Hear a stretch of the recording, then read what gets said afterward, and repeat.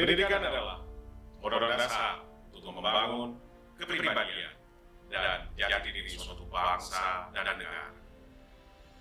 Untuk meningkatkan daya saing bangsa, dibutuhkan kepercayaan dan kemitraan dari stakeholder, industri, dunia usaha, dan dunia kerja.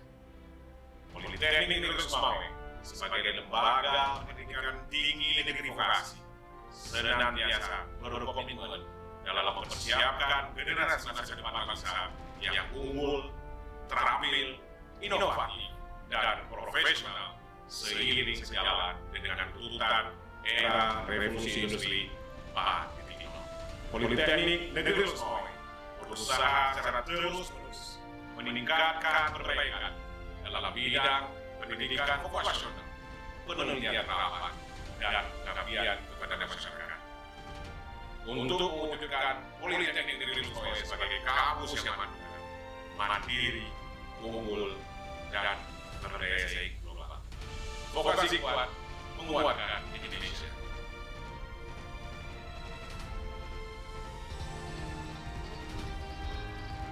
Politeknik Negeri Loksmawe merupakan pendidikan tinggi vokasi negeri yang terletak di kota Loksmawe, Aceh. Politeknik Negeri Loksmawe diresmikan pada tanggal 5 Oktober 1987 dengan visinya manunggal, mandiri, unggul, dan berdaya saing global. Politeknik Negeri Loksmawe bertujuan untuk menghasilkan lulusan yang memiliki pengetahuan, keterampilan, dan soft skill untuk mendapatkan pekerjaan sesuai kualifikasi yang dibutuhkan oleh industri, dunia usaha, dan dunia kerja, serta mampu bersaing di kancah nasional maupun internasional.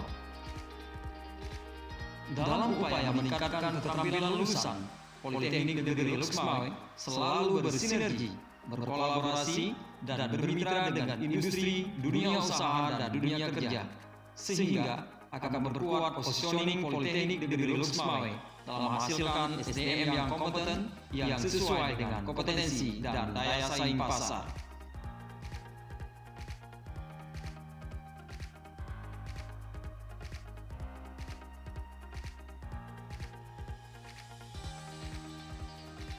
Hingga saat ini, Politeknik Negeri Loksmawe telah memiliki banyak prestasi di tingkat lokal maupun nasional, serta terus-menerus mempertahankan berbagai macam penghargaan dan prestasi yang selama ini diraih.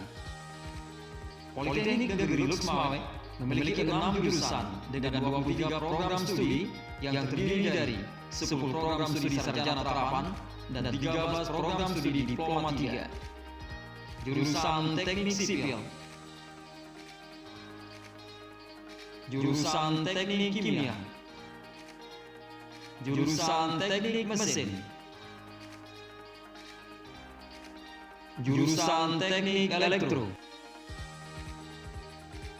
jurusan Teknologi Informasi dan Komputer, jurusan Tata Niaga. Politeknik Negeri Loksmawe memiliki 297 dosen yang profesional dengan kualifikasi S2 dan S3, serta didukung oleh staf administrasi, teknisi, dan peralatan laboratorium bersama bahu-membahu untuk terus mencapai prestasi, memperbaiki kinerja, serta memberikan pelayanan yang terbaik bagi mahasiswa. Politeknik Negeri Loksmawe juga menyediakan 73 laboratorium dan workshop yang dilengkapi oleh mesin-mesin kerja yang canggih, peralatan kerja yang lengkap, fasilitas yang modern, dan didesain secara komprehensif sehingga mahasiswa merasa nyaman serta memudahkan dalam memahami permasalahan-permasalahan di dalam dunia kerja nantinya. Hingga saat ini, alumni Politeknik Negeri Loksmawe telah mengabdikan ilmunya ke berbagai perusahaan dan instansi ternama. Mereka mulai mengisi posisi profesional dan posisi strategis di perusahaan skala nasional, multinasional, dan internasional.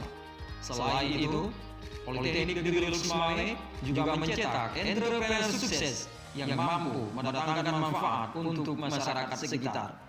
Di kampus Politeknik Negeri Loksmawe, kami menggunakan teknologi untuk mengolah data menjadi referensi pengetahuan yang bisa diaplikasikan. Di kampus Politeknik Negeri Loksmawe, kami menempatkan pengajaran dan dukungan dari mahasiswa, stakeholder, industri, dunia usaha, dan dunia kerja sebagai energi terkuat untuk maju dan melangkah bersama. Di kampus Politeknik Negeri Luxmawe, kami percaya bahwa setiap tantangan adalah buah pembelajaran untuk terus maju dan berkembang bersama. Selamat datang di kampus Politeknik Negeri Luxmawe.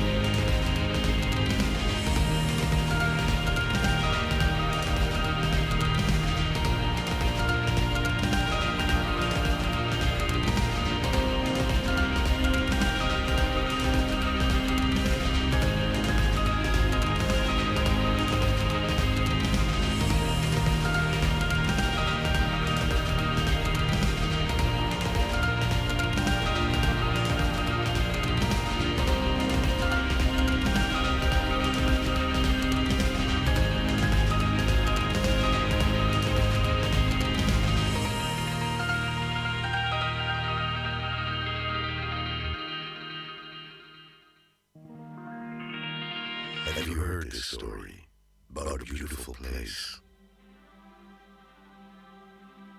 A place that makes you feel restful.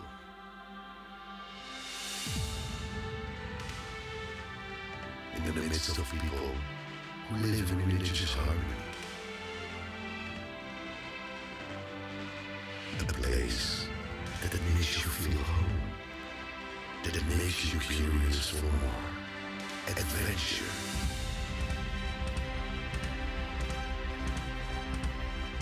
Start your journey. Travel to the place where the story unfolds.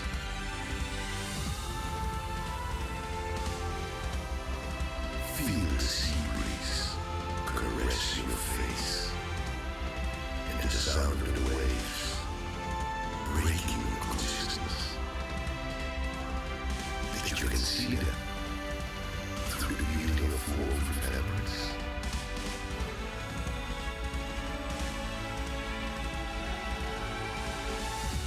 Or smell them through the scent of coffee that wafts in the air. If you have never heard it before, you may now find it intriguing. You may want to know every square inch of this place.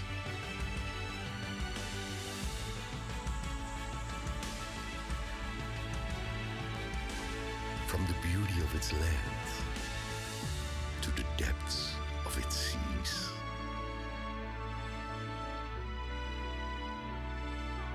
With an amazing biodiversity.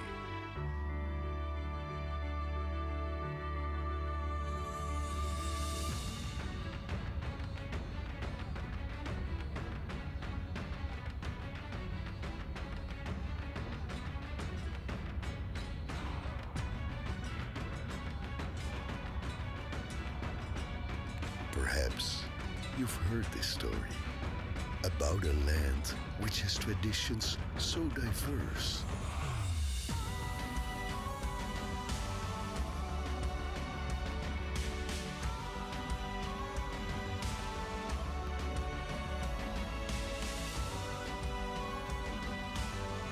Meet these friendly people who will welcome you with warmth. After all, welcoming guests is their tradition. The light of Aceh, wonderful Indonesia.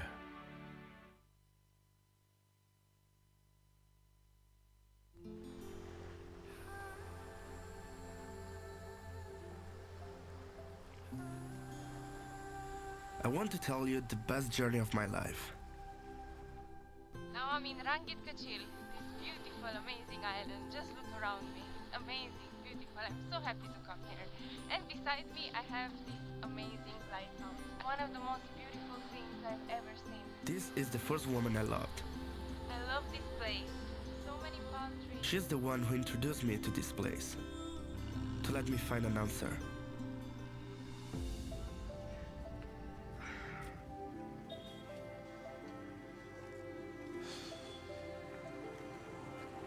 I think this is the time to let the adventure begin.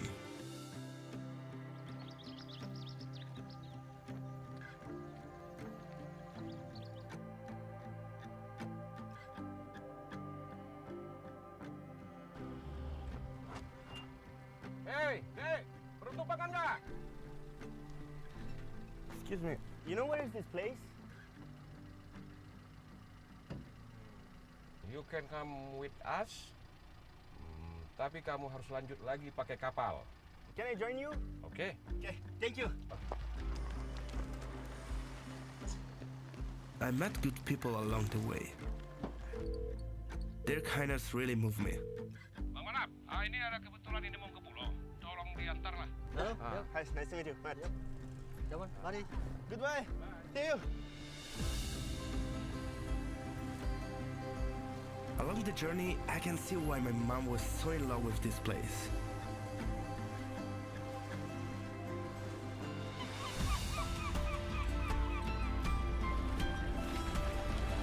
My whole sense awakened by this incredible nature.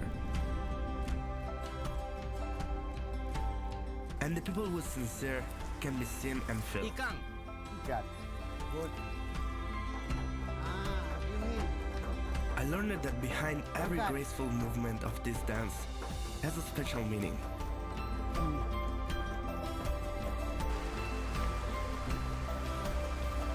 I've had the best shower of my life. Explored the most tranquil forest that make me hear my own heartbeat.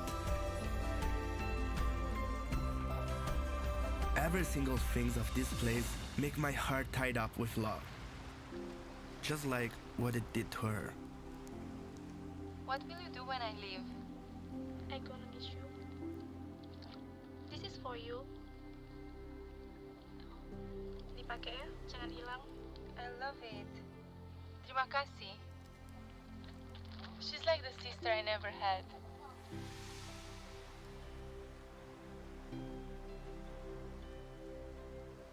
I understand the meaning of her words now. A journey is about connection, interaction, mutual respect. It's about each other. Not only about receiving, but also about giving. Now I need to find the connection. The woman that she always talk about. Ini yang kamu dapat dari mana? Oh, di sini. This one was given by my mother. Kamu sudah tepat datang kemari. Nah, tujuan kamu ada beberapa kilo lagi dari sini. Kamu bisa jalan agak berapa kilo lagi ke pesisir. Kamu akan jumpa dengan orang yang ngasih kalung ke mama kamu. Excuse me, you know where is this place? Lurus, belok kanan, situlah tempatnya. Oh, okay, thank you. This is the journey between me and my mom to find another home.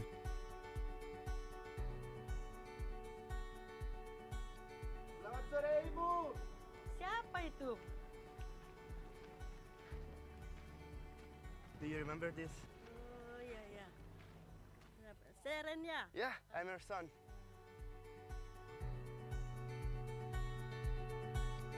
Yuk ke rumah. Yeah, it's been so long. I've been traveling all around the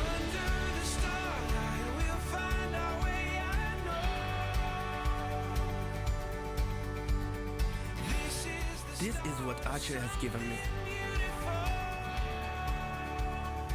A beautiful place with clear blue water and a diamond bright sands. Where kindness and comfort always here for me.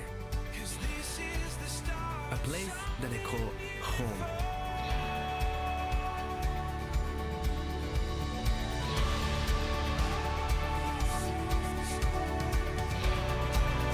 This is my first time in Aceh, and I know won't be the last. The light of Aceh. Wonderful Indonesia.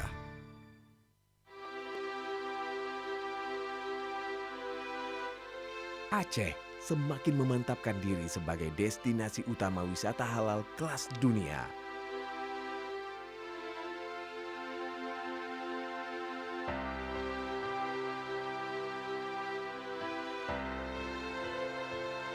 Memberikan kepercayaan diri untuk terus terdepan dalam menghelat event pariwisata dengan branding The Light of Aceh.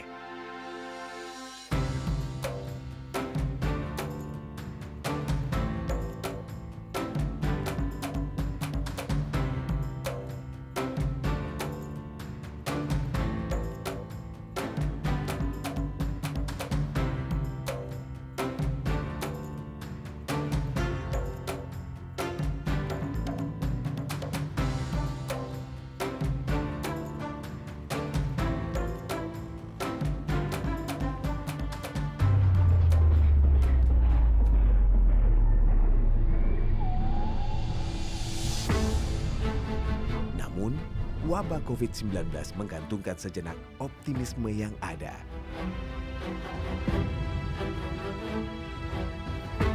Segala lini terdampak akan wabah ini. Pariwisata terpukul.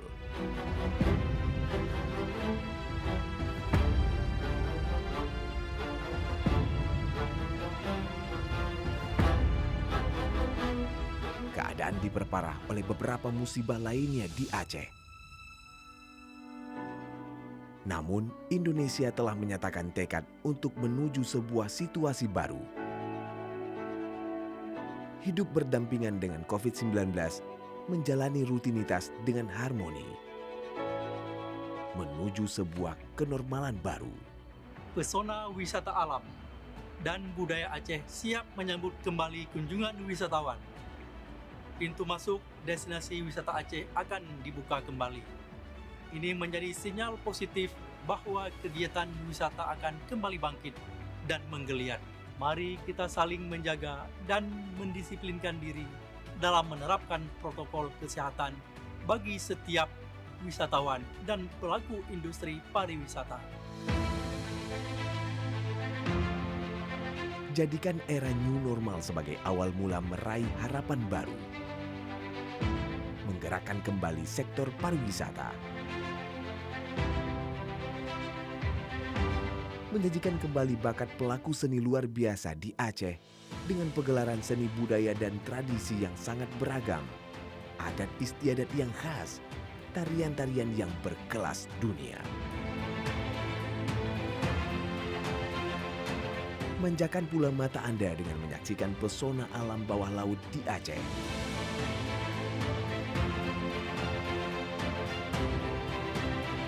Panorama pegunungan dan danau yang sangat indah. Serta keelokan ekowisata endemik yang tak banyak dimiliki oleh belahan dunia yang lain. Dan tentu saja atraksi yang luar biasa dan melengkapi decak kagum. Atau sensasi rempah khas Aceh yang membalur makanan khas tradisional nan nikmat yang akan menggoyang lidah Anda. Meskipun pandemi global COVID-19 belum berakhir, namun saat ini kita seluruh rakyat Aceh sedang bersiap untuk melaksanakan tatanan kehidupan baru. Berbagai aspek kehidupan akan kita jalani dengan disertai penerapan protokol pencegahan penularan COVID-19 dengan sangat konsisten dan dengan disiplin. Mari kita tingkatkan kinerja dan produktivitas dengan tetap waspada. Jaga jarak, cuci tangan, dan selalu menggunakan masker, serta selalu berdoa kepada Allah Subhanahu wa Ta'ala. Mari jadikan era new normal sebagai momen membangkitkan kembali pariwisata kita. Sembari terus menerapkan protokol kesehatan dan mengawasi proses tersebut bersama-sama. Jadikan new normal untuk menikmati pesona alam domestik bersama-sama orang-orang terdekat.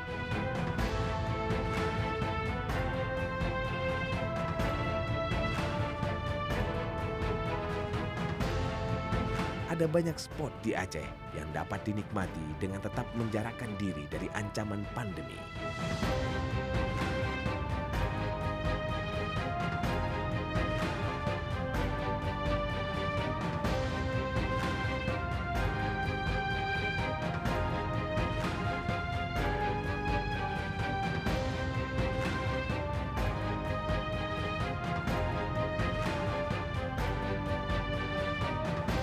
Aceh bersiap menanti kedatangan Anda kembali.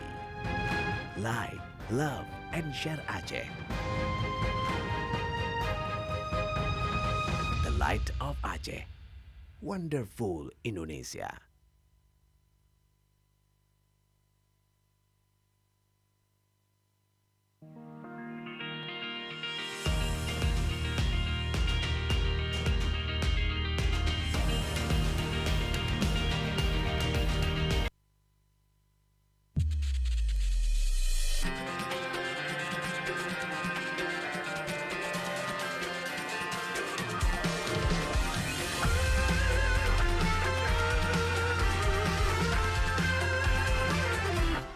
Ada makna yang kan terungkap tentang perjalanan yang berat untuk kita ukir bersama jadi sebuah cerita. Pahit getirnya kisah ini, namun kuat dan memuatkan sebagai perekas setiap hati yang condong pada mimpi. Memang tak banyak orang yang mengerti tentang ini, tapi ikatan batin kan menggema sepanjang waktu. Percayalah, kita melegenda di sana. Pilih masa depanmu di warna mimpimu. Jika kita pernah berbagi air mata, sahabat jangan lupa bahagia bersama.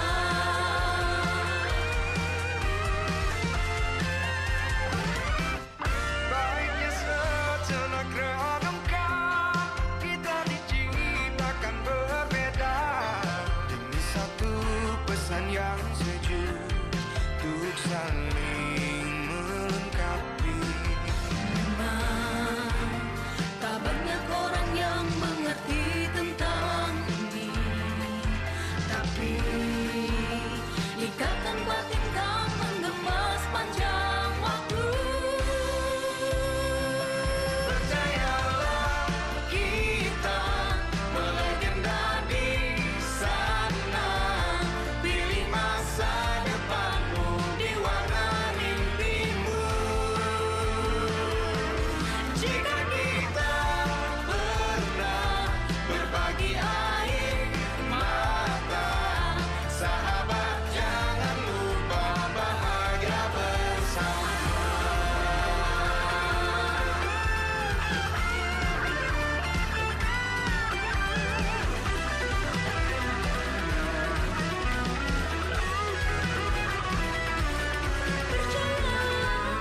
Kita melegenda di sana.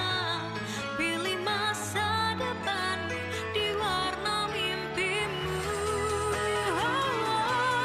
Jika kita pernah berbagi air mata, sahabat jangan lupa bahagia bersama.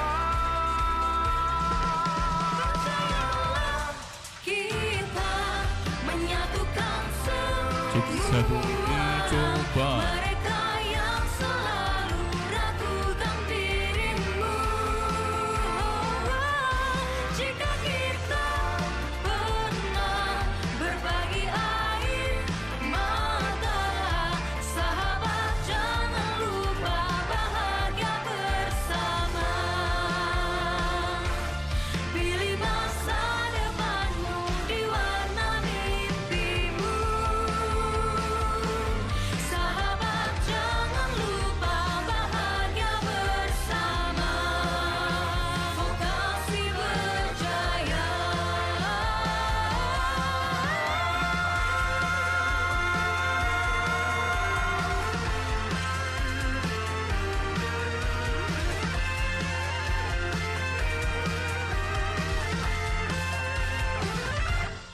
Vokasi kuat menguatkan Indonesia.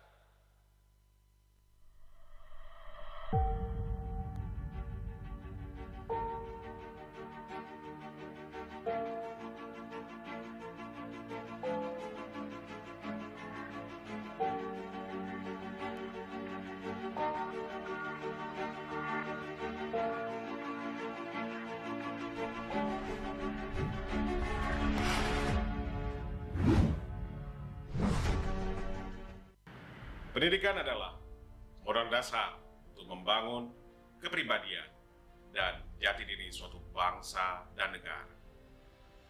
Untuk meningkatkan daya saing bangsa, dibutuhkan kepercayaan dan kemitraan dari stakeholder, industri, dunia usaha, dan dunia kerja. Politeknik Negeri Loksmawe sebagai lembaga pendidikan tinggi negeri vokasi senantiasa berkomitmen dalam mempersiapkan generasi masa depan bangsa yang unggul, terampil, inovatif, dan profesional seiring sejalan dengan tuntutan era revolusi industri 4.0.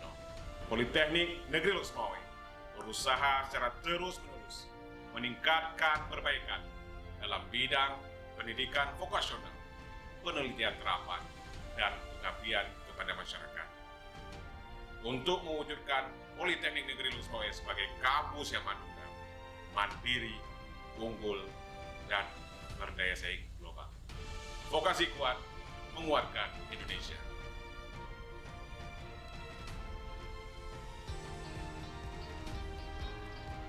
Politeknik Negeri Loksmawe merupakan pendidikan tinggi vokasi negeri yang terletak di kota Loksmawe, Aceh. Politeknik Negeri Loksmawe diresmikan pada tanggal 5 Oktober 1987 dengan visinya manunggal, mandiri, unggul, dan berdaya saing global. Politeknik Negeri Loksmawe bertujuan untuk menghasilkan lulusan yang memiliki pengetahuan, keterampilan, dan soft skill untuk mendapatkan pekerjaan sesuai kualifikasi yang dibutuhkan oleh industri, dunia usaha, dan dunia kerja, serta mampu bersaing di kancah nasional maupun internasional. Dalam upaya meningkatkan keterampilan lulusan, Politeknik Negeri Loksmawe selalu bersinergi, berkolaborasi, dan bermitra dengan industri, dunia usaha, dan dunia kerja, sehingga akan memperkuat positioning Politeknik Negeri Loksmawe dalam menghasilkan SDM yang kompeten, yang sesuai dengan kompetensi dan daya saing pasar.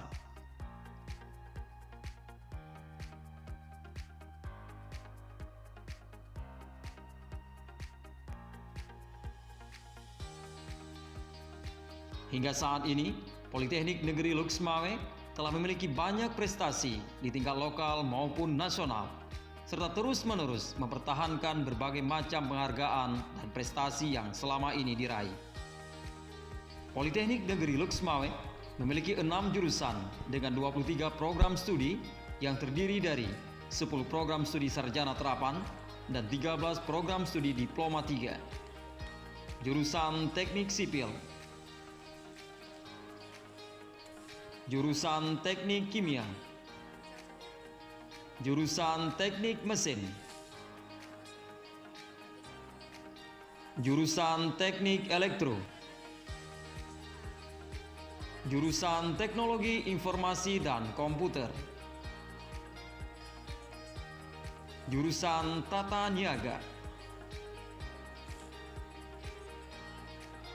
Politeknik Negeri Loksmawe memiliki 297 dosen yang profesional dengan kualifikasi S2 dan S3, serta didukung oleh staf administrasi, teknisi, dan pranata laboratorium bersama bahu-membahu untuk terus mencapai prestasi, memperbaiki kinerja, serta memberikan pelayanan yang terbaik bagi mahasiswa. Politeknik Negeri Loksmawe juga menyediakan 73 laboratorium dan workshop yang dilengkapi oleh mesin-mesin kerja yang canggih, peralatan kerja yang lengkap, fasilitas yang modern, dan didesain secara komprehensif sehingga mahasiswa merasa nyaman serta memudahkan dalam memahami permasalahan-permasalahan di dalam dunia kerja nantinya. Hingga saat ini, alumni Politeknik Negeri Loksmawe telah mengabdikan ilmunya ke berbagai perusahaan dan instansi ternama. Mereka mulai mengisi posisi profesional dan posisi strategis di perusahaan skala nasional, multinasional, dan internasional. Selain itu, Politeknik Negeri Lux Mawai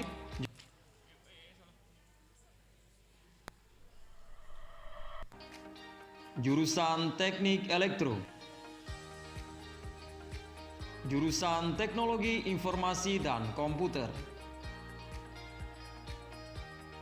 jurusan Tata Niaga.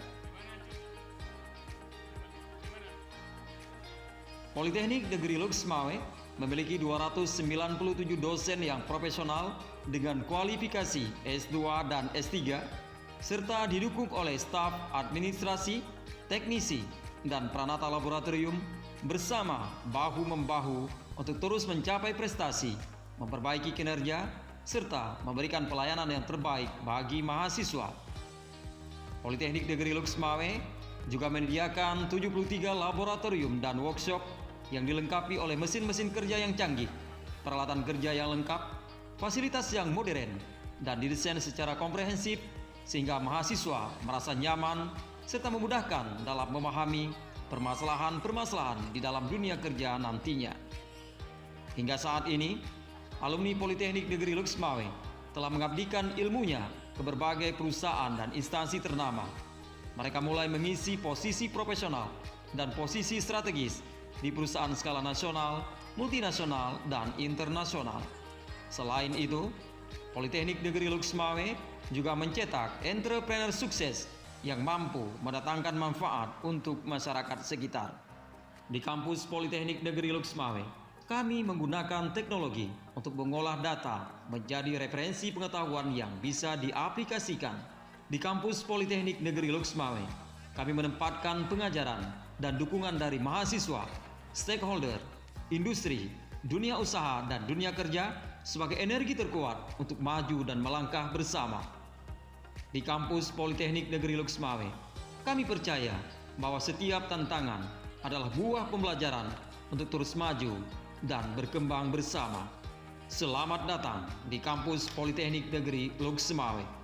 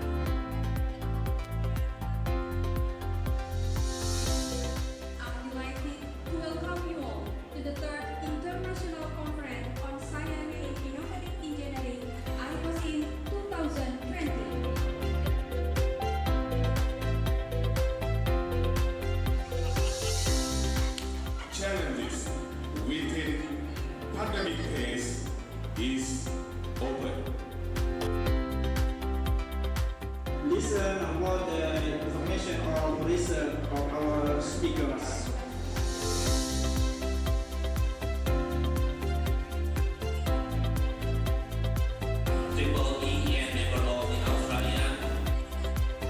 The third section is presenting about PV technology. Asia and the COVID-19 pandemic.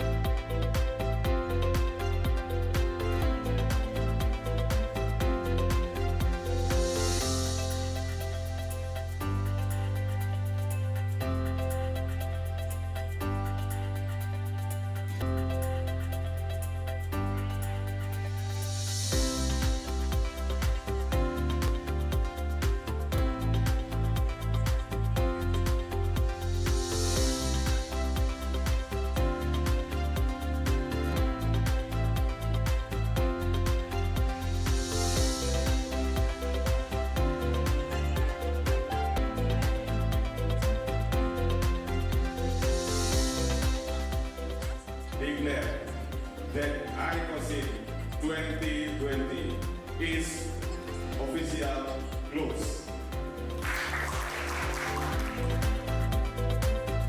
ICOSINE 2020. Misalnya ini ada flash, pakai ini aja. Di sini cari aja rundown ICOSINE.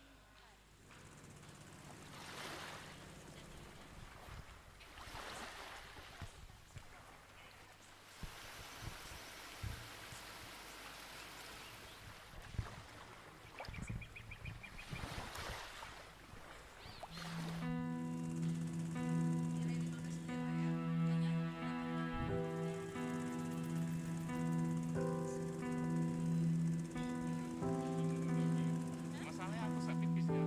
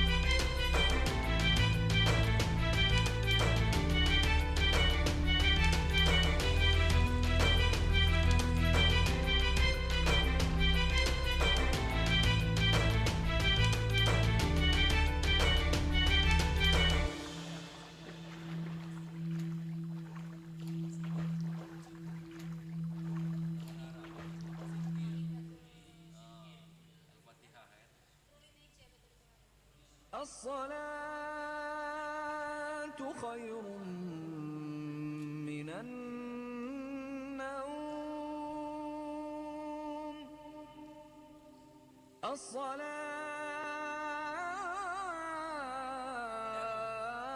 الصلاة خير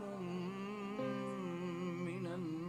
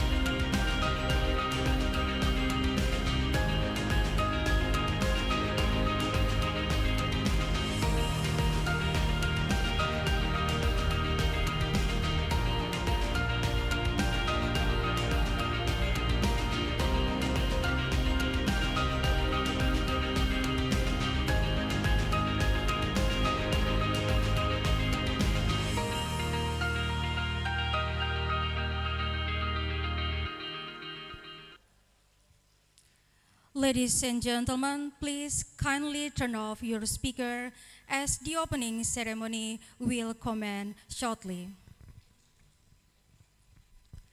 Assalamualaikum warahmatullahi wabarakatuh. A very good morning, ladies and gentlemen. I am delighted to welcome you all to the 4th International Conference on Science and Innovative Engineering, ICOSINE 2021, with the theme, Challenging Polytechnic Education in Facing the Trend of Applied Artificial Intelligence and Cyber Technology at Polytechnic Negeri Lok Sumawe. This conference is hosted by Polytechnic Negeri Lok Sumawe with the co-host Optical Society of Malaysia and University of Abuliyatama Aceh.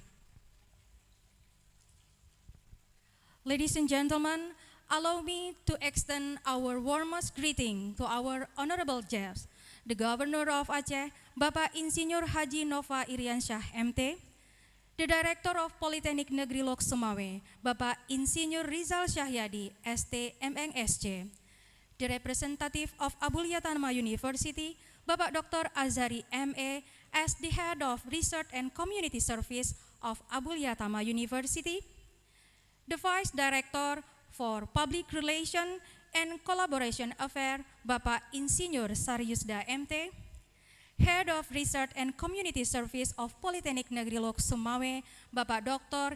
Edi Majuar ST MC, the Chairwoman of ICOSINE 2021, Dr. Nelly Savitri MSc, Chief of Optical Society of Malaysia, the Mayor of Kota Lok Sumawe, the Mayor of District of Aceh Utara, and also we would like to welcome all the keynote speakers, all the presenters, and participants of the 4th ICOSINE 2021. Ladies and gentlemen, without any further ado, let us start our agenda today by listening the Holy Quran recitation that will be recitated by Tunku Muksamina. And afterward, I would also request Tunku Muksamina to lead the prayer for our event. To Tunku Muksamina, the time is yours.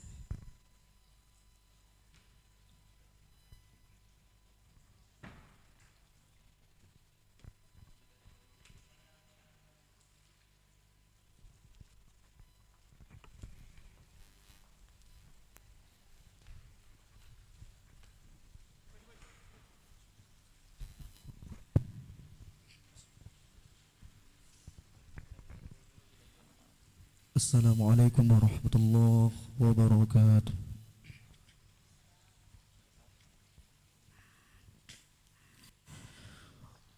أعوذ بالله من الشيطان الرجيم.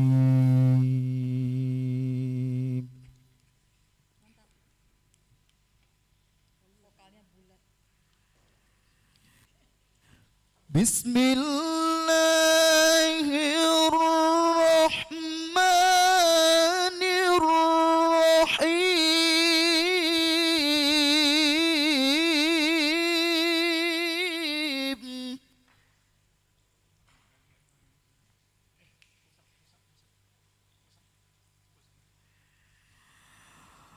يا معشر الجن والإنس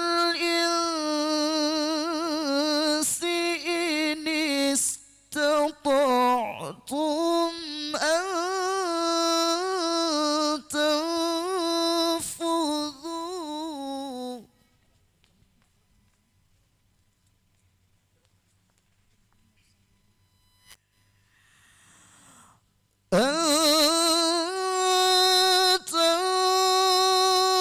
تنفذوا من أقطار السماوات والأرض فانفذوا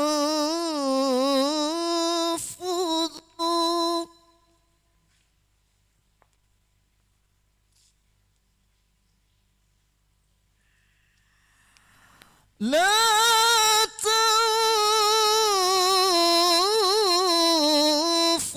تنفذون إلا بسلطان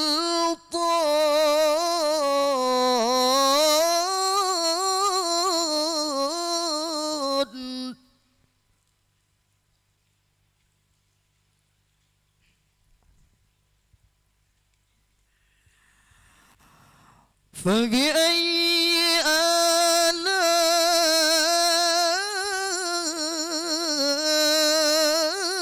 آلاء ربكما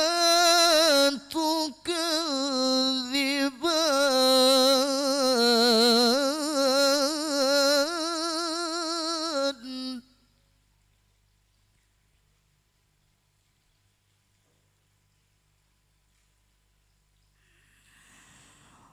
يرسل عليكما شواظ من نار ونحاس فلا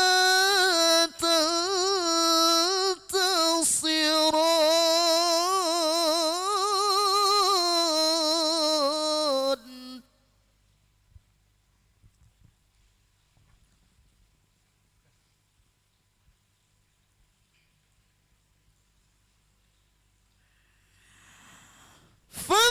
فبأي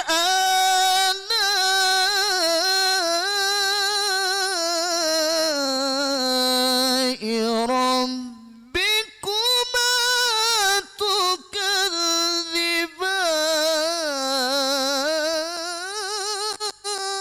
تكذبان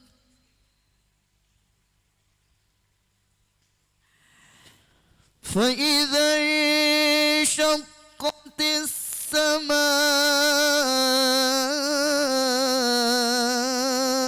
السماء فكانت وردة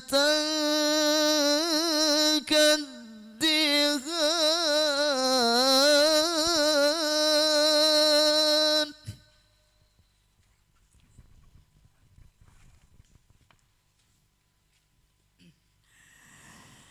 فبأي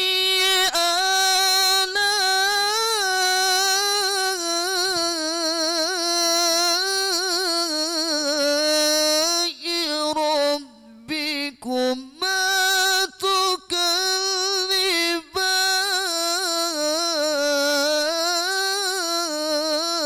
تكذبان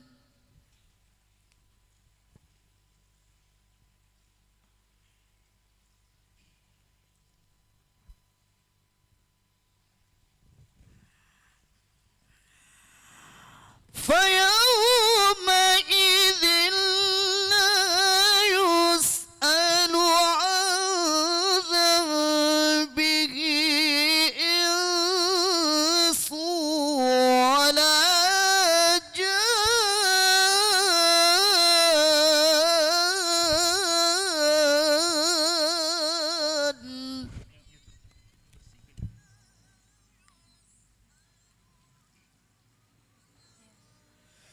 فبأي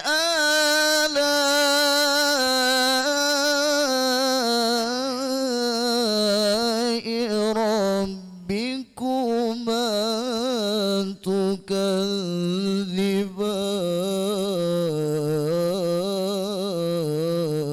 تكذبان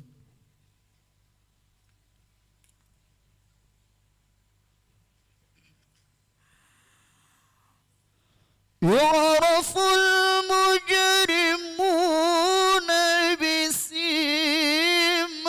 بسيماهم فيؤخذ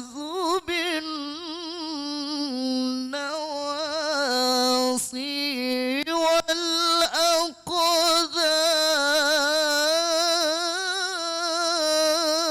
والأقدام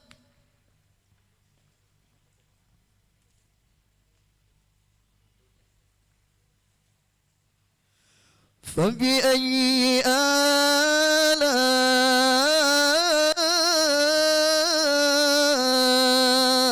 آلاء ربكما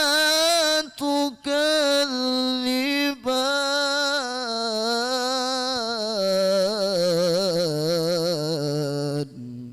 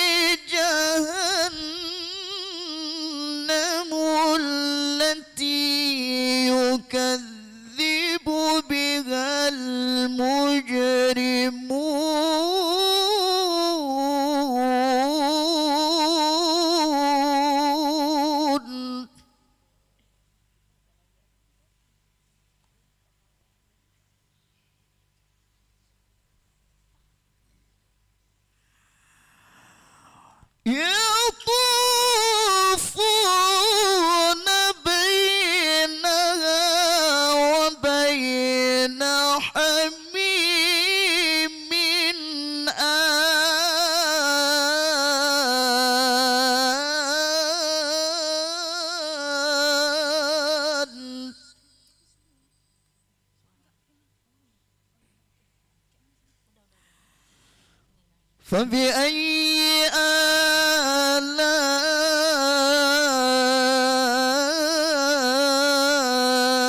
آلاء ربكما تكذبان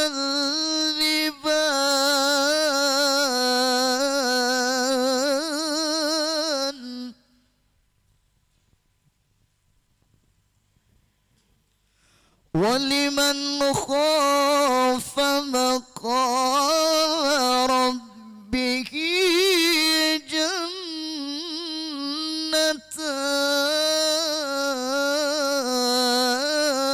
جنتان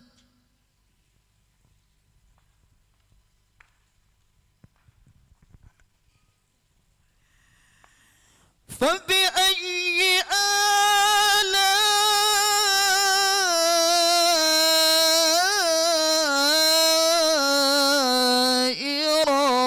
ربكما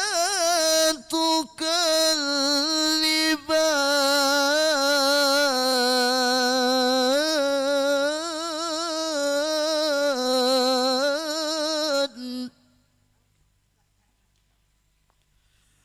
ولمن خاف مقام ربه جنتان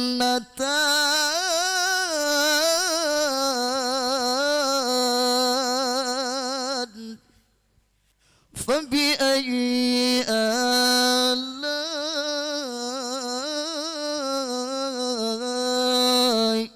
ربكما تكذبان صدق الله العظيم. السلام عليكم ورحمة الله.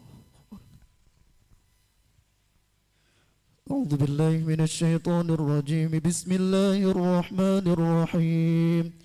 الحمد لله رب العالمين حمدا يوافي نعمه ويكافئ مزيده. يا ربنا لك الحمد كما ينبغي لجلال وجهك الكريم وعظيم سلطانك.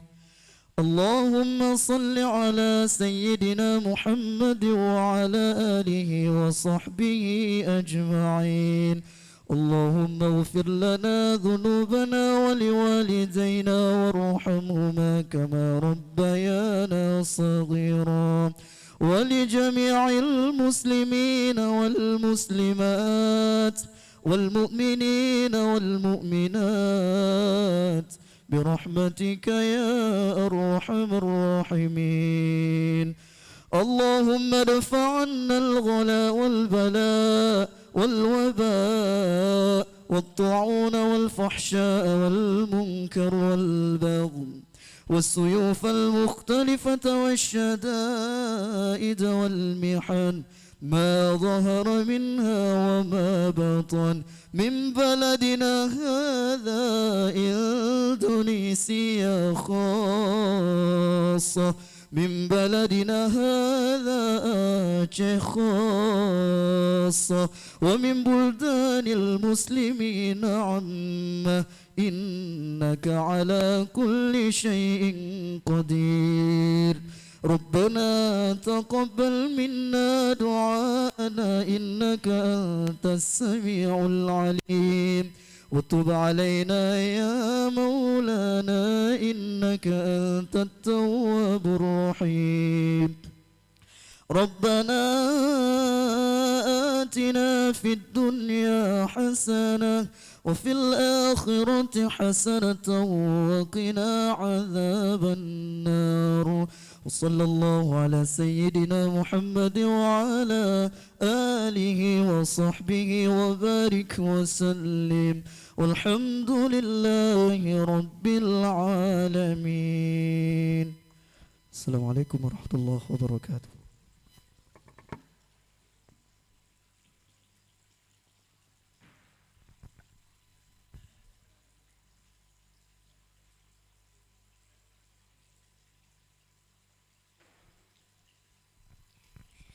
Dear Excellencies, distinguished guests, ladies and gentlemen, for a brief moment, please kindly to stand up because we are about to sing the national anthem of Indonesian Republic, Indonesia Raya.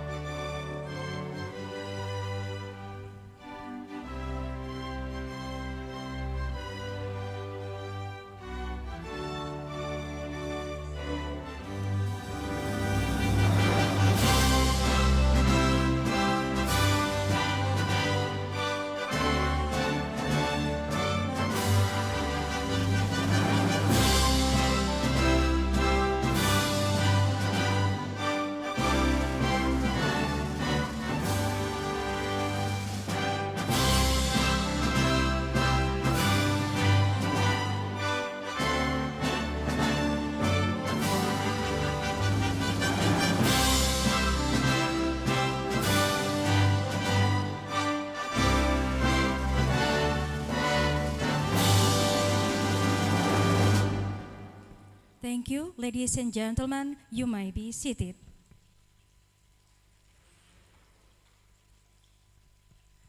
Honorable distinguished guests, participants, ladies and gentlemen, now we move to the speech segment that is going to be started with a welcome speech. Please be invited to the stage the chairwoman of the 4th ICOSINE 2021 Committee, Ibu Dr. Nelly Sapitri, MSc.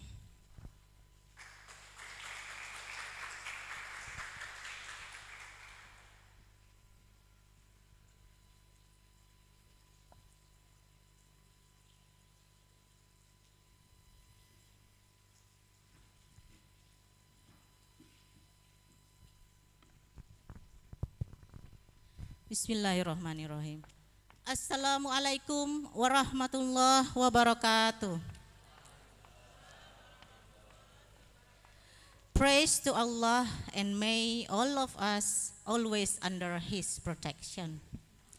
Greetings to all of you who are currently joining the 4th International Conference on Science and Innovative Engineering, or ICOSINE for short, which is held hybridly today. First of all, I would like to greet the distinguished Director of Polytechnic Negeri Loksmawe, Mr. Insinyur Rijal Syahyadi, MNSC, all the distinguished Vice Directors of Polytechnic Negeri Loksmawe, Head of the Center of Research and Community Service, Dr. Edi Majwar, and I would also like to greet all the heads of departments of Polytechnic Negeri Loksmawe. Welcome all. Also, I would like to greet the Governor of Aceh Province, Insinyur Haji Nova Irian Shah MT. It is an honor for the committee and to the campus intellectual that you can join us today here. And we are very appreciating that Mr. Governor is willing to open this conference. I also would like to greet our distinguished keynote speakers, Professor Sulaiman Wadi Harun from University Malaya, Kuala Lumpur, Malaysia. Welcome aboard, sir. Professor Nizamitin Aydin from Yildiz Teknik University, Istanbul, Turkey. Welcome aboard, sir. Associate Professor Shafi'i Syamaun from King Abdul Aziz University, Jeddah, Kingdom of Saudi Arabia. Welcome aboard, sir. And last but not least, Mr. Ali Ridho Barakbah, PhD, the Director of Politeknik Elektronika Negeri Surabaya, PEN Surabaya, Indonesia. Welcome aboard, Mr. Ali. I would also like to the great honorable guest, the representative of Rector of Abuliyatama University. Welcome to our campus, sir. We are so happy to have you here with us today. Also, I would like to greet the distinguished co-host, Optical Society of Malaysia, or OSM for short, who support the ICOSINE proceeding publication through Scopus Index since 2019. Join us today here, President of OSM, Dr. Anas Abdul Latif. Welcome aboard, Dr. Anas. Thank you for virtually coming. And also for all the OSM members who joined this conference today. Welcome all. And I also would like to greet the representative of LPPM of Al-Muslim University, and then Badan Penghubung Pemerintah Aceh, LL Dikti 13, Dr. Muhammad Ilham Maulana, welcome aboard, sir. Representative of University of Sriwijaya and representative of Polytechnic Negeri Medan. Ladies and gentlemen, participants and presentee, ICOSINE is one and only international conference which is held and organized annually by the Center of Research and Community Service of Polytechnic Negeri Loksmawe. ICOSINE was successfully held for the first time in Sabang, Aceh in 2018. At that time, we welcome all the participants to the beautiful island which is located on the top of Sumatra Island. That was really a time to remember. Then the second ICOSINE was also successfully held in Malacca, Malaysia in 2019. This was a worthy moment to remember since OSM welcomed us, the participant and the committee from Polytechnic Negeri Loksmawe with their hospitality. Thank you, OSM. Then last year, for the first time, ICOSINE was held virtually because of the COVID-19 pandemic. As the third ICOSINE, however, despite of being held virtually, ICOSINE 2020 was successfully held with a total of 120 papers to be presented. Ladies and gents, as for today, we the committee would like to welcome all of you to join our virtual ICOSINE 2021 with the theme of challenging polytechnic education in facing the trend of applied artificial intelligence and cyber technology. And finally, my deepest gratitude to the committee who devotedly organized ICOSINE this year. This ICOSINE is really nothing without you. Thank you all. May this conference run smooth and success. Enjoy your conference. Apologize for any inconvenience that might occur during this conference. Thank you. Best greetings and Assalamualaikum warahmatullahi wabarakatuh.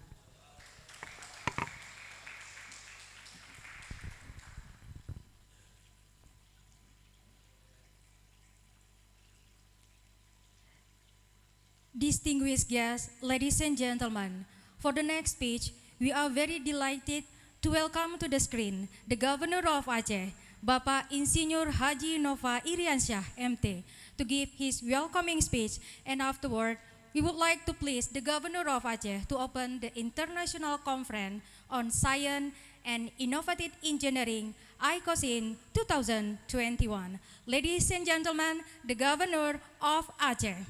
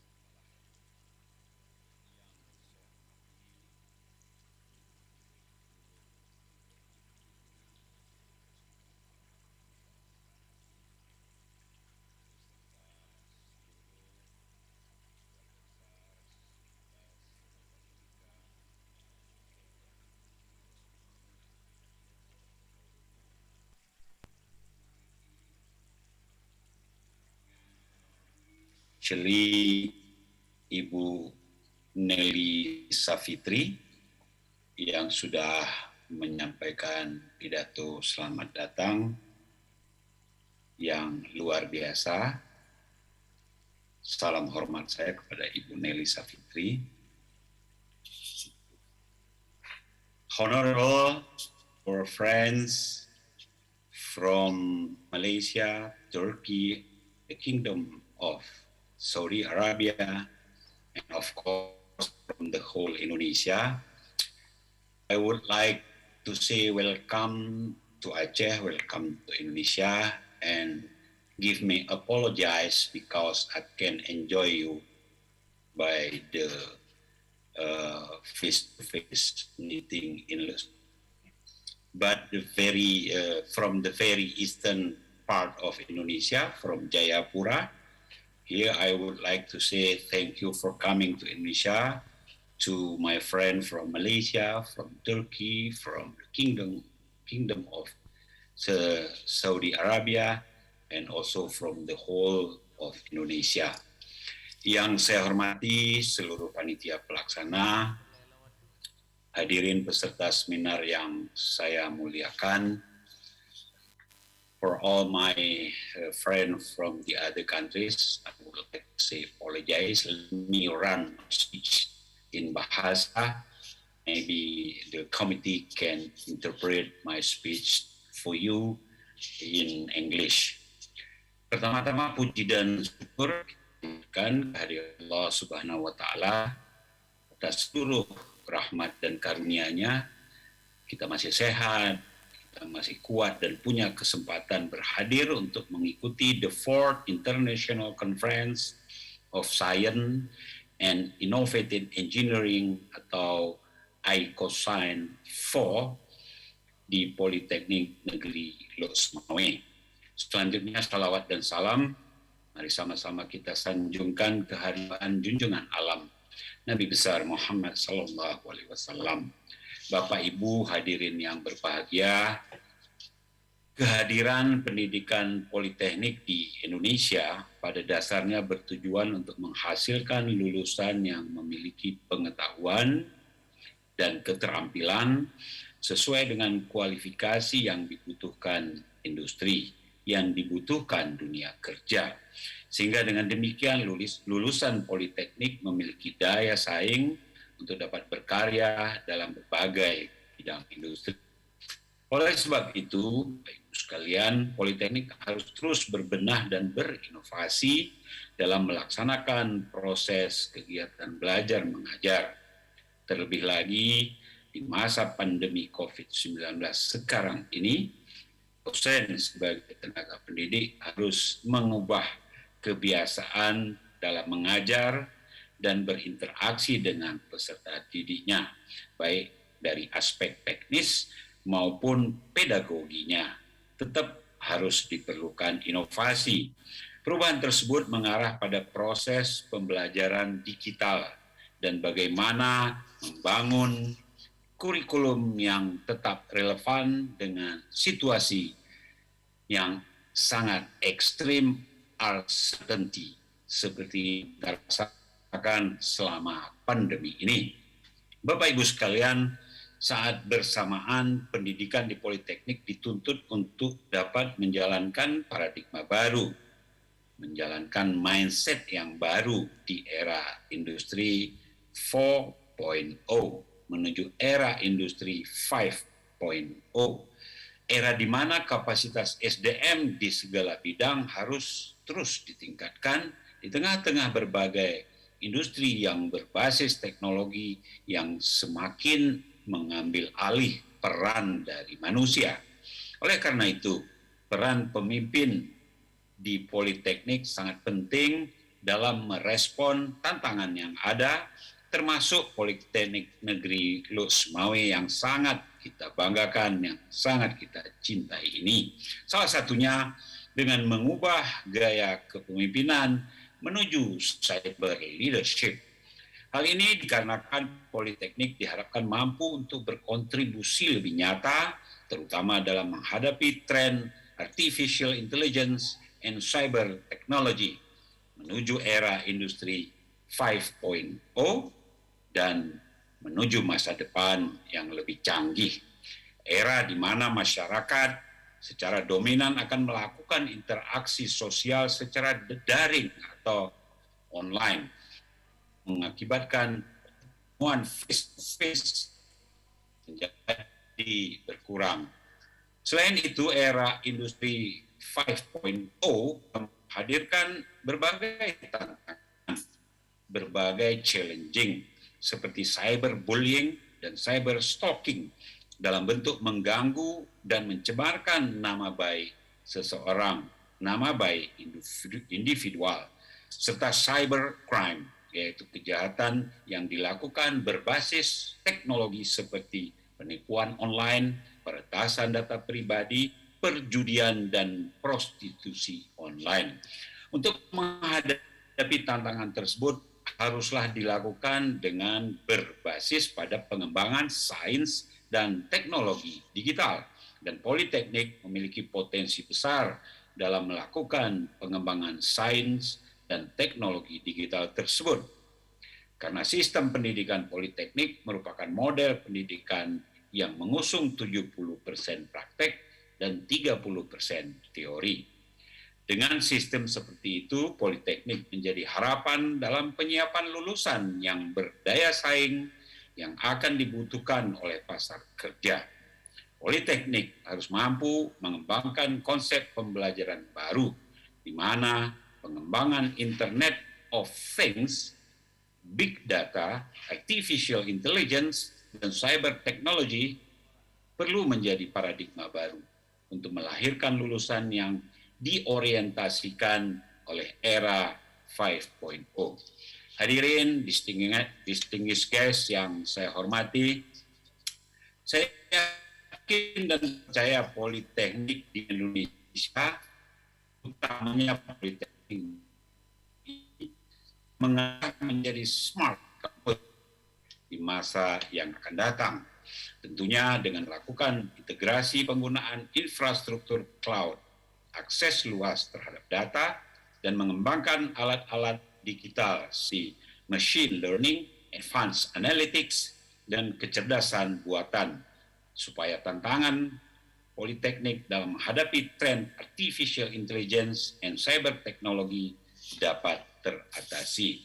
Bapak Ibu sekalian, sejalan dengan semangat tersebut, atas nama pemerintah Aceh, saya menyambut baik dan menyampaikan apresiasi atas dilaksanakannya the 4th International Conference on Science and Innovative Engineering atau ICOSINE 4 yang hari ini kita lakukan.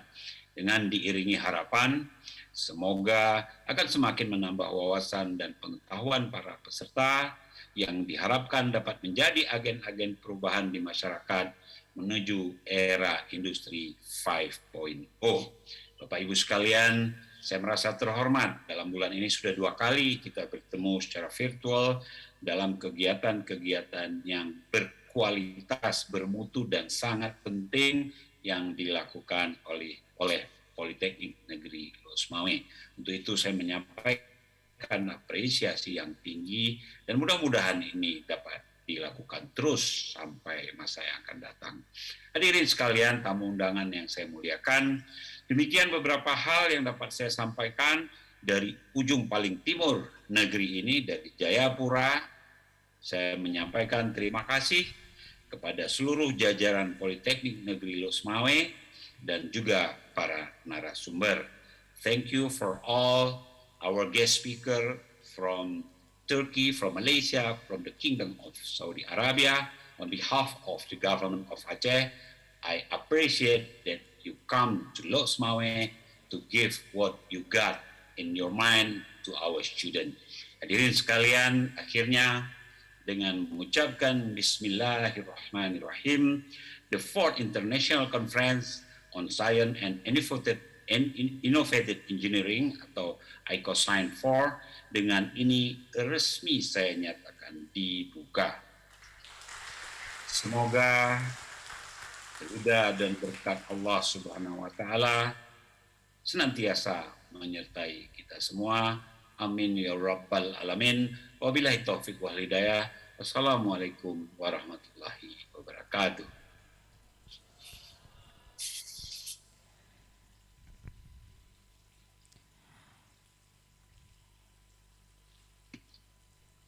Thank you very much, the Governor, Bapak Insinyur Haji Nova Iriansyah MT, for the willingness and the time to join us today. We do hope and wish that you are always in safe and healthy condition. Honorable guests, our distinguished speaker, ladies and gentlemen, now let us move on to the next remark from our co-host, Optical Society of Malaysia, OSM, that will be delivered by Insinyur Dr. Anas Latif as the President of the Optical Science Society of Malaysia.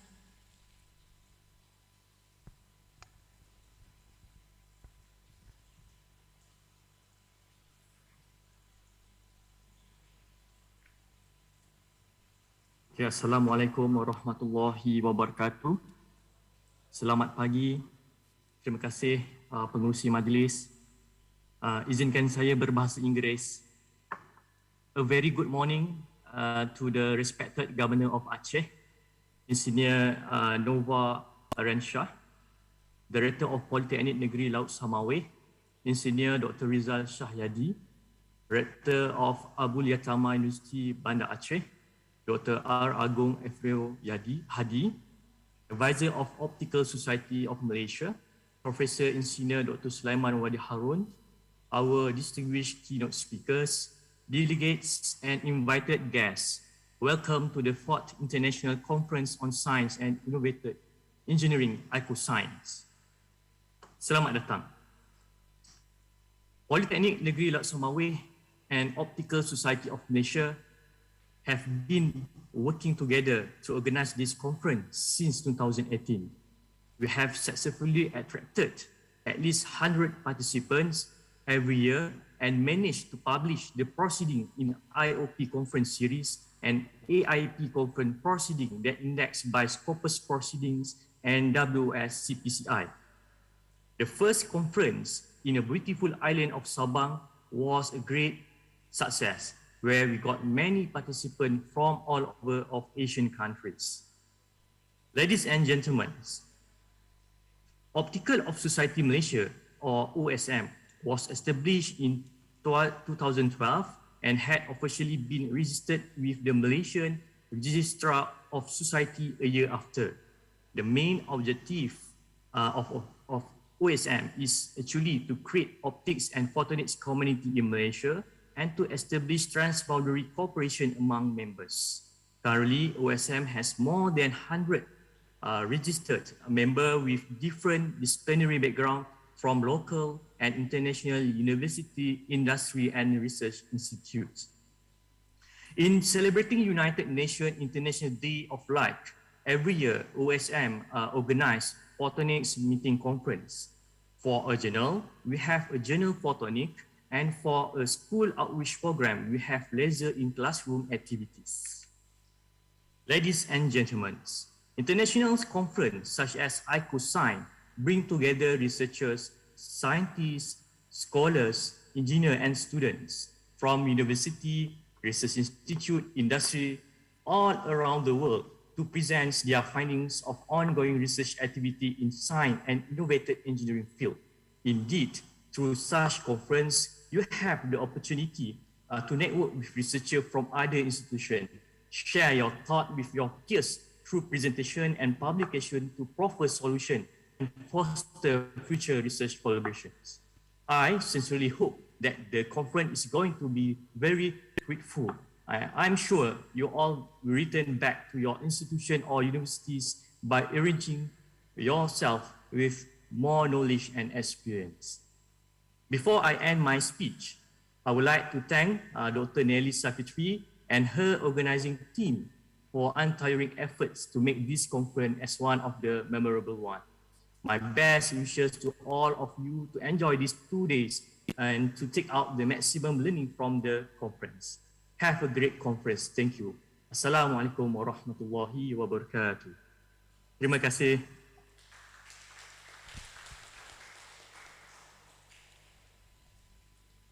Thank you very much, Dr. Anas.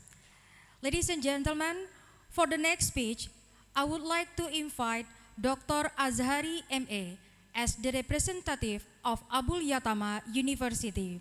Abul Yatama University is our co-host for this year event. To Bapak Dr. Azhari MA, the stage is yours.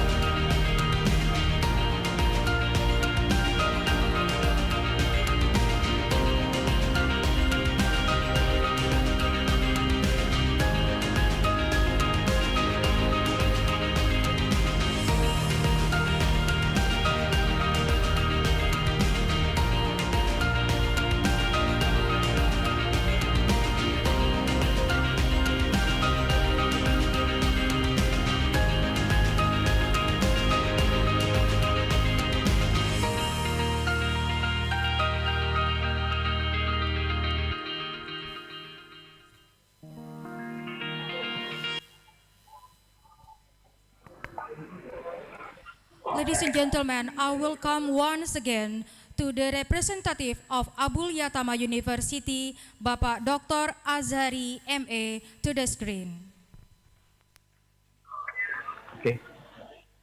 Assalamualaikum warahmatullahi wabarakatuh. Thank you. Sorry.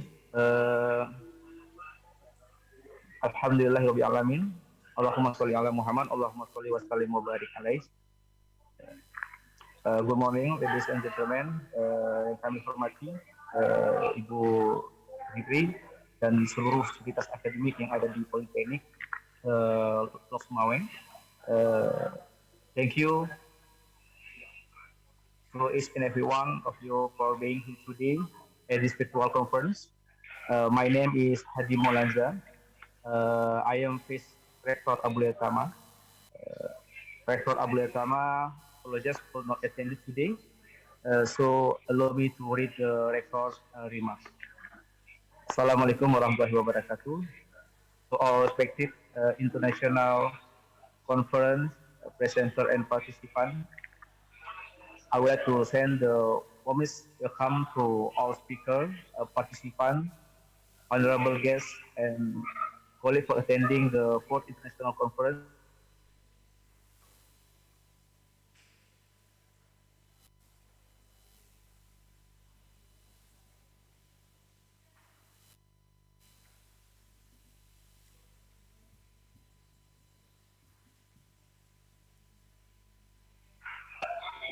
My special remarks to Polytechnic Negeri Lok Maweng as the co-host the conference.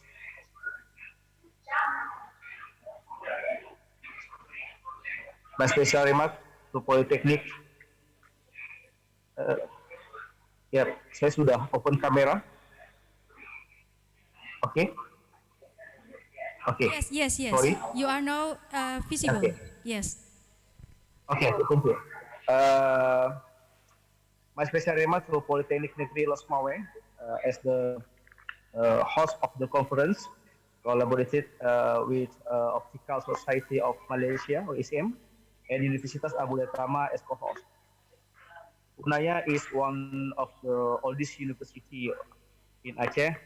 It was born in 1984 and is located in the district of Aceh Besar. It's a very high appreciation for Unaya to take part in this international conference. Covering the topic on the technology application in various learning contexts enable a participant in assessing the current use of technology and effort of improving learning outcome. Hopefully, this virtual conference mediates all speakers and participants to be involved in a very interactive discussion to share ideas and collaborate it in a different context for bringing change and innovation in higher education. This two-day workshop, 13 to 14 November 2021, is hopefully able to broaden all participant knowledge in finding new insights on the issue of technology and in education. Absolutely, the huge use technology in education during post-COVID-19 pandemic encourage higher education to provide an enlightened teacher educator, researchers, practitioners, policymakers, and students of institutions of higher education to be able to use and apply technology tools in education. By attending this academic state, we provide a forum for the presentation of research results, issue, and trend in technology and smart education. Unfortunately, Indonesia faces many challenges in entering this phase. In this passion, I hope that holding this international conference has a positive impact for Indonesian people, particularly teachers, educators, teachers, and student research in higher education to share experience and exchange knowledge related to issue of artificial intelligence and cyber technology.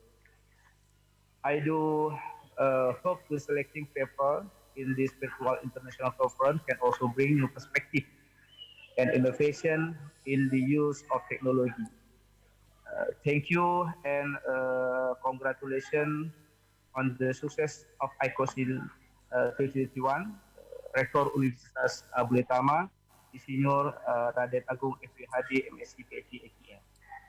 Assalamualaikum warahmatullahi wabarakatuh.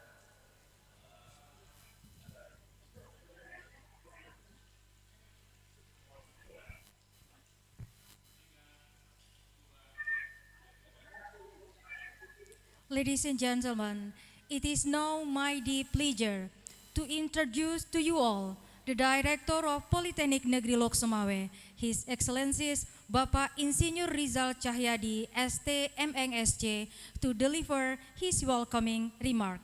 Ladies and gentlemen, please welcome the Director of Polytechnic Negeri Lok Sumawe. Bismillahirrahmanirrahim. Assalamualaikum warahmatullahi wabarakatuh.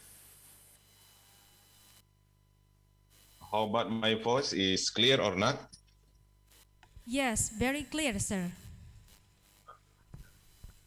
Alhamdulillah, praise to Allah that still provide us with all the healthy food, healthy body, and mind to meet here at the virtual event, the 4th International Conference on Science and Innovative Engineering, or we know ICOSINE 2021. Salawat and greeting we convey to great Prophet Muhammad sallallahu alaihi wasallam. Very good morning to all of us, especially to our governor, Bapak Insinyur Haji Nova Iriansyah MT. First of all, I would like to greet the distinguished governor, especially Governor of Aceh, Mr. Nova Iriansyah, to attend that open our international conference. We hope Mr. Nova, our governor, always help and success to lead our lovely province, Aceh province. Then I would like to greet our distinguished keynote speaker. First, Professor Dr. Sulaiman Wadi Harun from Electrical Engineering, Photonics, and Fiber Optic Device, University Malaya, Kuala Lumpur, Malaysia. And the second, Professor Nizamuddin Aidin from Computer Science Department, Faculty of Electrical and Electronics, Yildiz Teknik University, Istanbul, Turkey. Third, Associate Professor Safi Shamaun from Chemical and Material Engineering Department, King Abdul Aziz University, Jeddah, Kingdom of Saudi Arabia. Fourth, our friend, Mr. Ali Rido Barabah, PhD, the Director of Polytechnic Elektronikal Negeri Surabaya, atau PENS, Indonesia. Welcome abroad to all of keynote speakers. Also, I would like to greet our honorable guests. The President of Optical Society of Malaysia, Dr. Anas Abdul Latif, and the all committee to attend and participate and full support this our international conference. And for the representative, Vice Director, and Head of Research Institution and Community Service, University of Abu Yatama, Dr. Azhari, to join and co-host in the international conference. And also the distinguished Vice Director of Polytechnic Negeri Lok Semawe, the all head of department who have also green or success support the present both live and virtual, and others invited guests. I also would like to thank especially for Secretary of LLDT, Dr. Muhammad Ilham Maulana, to join this event and always support Polytechnic Negeri Lok Semawe to be the vocational leader in Aceh Province. Thank you, Mr. Ilham Maulana. And all ladies and gentlemen, participants and presenters who join in this meeting. As we know, the ICOSINE has been successfully held every year since 2018. I believe the committee has worked hard to organize this conference. ICOSINE, as far as its journey, has already taken themes that are related to the trend and event. As for this year's theme, challenging polytechnic education in facing the trend of applied artificial intelligence and cyber technology. This theme is our course very much in line with current trends globally and locally.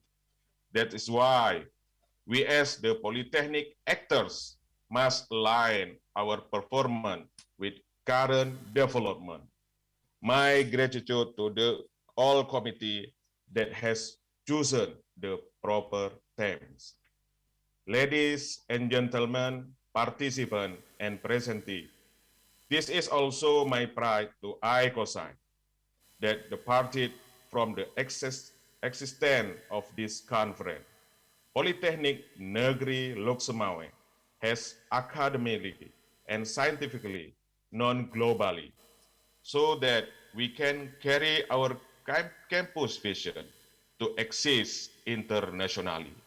Our campus vision is independent, superior, and global, or in Bahasa, we call Mandiri, Unggul, and Global, or we said Manunggal. This is the second time that ICOSINE is being held virtually.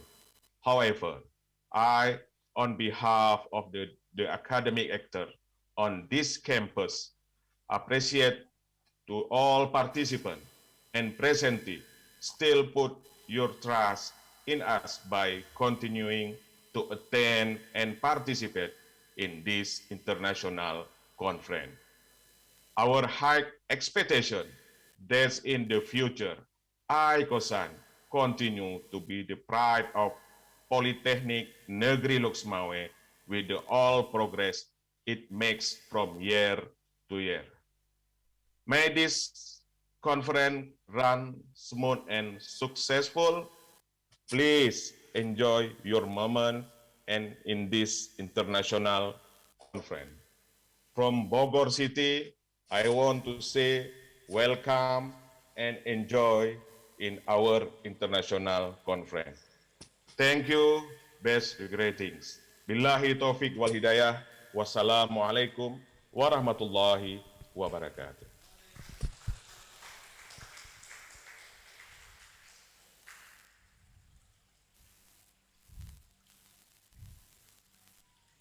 Thank you very much, the Director of Polytechnic Negeri Lok Sumawe, for the speech.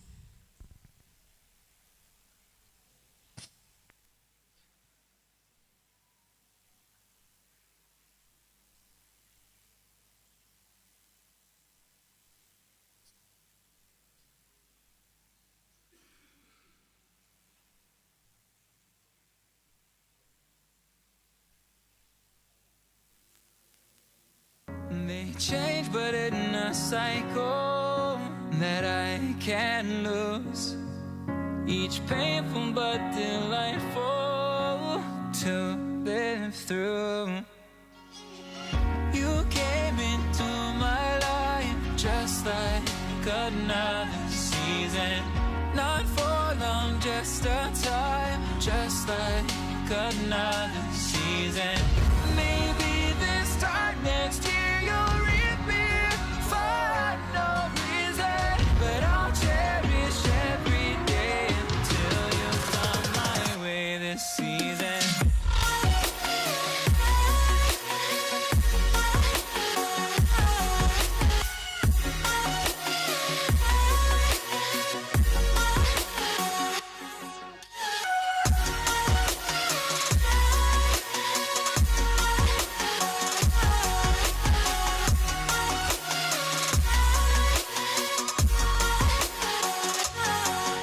The seasons turn and change just like your mind. Like the sun gives into the moon, into the night. Time continues marching, it slowly crawls. With each new one starting, I recall. You came into my life just like another season. Not for long, just a time, just like another season. Maybe this time next year you'll reappear for no reason, but I'll cherish every day until you come my way this season.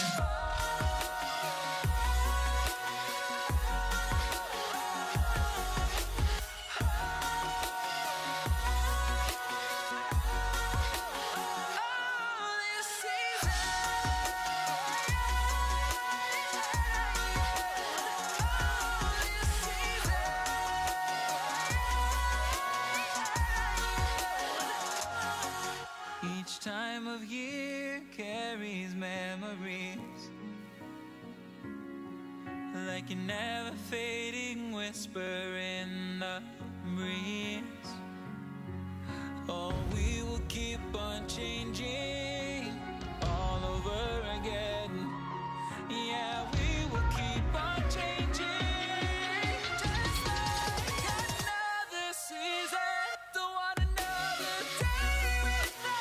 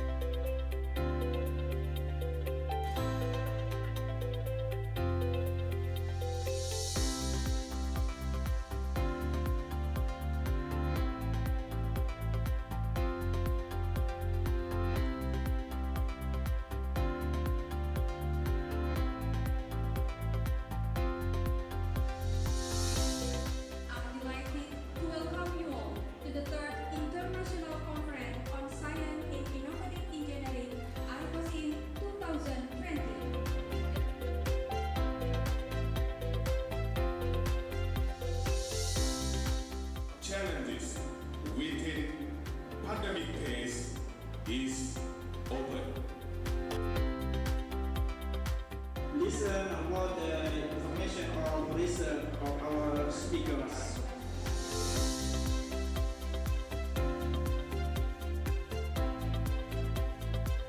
Triple E and member of the Australian. The third section is presenting about PV technology. Asia and the COVID-19 pandemic.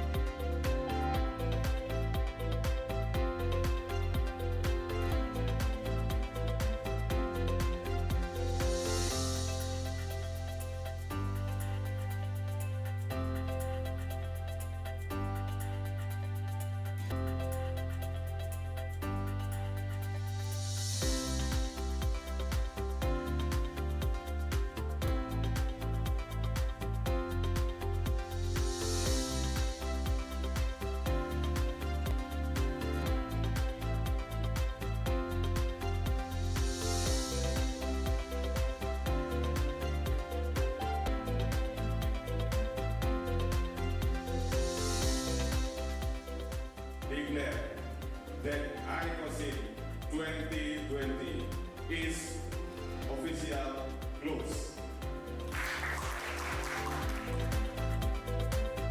ICOSINE 2020.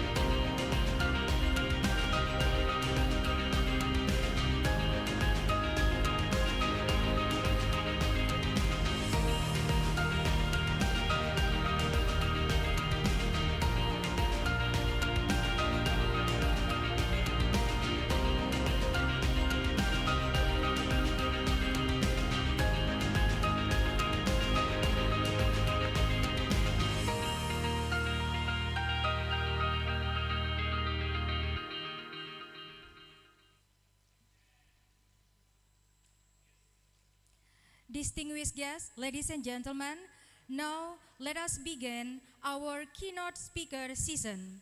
The first season will be moderated by Bapak Mahlil SPD MA, the lecturer of Informatical Engineering Department of Politeknik Negeri Lok Sumawe. Bapak Mahlil SPD MA, the stage is yours.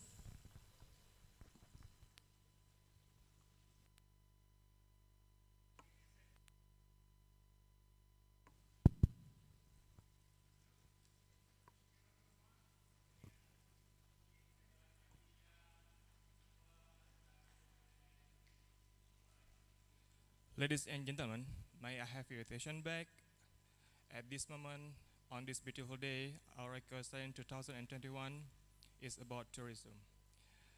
Please have a seat virtually and make yourself comfortable and make sure everything is okay.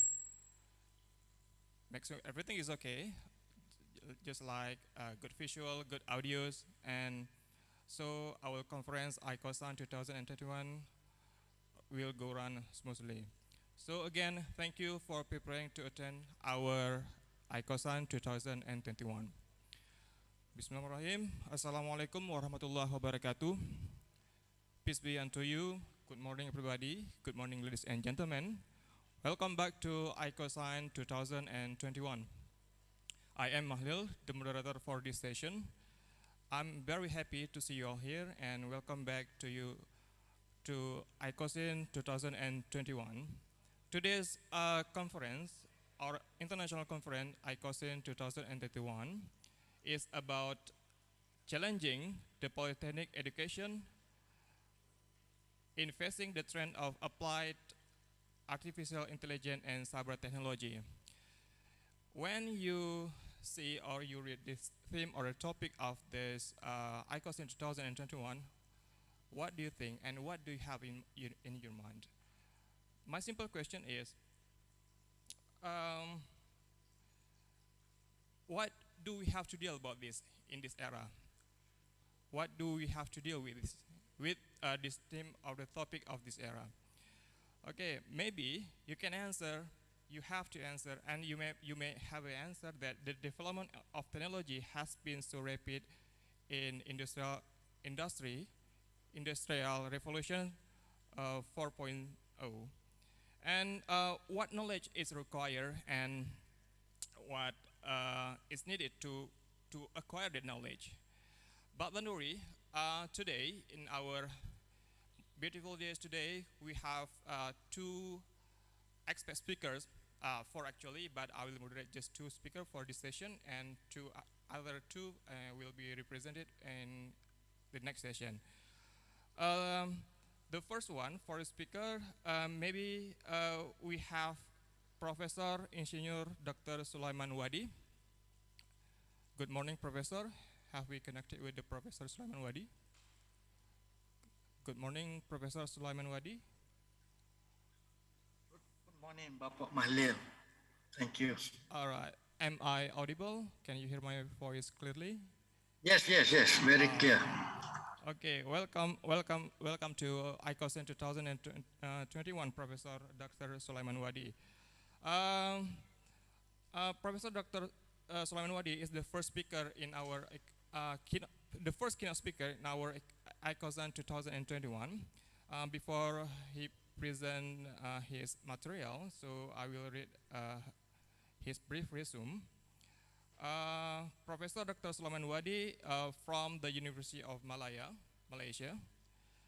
He is a specialist in optical communication and fiber optic devices, and his current position as professor at University of Malaya, majoring electrical engineering.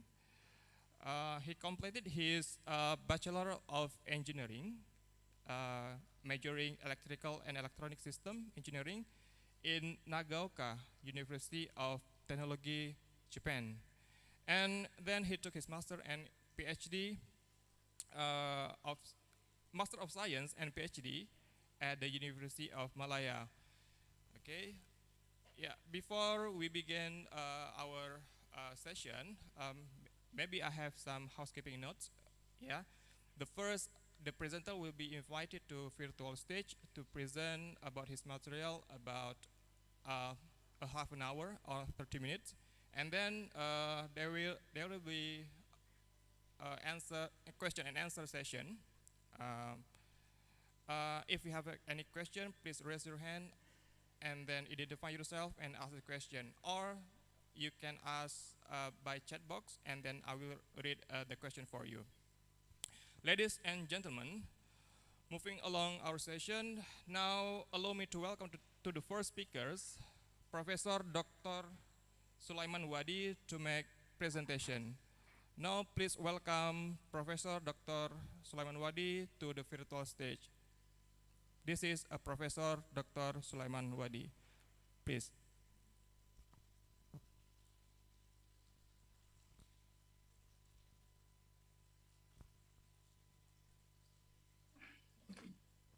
Okay, thank you very much, Bapak Mahlil, for nice introduction. So today I will talk about the new innovation in photonic technology. So first of all, I would like to thank organizer, especially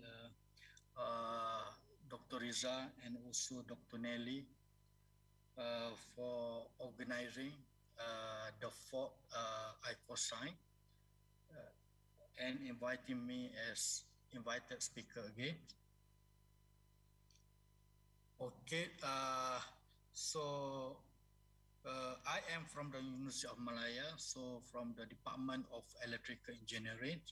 So is located at the center of Kuala Lumpur, and we have, I think, about 9,000 of student, undergraduate student, with maybe 10% international, and we have 8,000 postgraduate student with about 30 or 40% foreign students. Okay, so my talk today will be on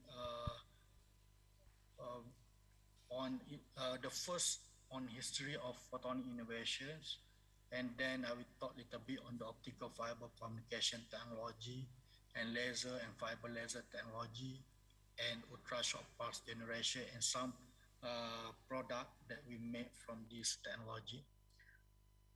Okay, so to begin my talk,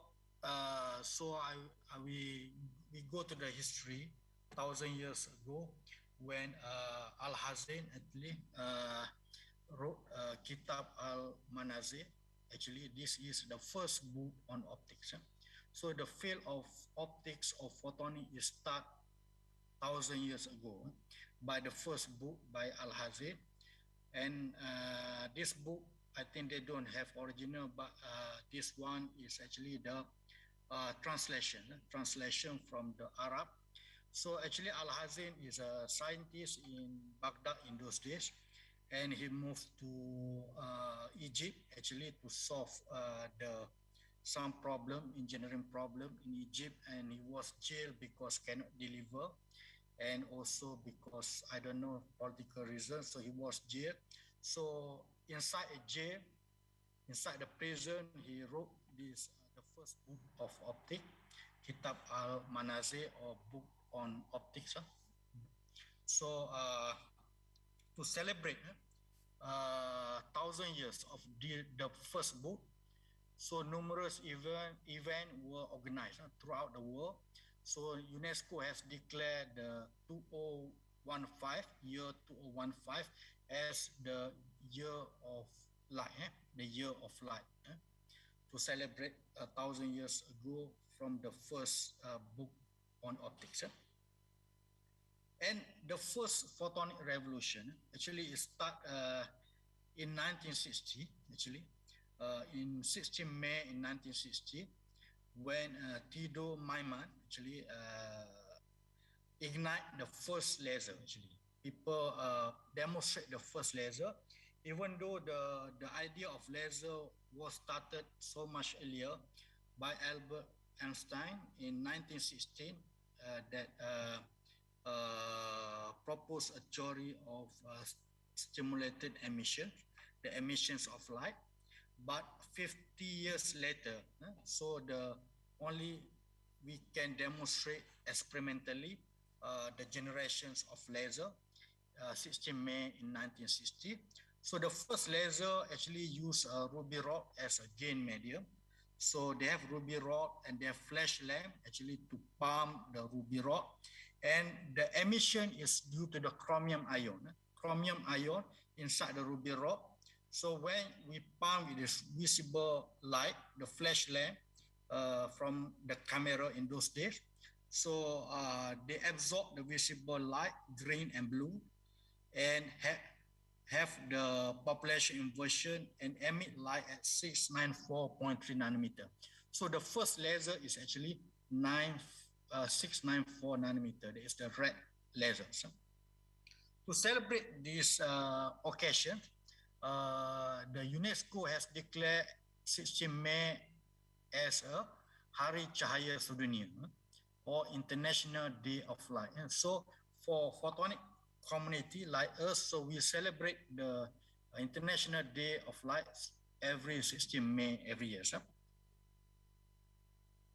And today, the discovery of laser has led to the tremendous benefit to the society, especially in the communication, healthcare, and many other fields. So we know without the photonic technology, without the first ignite laser by the T. Maiman, so we cannot have the online conference, virtual conference like this today. So we need to thanks to the great people previously that that lay the work on the optical communications. So what is light? So light is energy. Actually, is light is energy. Is photon. So actually, there are electromagnetic wave and also particle light property. They have two: wave light and particle light property. So particle light is photon. So sometimes we refer light as photon. So photon have energy. Energy is equal to hc over lambda. Actually, photon energy is dependent on lambda. Lambda is the wavelength. So in the simple wavelength is actually colors. So actually, different colors of light have different energy. So light is actually color. So you can split the color using the prism, the conventional technique, and also another technique that people developing now. So photonic is actually the science of photon, that is the fundamental particle of light. Laser. What is laser? Laser is the light amplification by stimulated emissions of radiation. So to generate laser light, so what we need is actually the 3 or 4 elements. The first element, the most important element, is the gain medium. So the gain medium determines the operating wavelengths of the laser. For example, chromium just now emit red light. So if we use erbium, can generate 1.5 infrared light that people use for communications. If we use ytterbium, for example, ytterbium ion, they can generate 1 micron, light in 1 micron that people use for cutting or industrial applications. And if we use different material, they will generate different wavelengths of light. So the second element will be the energy source, that is pump. So you need to pump or to launch light, or they can be electrically pumped to provide voltage, or also to inject another light to the gain medium, so that we have the stimulated emission process. So pump is very important to obtain the stimulated emission process. Stimulated emission process is a process to generate the 2 identical photons using one photon. So one photon will generate 2 identical photons through the process of stimulated emission. 2 will generate 4, 4 will generate 8, 8 generate. So we can multiply the number of photons. So multiplying the number of photons, we increase the intensity of light, because intensity of light is actually a number of photons. The higher number of photons means the higher intensity of light. And they need a resonator that consists of 2 mirrors. So these 3 main elements that make the lasers. And the laser diode, the first laser diode actually is invented just, I think, 2 years. In 1962, by this Robert Hall, Janter Fenner, and Jack Kinsley. Actually, just 2 years after the first laser, so people discovered the semiconductor laser or laser diode. But laser diode is based on p-n junction. When you have the p-type of material and n-type material, and you join together, you create a junction and you provide forward bias or voltage, so you can generate laser output. But the problem with the conventional homojunction structures is not efficient. It requires high current to run the laser diode. So to get 10 milliwatts laser diode is require maybe 20 ampere of currents. That is not practical. And some clever guy from the Alferov group, actually, in 1970, actually they proposed the heterojunction structures. So this structure has managed to make the laser diode very efficient, and they can make very cheap laser diode. In 1975, you can buy 10 milliwatt laser diode at very low cost. So that's why the communication started, because we have the cheap or practical light source that is from the laser diode. And another breakthrough, actually, we need to thank this guy is Cow, Charles Cow, actually, that proposed about the possibility to use optical fiber for communications. So in 1966, Cow suggests to use optical fiber for communications. And they start developing. In 1970, Corning Glass produced optical fiber with 20 dB per kilometer loss. And after a few years later, they can reduce the loss significantly, so that people in 1980, so people start use optical fiber for communications. So Charles Cow received a Nobel Prize in Physics for pioneering this work in 2009, but he passed away 2010, 1 year later. And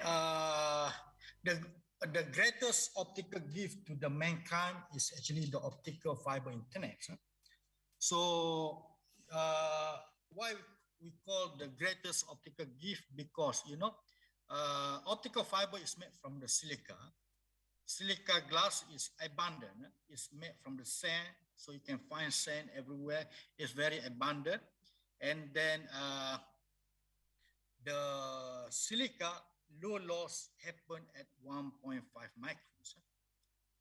At 1.5 micron, so they have the low loss region at 1.5 micron, and people develop optical amplifiers because of erbium ion can amplify efficiently the light at 1.5 micron. So this actually the God gave to us, so that we have a very efficient communication system. And the greatest gift, because the price of optical fibers, you know, is actually same as a price of strand or spaghetti. Yeah? Should be sometimes is cheaper. So actually, optical fiber is so much cheaper than spaghetti now. So that is the greatest optical gift God give to the mankind. And optical fiber communication. The second revolutions of photonics, optical fiber communication, because of the inventions of the laser and then the development of low loss optical fibers, and people start using for the optical communication. And currently, the optical fiber, they have light can propagate inside the core of optical fiber through the process of total internal reflection. So to have the total internal reflection, people design the core refractive index should be higher than the refractive index. And in communication, people send the modulated light, modulated light, pulse light signal. We launch into the optical fiber, and at the receiver, we convert back this modulated signal to the digital signal. Right? And the modern communication is based on the dense wavelength division multiplexing technology, when we not sending only one channel to the optical fiber, but actually the core of optical fiber can carry 100 of channels actually. Yeah? So they use the marks actually to combine this channel, and these channels or various channels inside the core of optical fiber will be amplified by the optical amplifiers in the transmission link, and then it can be demarked or split again at the receiver side. Yeah? And we need to test this guy, because you know without optical amplifier we cannot send the optical signal very long distance. For example, you want to text your friends, actually you sending your digital signal, your signal actually to the server in US. and then the server can send to your friend next to you. So the signal or the light traveling 10 kilometers, 10 thousands of kilometers, thousands of kilometers, 10,000 of kilometers.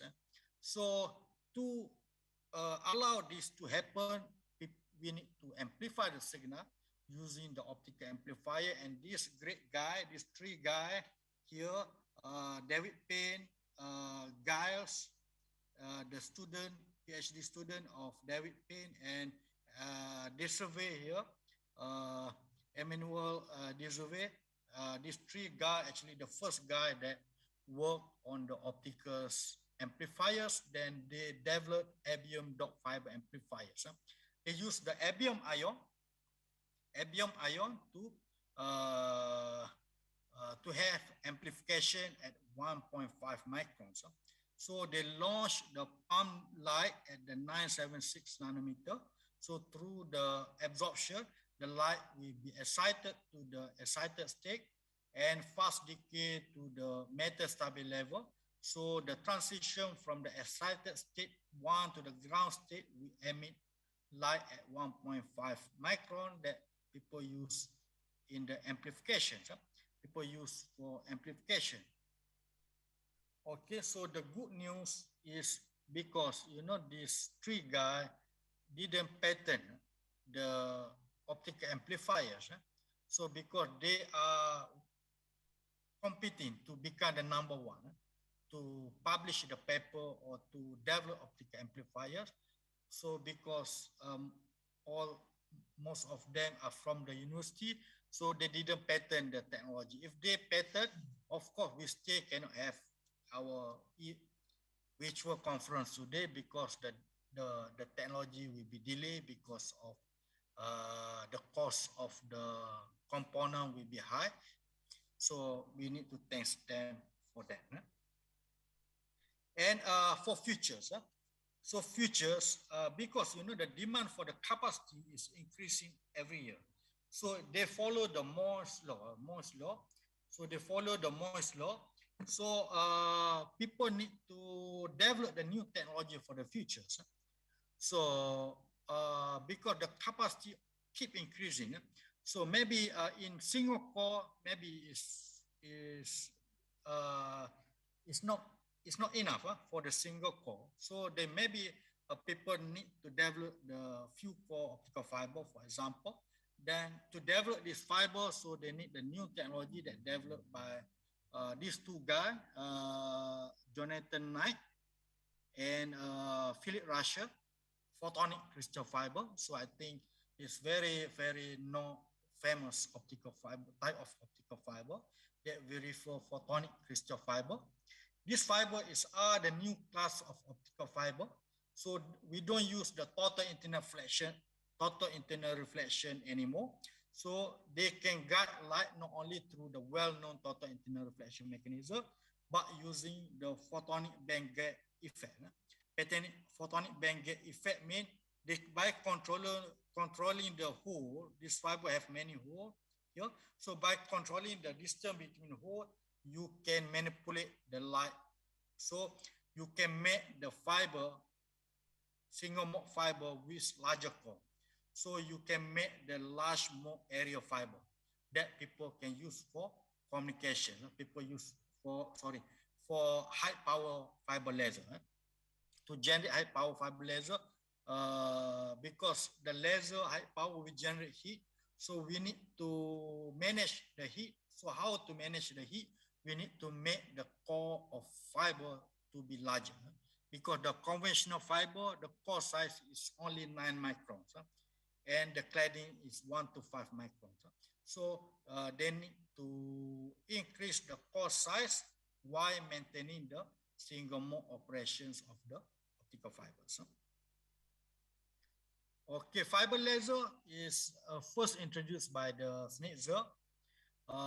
So instead of the conventional laser that people use free space, that alignment will be the problem for the future. We can reduce the maintenance cost of the laser because by using the fiber as a gain medium. So this fiber laser is actually was introduced by Schnitzer here. This guy is Schnitzer in 1960 something. So they proposed or demonstrate the first fiber lasers. So fiber laser, we use optical fiber. For example, here you see the blue light here is a fluorescent from up conversion from the thulium ion. So thulium laser can give the up conversion in blue. So if different materials here can use to generate laser at different wavelengths. For example, you want to have wavelength at the 2 microns, so you need to use a thulium ion, thulium dot fiber as a gain medium. For 1.3, for example, you need to use a bismuth ion. For 1 micron, you need to use ytterbium. And so different material can give the stimulated emission in different wavelength. And a pulse. To have the very high intensity light, the peak intensity, to increase the peak intensity of light, so we need to make the pulse laser. The pulse laser is important because the peak can go to the kilowatts. So when we have the high intensity peak laser, so the high power can interact with metal, for example. So can use for various applications, for example, for cutting. So we need to have heat there. We need to have the higher peak powers. So there are two main ways actually to generating the pulse in the fiber laser system: Q switching and mode locking. Q switching can generate laser in the pulse width in the nanosecond regions, and repetition rate in the kilohertz region. So this Q switch laser, normally they produce the high energy and high peak power that normally people use for industrial applications. Mode lock is a different type of laser that they have the fixed repetition rate because the mode locker that we use to generate mode lock laser induce a fixed phase relationship between the longitudinal modes. When you have cavity, you have very many longitudinal modes that oscillate inside the laser cavity. So the interference between this mode can generate the pulse train. So pulse train, so the pulse width depend how many modes that you can lock together. So it's random phase, you won't get the pulse, but if you lock phase of all the laser mode, actually you can get the ultra short. Okay. So the repetition rate depend on the cavity length of the lasers. Okay, this example of laser setup that consists of the gain medium here, erbium dot fibers, WDM to combine the pump light to inject the pump light into the EDF. So they combine the oscillating laser and the pump. And we have isolator, it's like diode to allow light to propagate in one direction. And we have the output coupler, so to take out the oscillating light inside the laser cavity to get output. So output coupler is used to tap the output. And the main component to make the pulse is actually the saturable absorber device here that we developed a lot in our lab. So we develop a film, this film, a saturable absorber film, that if you can put on the ferrule or sandwich between two ferrule and made as a saturable absorber device and put inside the cavity. So you can use this to generate various type of pulse lasers. So this example of the laser cavity, we use some material, nickel sulfide materials here. So you can generate the ultra short pulse laser as short as 110 femtoseconds here. The pulse duration that we measure with autocorrelator show here 110 femtoseconds.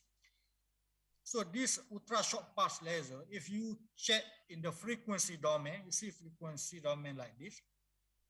So through the spectrum, you see here the Kelly sideband. There are many Kelly sidebands here. So this Kelly sideband show that this is the soliton pulse. So soliton pulse actually because they they manage the group velocity dispersion and nonlinear effect inside the cavity, so they can maintain the pulse width as narrow as possible. That's why we get very narrow pulse width as small as 110 femtoseconds. If you see oscilloscope trace is like this, so you have pulse suppressions here, 47.3 nanosecond. This equivalent to the repetition rate of 21.1 megahertz here. So this one is actually the RF spectrum in the frequency domain. So if you see this one time domain, so you will get in the frequency domain like this. So you will get many harmonics here that show the pulse width is very narrow here. So if harmonic a lot, so we can see very narrow pulse width. We can get very narrow pulse width. And the most important characteristic for the Saturn absorber device, they should have very large modulation depth here. So their modulation depth about 30%. These are the characteristics of the Saturn absorbers. Okay, this another cavity. You can generate different type of pulse. So for example, you can have the rectangular spectrum like this. You can get laser with rectangular spectrum that may have many applications. So in this laser, we generate 152 femtoseconds. So very narrow pulse width. Okay, the application of ultra short pulse laser. Why we develop ultra short pulse laser? You see, because they have many applications. For example, for nonlinear optics, the laser that have high power can interact with the materials. So they can interact with material, so we can use to have the plasmonic nano antenna, for example. Okay, to use for detections of light to get the second harmonic wave. Okay, so they have many nonlinear applications. So for the communication, you can use the soliton transmission to get the terabyte optical communication using the ultra short pulse laser. In the spectroscopy, so we require ultra short pulse light to launch into the materials and to get the spectroscopy spectrum that you can see, you can have a good imaging for the medical application. So we can use the ultra short pulse in the nanobio application, and also in the nanosurgery, because ultra short pulse. So if the pulse is short, they produce less damage to the surrounding. So if you want to use for surgery, you don't want your other organ will be damaged. So you need to use as short as the pulse as possible. So another application in multi-photon microscope. So another technology is on high power laser technology. Is different technology. So now conventionally people use carbon dioxide laser, CO2 laser, gas laser that to generate high power laser, but they have the limited power for the CO2. And also CO2 have limitation because they are gas laser. The maintenance is very high because gas tend to leak. When gas leak from the chamber, so you will have the reduced in the efficiency and you need maintenance. And mostly fiber laser is based, the high power laser based on solid state laser, but solid state laser you have alignment issue. Okay, another option is to use the fiber laser. So if you want to use for the high power, you need to use special optical fiber that we refer to the double clad fiber. Double clad fiber, they have the two claddings. They have inner cladding and outer claddings. And then the pump is through, light pump is launched into the cladding, inner claddings. And the laser light is actually at the core. So you will get the single mode output, but pumping through the cladding pumping. So this normally the standard configurations of the high power laser. So they have laser diode pump, high power, combined through the combiner. So they have the two fiber braid grating here, add as mirror, one high reflectivity, another one is low reflectivity.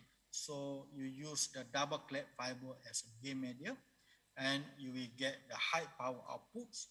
And high power laser have lot of application in laser drilling, for example, laser welding, and in laser cutting, and in fiber-based laser weapon system. Excuse me, Professor. I just friendly reminder that we have 5 minutes left. Okay, another 2-3 minutes. We have another 2 or 3 slides. So this what we developed in our lab, high power laser. So we have many pump here combined through the pump combiner. So we get high power laser. And this some of our product. So this for the 2-micron laser, ultra short pulse laser. These are pulse laser. And we also developed the laser soldering machine technique that very useful for the electronic industry to solder the chip. And lately we developed the welding system here. So high power laser for welding. So we use this laser actually to weld these 2 steel here, 2 steel. Okay, so we use our high power laser for welding. So we can weld. You can weld. You can see from the video there. So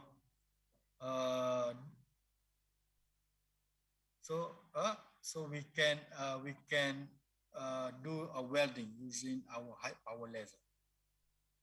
And in summary, the demonstrations of the first laser has created the revolution of photonic field and has changed the world that you see today.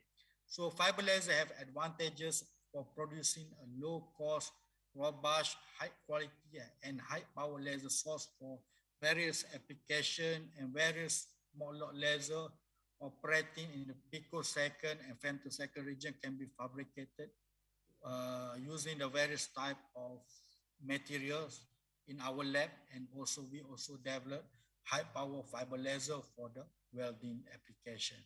I think that's all my presentation today. Thank you very much for your attention. Okay, thank you very much, Professor Dr. Insinyur Sulaiman Wadi, for brilliant presentation for today. And now it's time to invite your question. Yeah, if you have any question, please raise your hand, identify yourself, and ask your question. Or you can use the chat box, and I will read the question for you. Okay, there is a question. Yeah, please. Okay, terima kasih. Thank you very much, Professor, for your presentation. That's really interesting. Yeah, laser. Yeah, laser and doing the welding. It's I think it's a new technology, Professor. So my question is that any possibility that you can come and visit our campus here and demonstrate how laser can related or can do in welding? Because here in our we have a mechanical engineering department here, and our welding is, I think, the best in Sumatra. So if we can put laser in doing the welding thing, I think it's become much better. So if you have any possibility or chance to come and visit our campus here to demonstrate that laser welding. Thank you. Okay, I think we have developed the laser welding machine. Actually, we have got some grant from Malaysia government, from Ministry of Higher Education. So we have developed welding machine. So now we have a prototype in our lab, and then we build a 2 or 3 prototype. And I think you can put in the polytechnic syllabus for laser welding, because laser welding is more easier compared to conventional welding, in terms of handling, and also in terms of the quality of welding also better. The quality of welding also better. So I think, of course, uh, uh, if given chance, I would like to visit Polytechnic and share our experience and our knowledge on laser, and also can share the product with the Polytechnic. Okay, thank you very much. Okay, thank you very much. There are 2 questions from the audience. Maybe I will read for you. Professor, there is a question from Bapak Muhammad Nasir. He is one of our lecturer teaching IoT. As we know, the fiber is very thin. It's very thin and very I think we are vulnerable.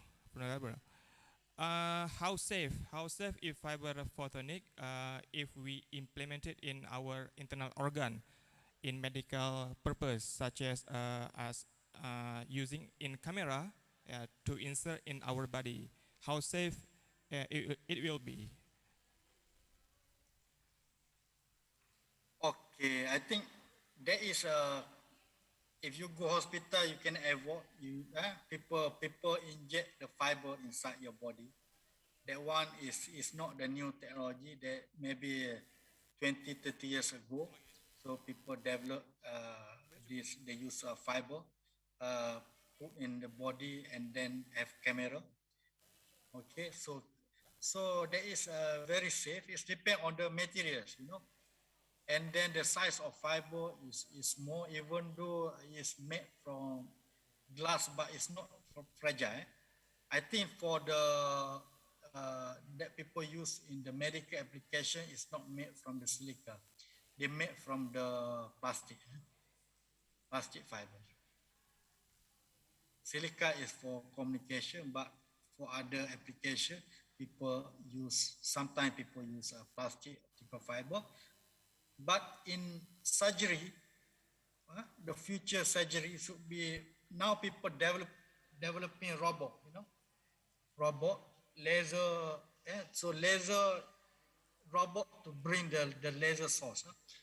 People are developing the small laser. It's not the big laser. Small laser, tiny, nano robot. Nano robot and nano laser. Okay, so we moving to that direction. All right. Okay. All right. I hope that answer your question. Yeah. All right. Yeah. I hope it's answer your question, Mr. Muhammad Nasir. Okay. And I think because the limited of time and also have a lot of question in the forum, but I will ask you later, Professor, for this question. Okay, again, thank you, Professor, for the brilliant presentation for today. And thank you very much to all. Okay, hope someday you will visit our Polytechnic Negeri Lok here in real situation. Okay, thank you again. Okay, give virtual applause to Professor Dr. Sulaiman Wadi.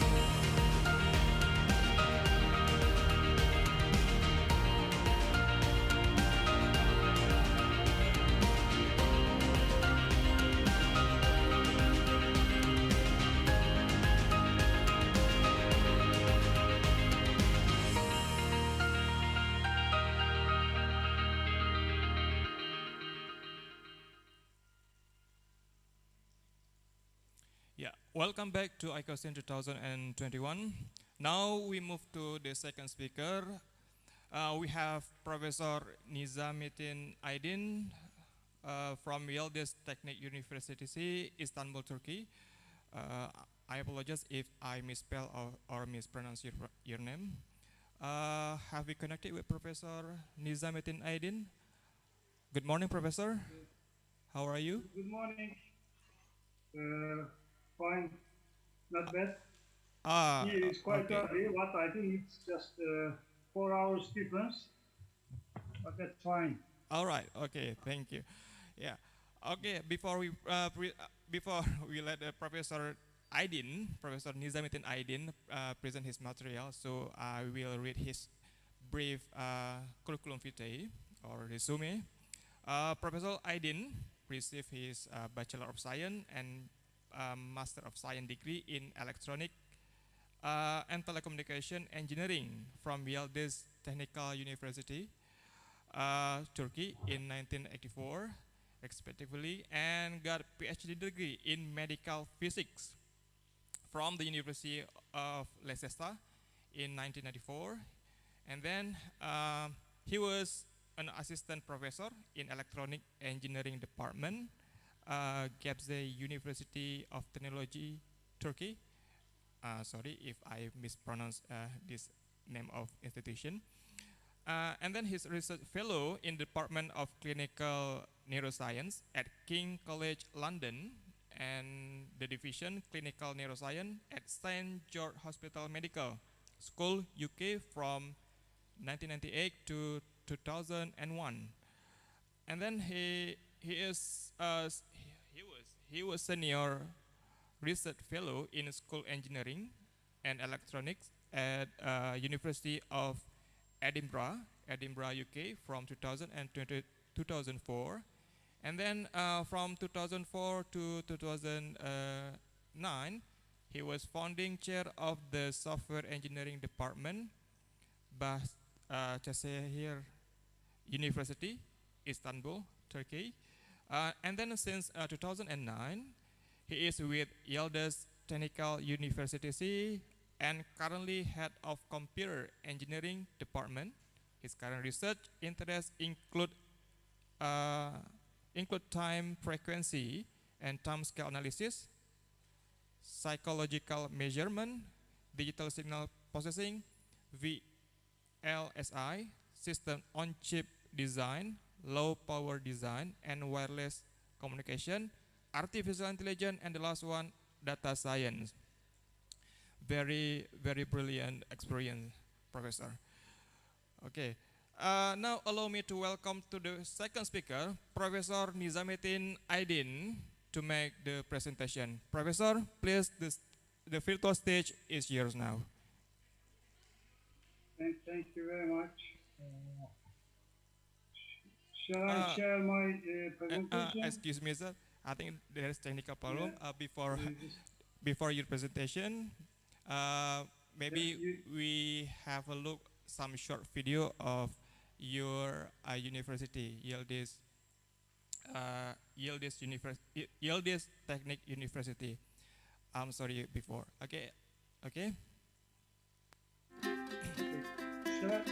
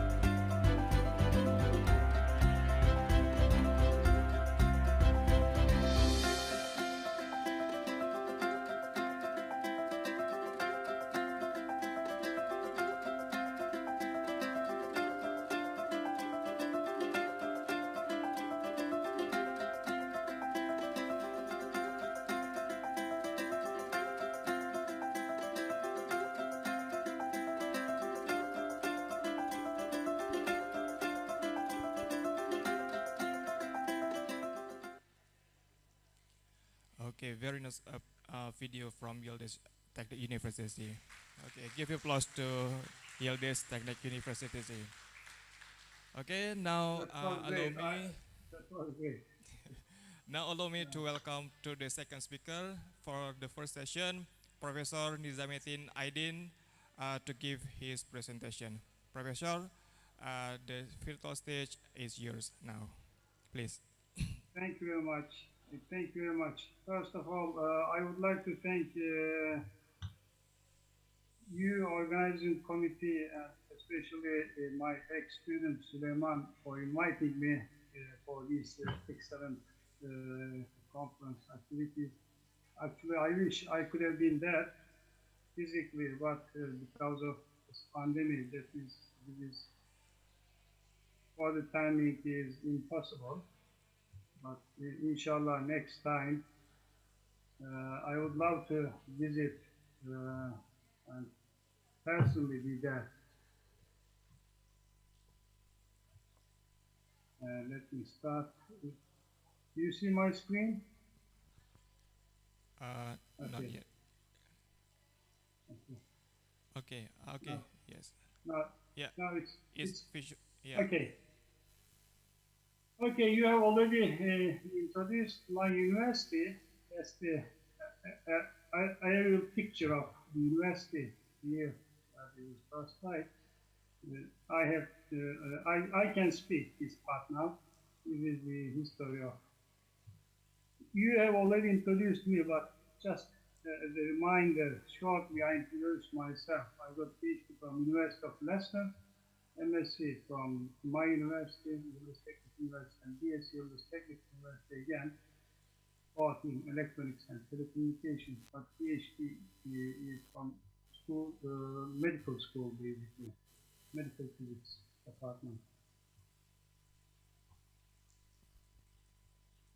This is my employment history. You have already mentioned, I just skipped. And these are my research interests, basically. You know, here I have to say a few words about my research interests. As you see, I have quite a wide range of research interests. Actually, actively, I involved in all these sort of researches. Therefore, I will include some examples of at least some of these domains in my presentation.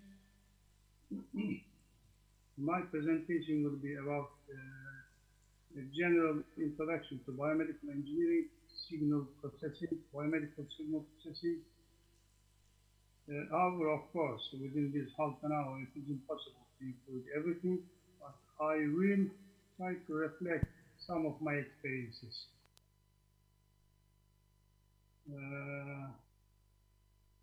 Let me start with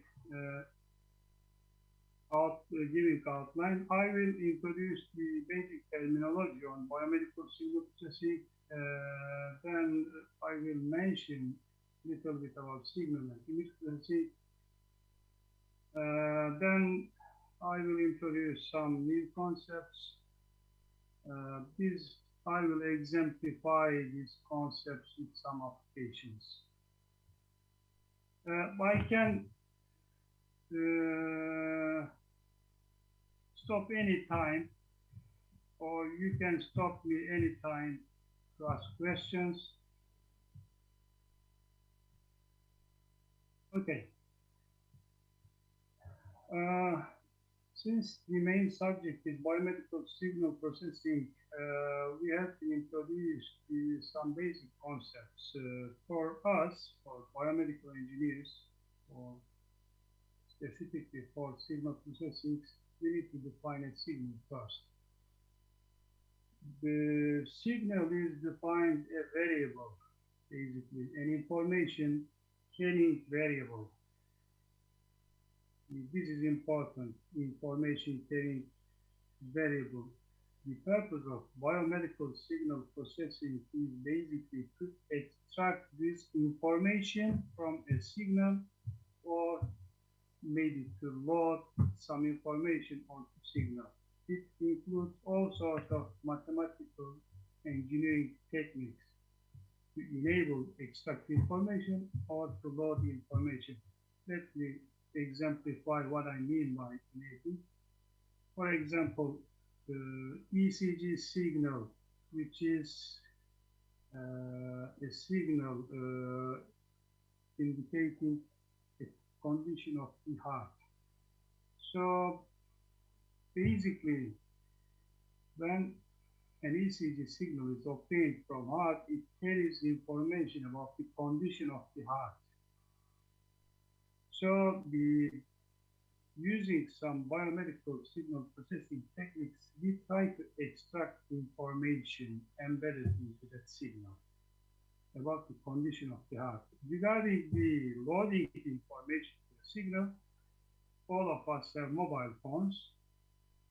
To be able to transmit speed signals to long distances, speed signal is modulated with a signal called carrier, then transmitted. Now be loaded a known signal by an information. So shortly, a signal is an information carrying variable. There are different variations, various explanations, but almost all of them involve this basic definition.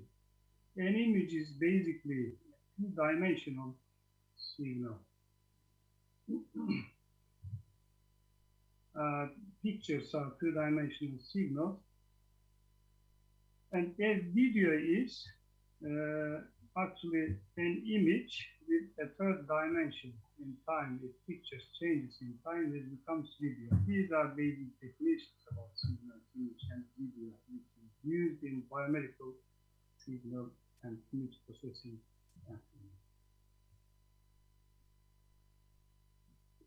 Okay, what are the principles of sources?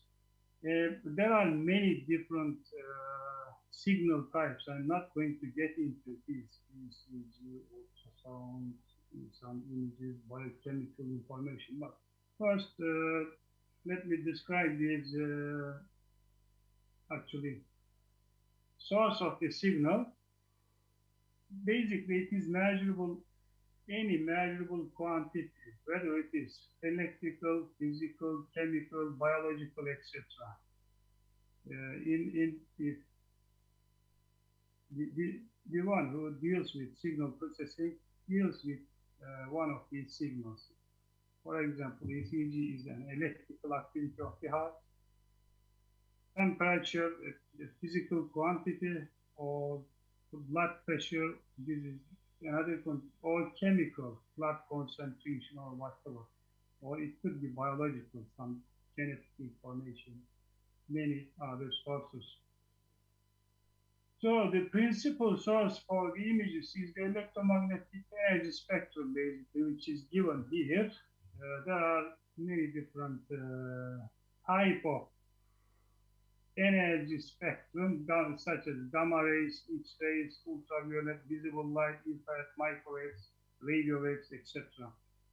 All these different spectrums are used by different imaging modalities. Another, the principal source is ultrasound. Basically, one of my expertise is Dr. Ultrasound. So therefore, I will elaborate on these a little bit. The use of ultrasound in biomedical signal processing or image processing. Ultrasound imaging is a very interesting field in biomedical image processing. Basically, ultrasound spectrum involves some frequency bands between 20 hertz and 20 kilohertz. We call it sound, or it is an acoustic range which we can hear basically. This ultrasound frequency spectrum is human-centric definition basically, because humans are able to hear sounds between 10 hertz and 20 kilohertz, and we call it sound. If the sounds below this is called infrasound, and sounds above 20 kilohertz is termed as ultrasound. Here, there's interesting table here. The frequency ranges for some animals. For example, frog sound would be 100 between 100 Hz and 3000. For frogs, it would have been about 30,000 would have been ultrasound. But definitions here for human-centric, as I said.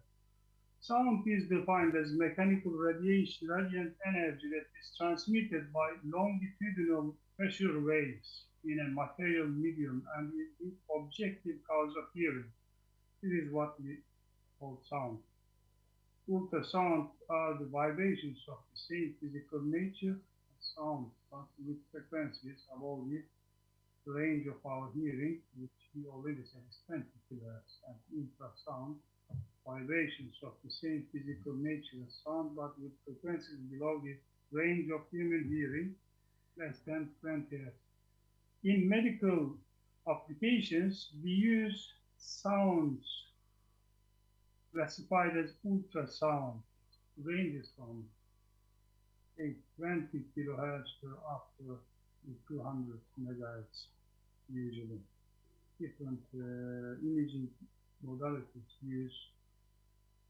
For example, normal blood flow would use ultrasound frequencies between 1 megahertz and 10 megahertz, but some blood flow studies would use up to 100 megahertz ultrasound frequencies, such as to study blood flow in very small vessels.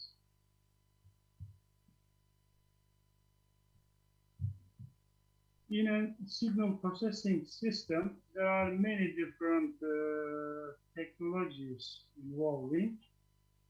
A typical biomedical signal processing has the stages given in this block diagram. The input to this system is a physiological or external energy, any physiological or external energy. This physiological or external energy needs to be transformed into electrical signals.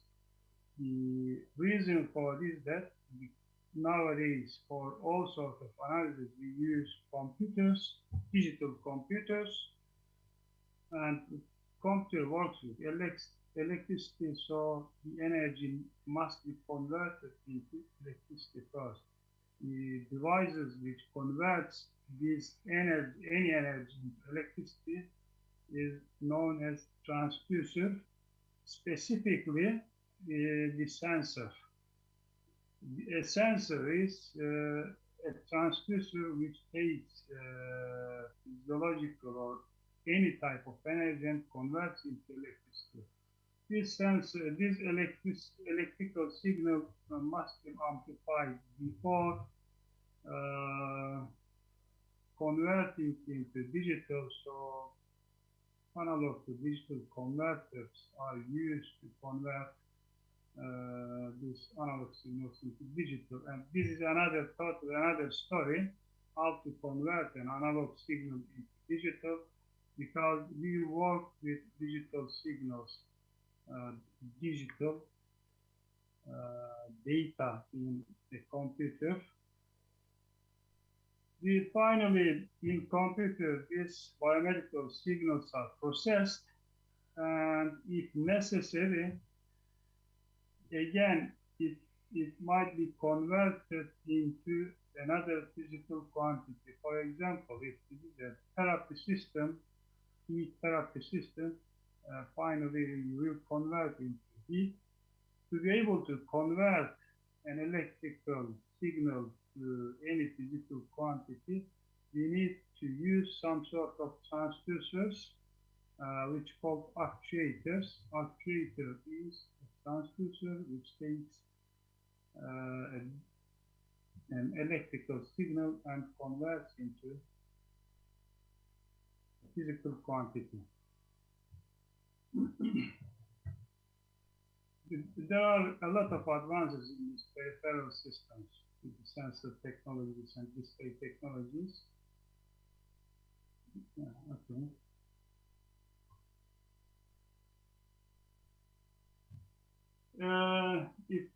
If we talk a little bit image processing, images are processed in several levels. At low level processors, input is image and output is again image. For example, you can take an image and remove some noises, or you can sharpen it or blur it using some sort of filters. So this is a low-level process for image enhancement, say, for example. At the mid-level process, input is an image and output is attributes. This is important. This level is important because for further analysis, we have to extract some attributes from an image, and nowadays is very popular. Use one of artificial intelligence techniques and use these attributes to extract the information from the images. At high level process, now input is attributes, then output is some sort of understanding. That's what AI techniques applied to images aims basically.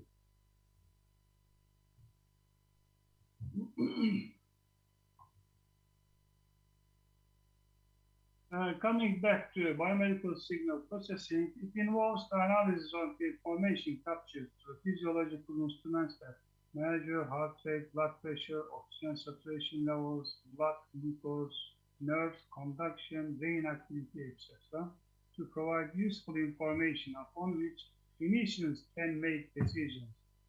Here I have to say that the purpose of processing a signal, again, extraction of information in this case.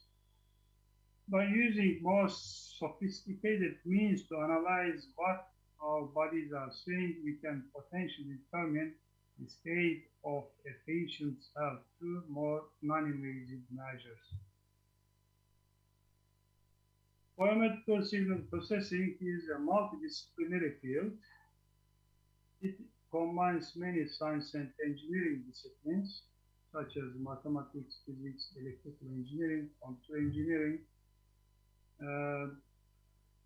An advance in one of these fields contributes to the advances in biomedical signal processing, obviously. In the past, processing biomedical signals meant mainly filtering of signals for removing noise and power line interfaces, or spectral analysis to understand the frequency characteristics of signals, modeling for feature representation and parameterization. These are what is meant in the past when biomedical signal processing is mentioned. Physicians can make decisions by examining patients, obviously.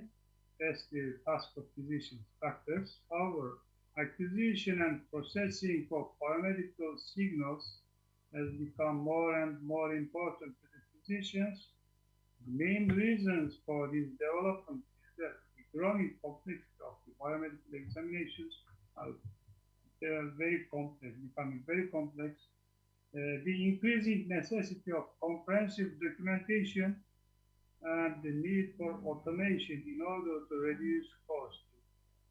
These are main reasons behind for the development of biomedical signal processing. The current status of biomedical signal processing is basically slightly, well, it also includes the past approach, but recent trends have been toward quantitative or objective analysis of physiological systems via signal analysis and artificial intelligence, especially nowadays. Artificial intelligence and data science techniques are extensively utilized.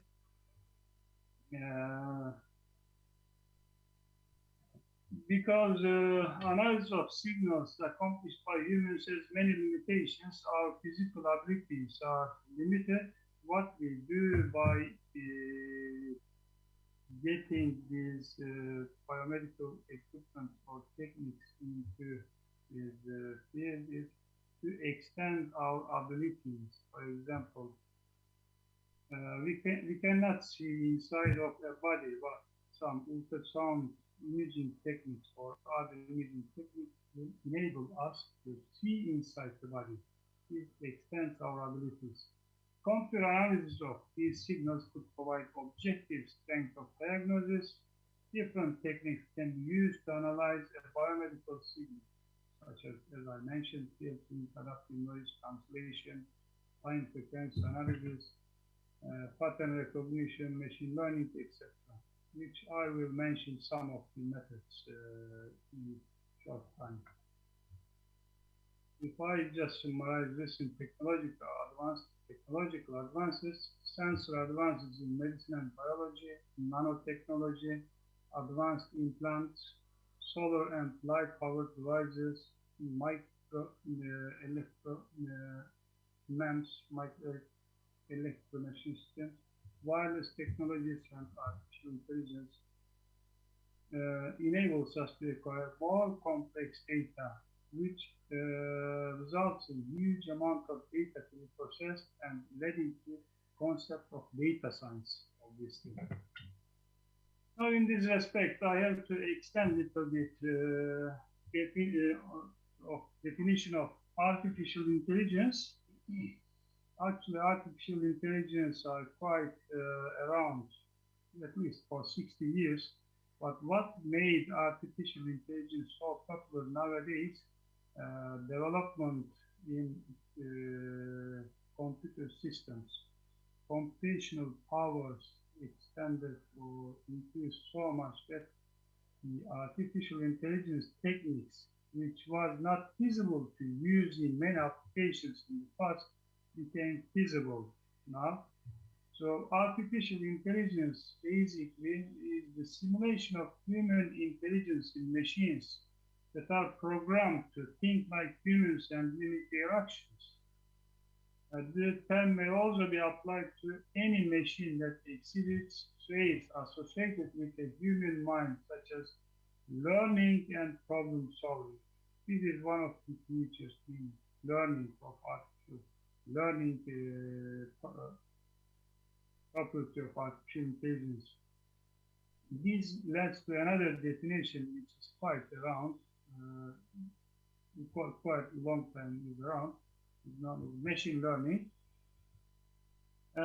This is a concept that computer programs can automatically learn from and adapt to new data without being assisted by humans.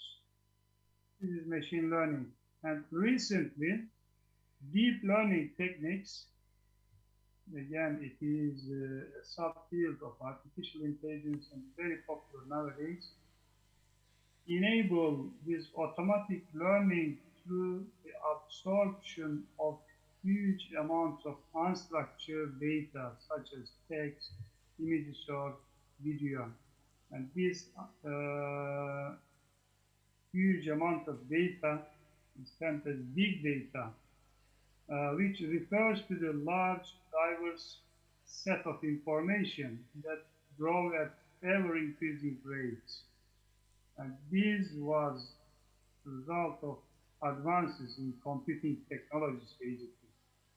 This big data encompasses the volume of information, the velocity or speed at which it is created and collected, and the variety or scope of the data points being covered. This is known as 3Ds of big data. So big data usually comes from data mining and arrives in multiple formats. So data mining is a process used by companies to turn raw data into useful information. Professor Using Aidin, software to look. Yes? just a reminder, we have 5 minutes left. 5 minutes?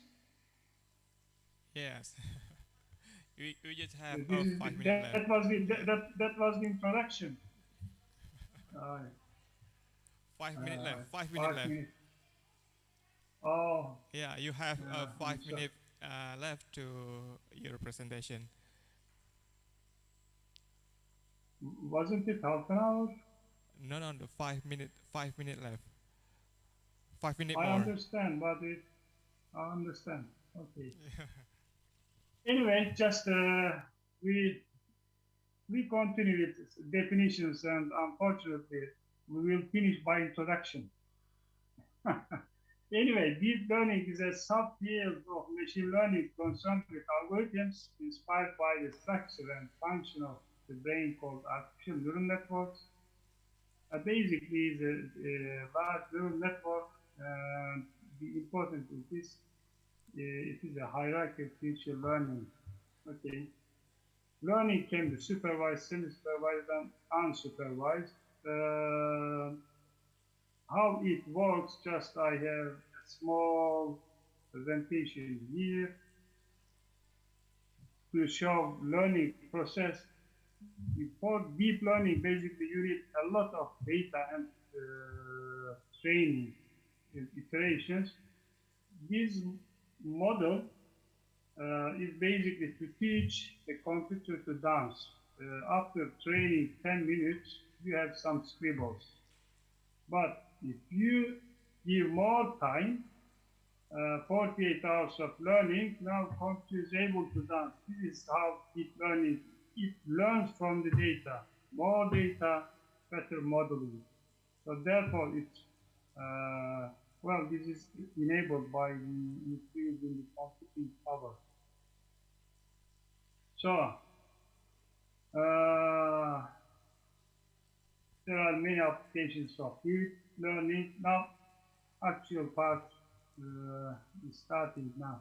But unfortunately, you said I have only 5 minutes. Now I used up 2 minutes and we have probably 3 minutes left. I was going to present some applications. The first application is an integrated diagnostic environment and analytical system. This is basically a system to swallow for monitoring digestive tract. And I was going to talk about this first. I skip it again. Another application in this biomedical signal processing domain, I will mention about the emboli detection within the context of stroke, which is very common in all over the world. The signal processing techniques involved in stroke detection or estimation using ultrasound. Actually, these are researches I have done in this context. I would have talked about physics behind it and mathematics and other techniques.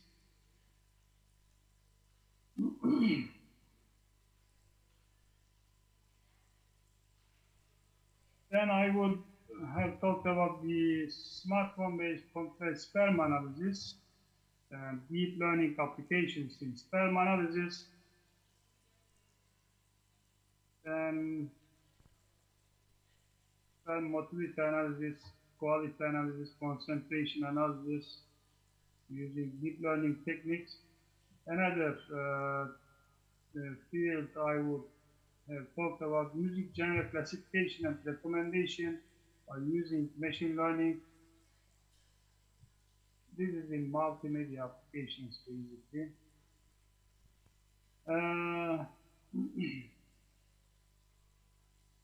Then this domain is in speech processing, basically.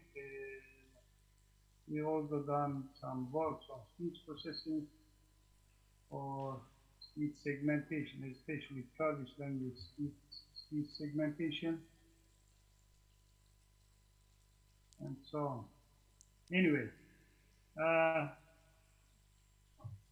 if you have any questions, yeah, okay. It would have been better if I get into more details on the applications, because it would have exemplify the basic concepts.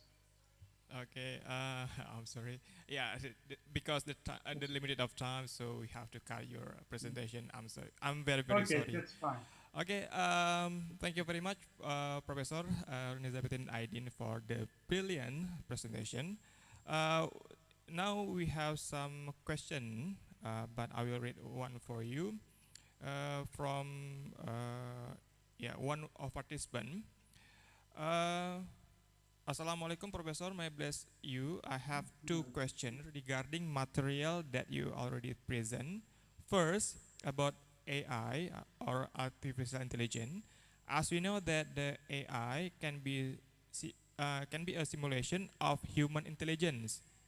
Is there any possibility that AI can replace humans' part, such as on medical? That's the first one. And the second, I just graduated from Polytechnic Stella Smawe. Is there any tips or tricks so that I can continue my study on magister program to Turkey? Because honestly, Turkey is the country that I love the most. Thank you. Yeah, this is one of our graduation student, I think. Okay. Okay. The machine in general, machines, not only artificial, in some tasks excels human beings, obviously, because human beings are prone to errors. But if a system is designed quite well, with very strict tolerances, and in many cases, machines excel in human beings. You know, the AI machine built by IBM beat Kasparov in chess. However, in my opinion, artificial intelligence can never replace human intelligence. So we create artificial intelligence. How is going to excel us in general? Okay, is that answer your question? I think, in my opinion, it will not. In best, yes. What will happen? It will extend our senses. We have 5 senses basically. Physicians use mainly 5 senses to diagnose a condition. And these all AI techniques or all medical equipments are there to help to extend this ability. We are not competing for AI is not to compete with us, but to help us. Okay. Answer maybe. Yeah. Regarding the studying in Turkey, yes, of course. Please email me or the study this website of graduate school. There are several ways to come over here. Either you come by application. There are examinations, I think. I'm not sure about this. It will be explained in the website, or you have to contact that person, basically. Okay. Or there might be some government scholarships. Okay, but requirement is only on the website. So. Okay. Yeah, the one who invited me here, he was a student. Sulaiman was our student there. All right. Maybe he can help. Yeah, Professor, we move to second question. Yeah. Okay, we move to the second question because of the time. This is for former of our student. Assalamualaikum, Professor. Automatic signals classification system are increasingly being used in many applications for analysis and interpretation of large volumes of signals, such as a system demonstrate response consistency and help reduce the effect of variable associated with human interpretation. Both of which will be very important where signal obtained using different transducer center frequencies are transferred to equivalent reference frequency signal using discrete wavelet transfer or DWT. Then how to obtain an approach to demonstrate the effectiveness of the frequency invariant processing techniques and DWT analysis method used to feature extraction.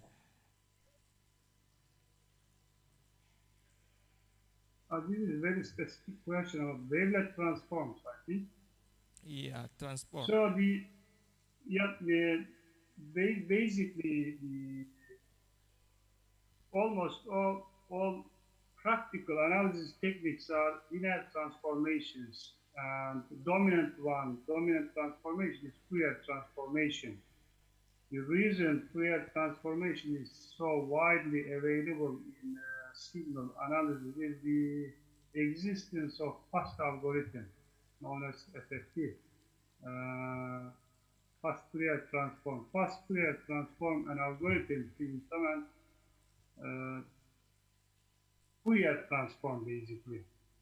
It's because such an algorithm exists, now almost all practical analyses are based on Fourier transform. If you want to convert a signal into frequency and extract more features, the main purpose of transform is to explore some more features and to make some computations easier. Now, regarding the wavelet transform, it's a linear transformation as well. So Fourier, the wavelet transform and Fourier transform are convertible to each other. Now, the wavelet transform is also an alternative approach, or I wouldn't say alternative, but a complementary approach to Fourier transform. The reason is that wavelet transform has a fast algorithm as well. There are many other transforms, but they are research subjects rather than practical applications. I don't know if you answer. Okay, yeah. I think your answer very clear, and the audience say yes to your answer. And okay, thank you. If more informative, if you need more discussion or whatever, I can do it personally if they contact me. All right. Because Okay. I've thank done you. Very, thank a you, lot of Professor. work on this. Okay. Yeah. Very thank you. Okay. Thanks again to Professor Nizamuddin Aidin for your presentation. I think it's very, very nice. So we have to give applause, big applause to Professor Aidin to his presentation. Yeah. Yeah, finally we come to the end of first session of our discussion. I would like to thank to our greatest two speakers, Professor Sulaiman Wadi and Professor Nizamuddin Aidin. And thank you again for all participants who attending for our first discussion, our session. We hope that what we have discussed today can we apply in real life, and I as moderator of the first session apologize if there are mistakes, and for this moment I will give it back to the Ibu Marlina. Okay, nah, assalamualaikum warahmatullahi wabarakatuh.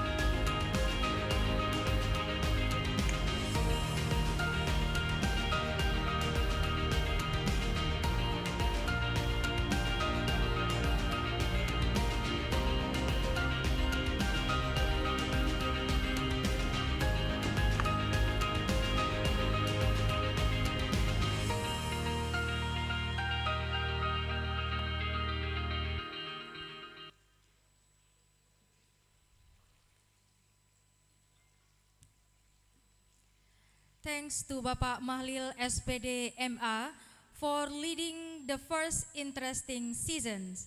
Now, let us move to our next keynote speeches season that will be moderated by Bapak Zulkarnaini SAMSI AK. Bapak Zulkarnaini SAMSI AK is the head of Commerce Department of Polytechnic Negeri Lok Sumawe. Without any further ado, I will pass the stage to the moderator.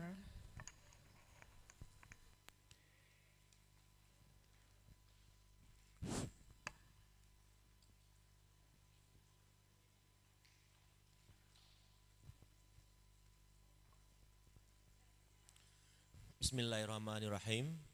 Assalamualaikum warahmatullahi wabarakatuh. Good afternoon, ladies and gentlemen.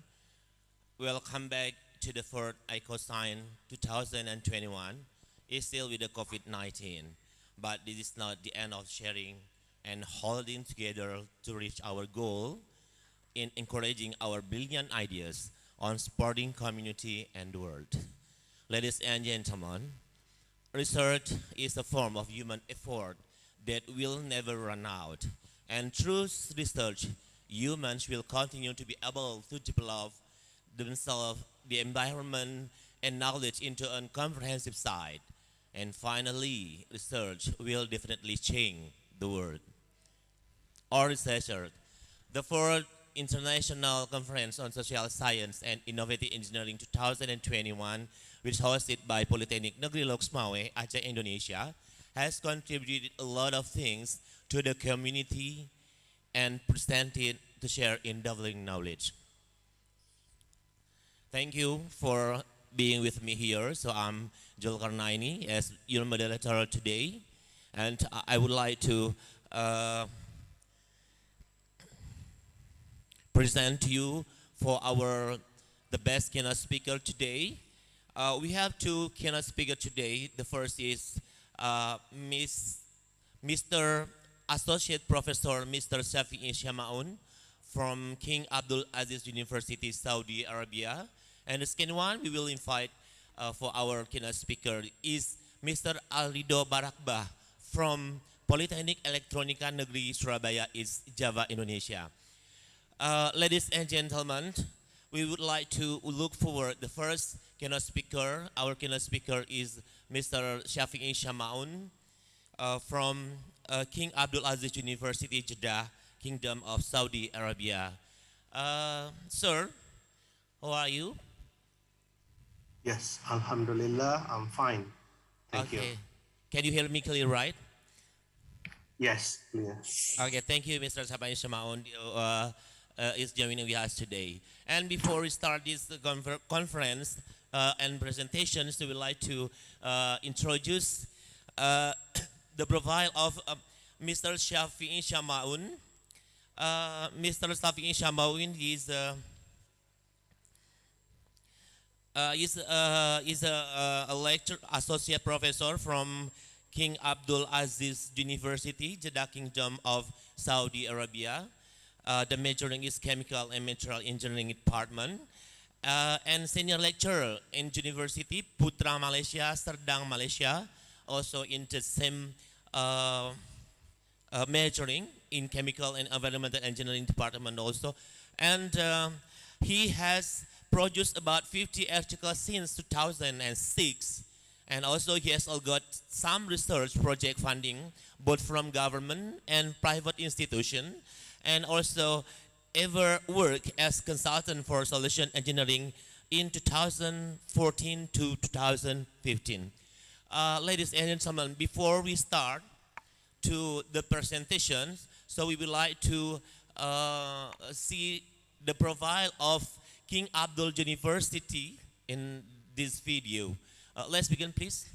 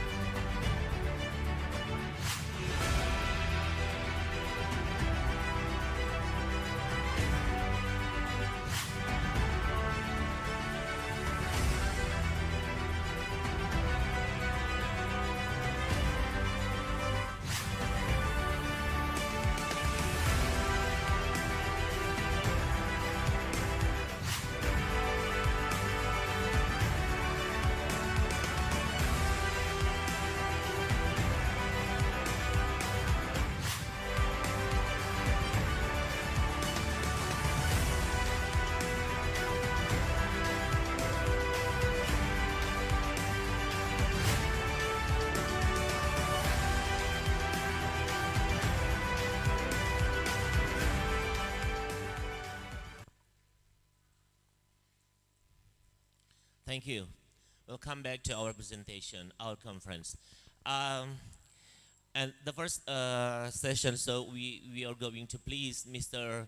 Shafi'i Shamaun to present about 30 minutes, and time is yours.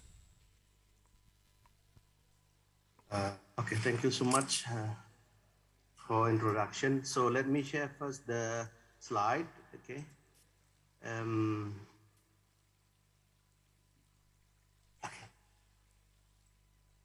So I think everyone can see my slide now, right? Yeah. Okay. It's clear, Yeah. sir. So yeah, it's clear. Okay, Alhamdulillah. So again, the title I prepared for this talk is about the readiness facing artificial intelligence era. And even though the talking will be in English, so you can ask me in Bahasa because I know most audience using Bahasa Indonesia. So this is my email. Anything you can ask me later if you don't to ask me now. Okay, let me start by the talking.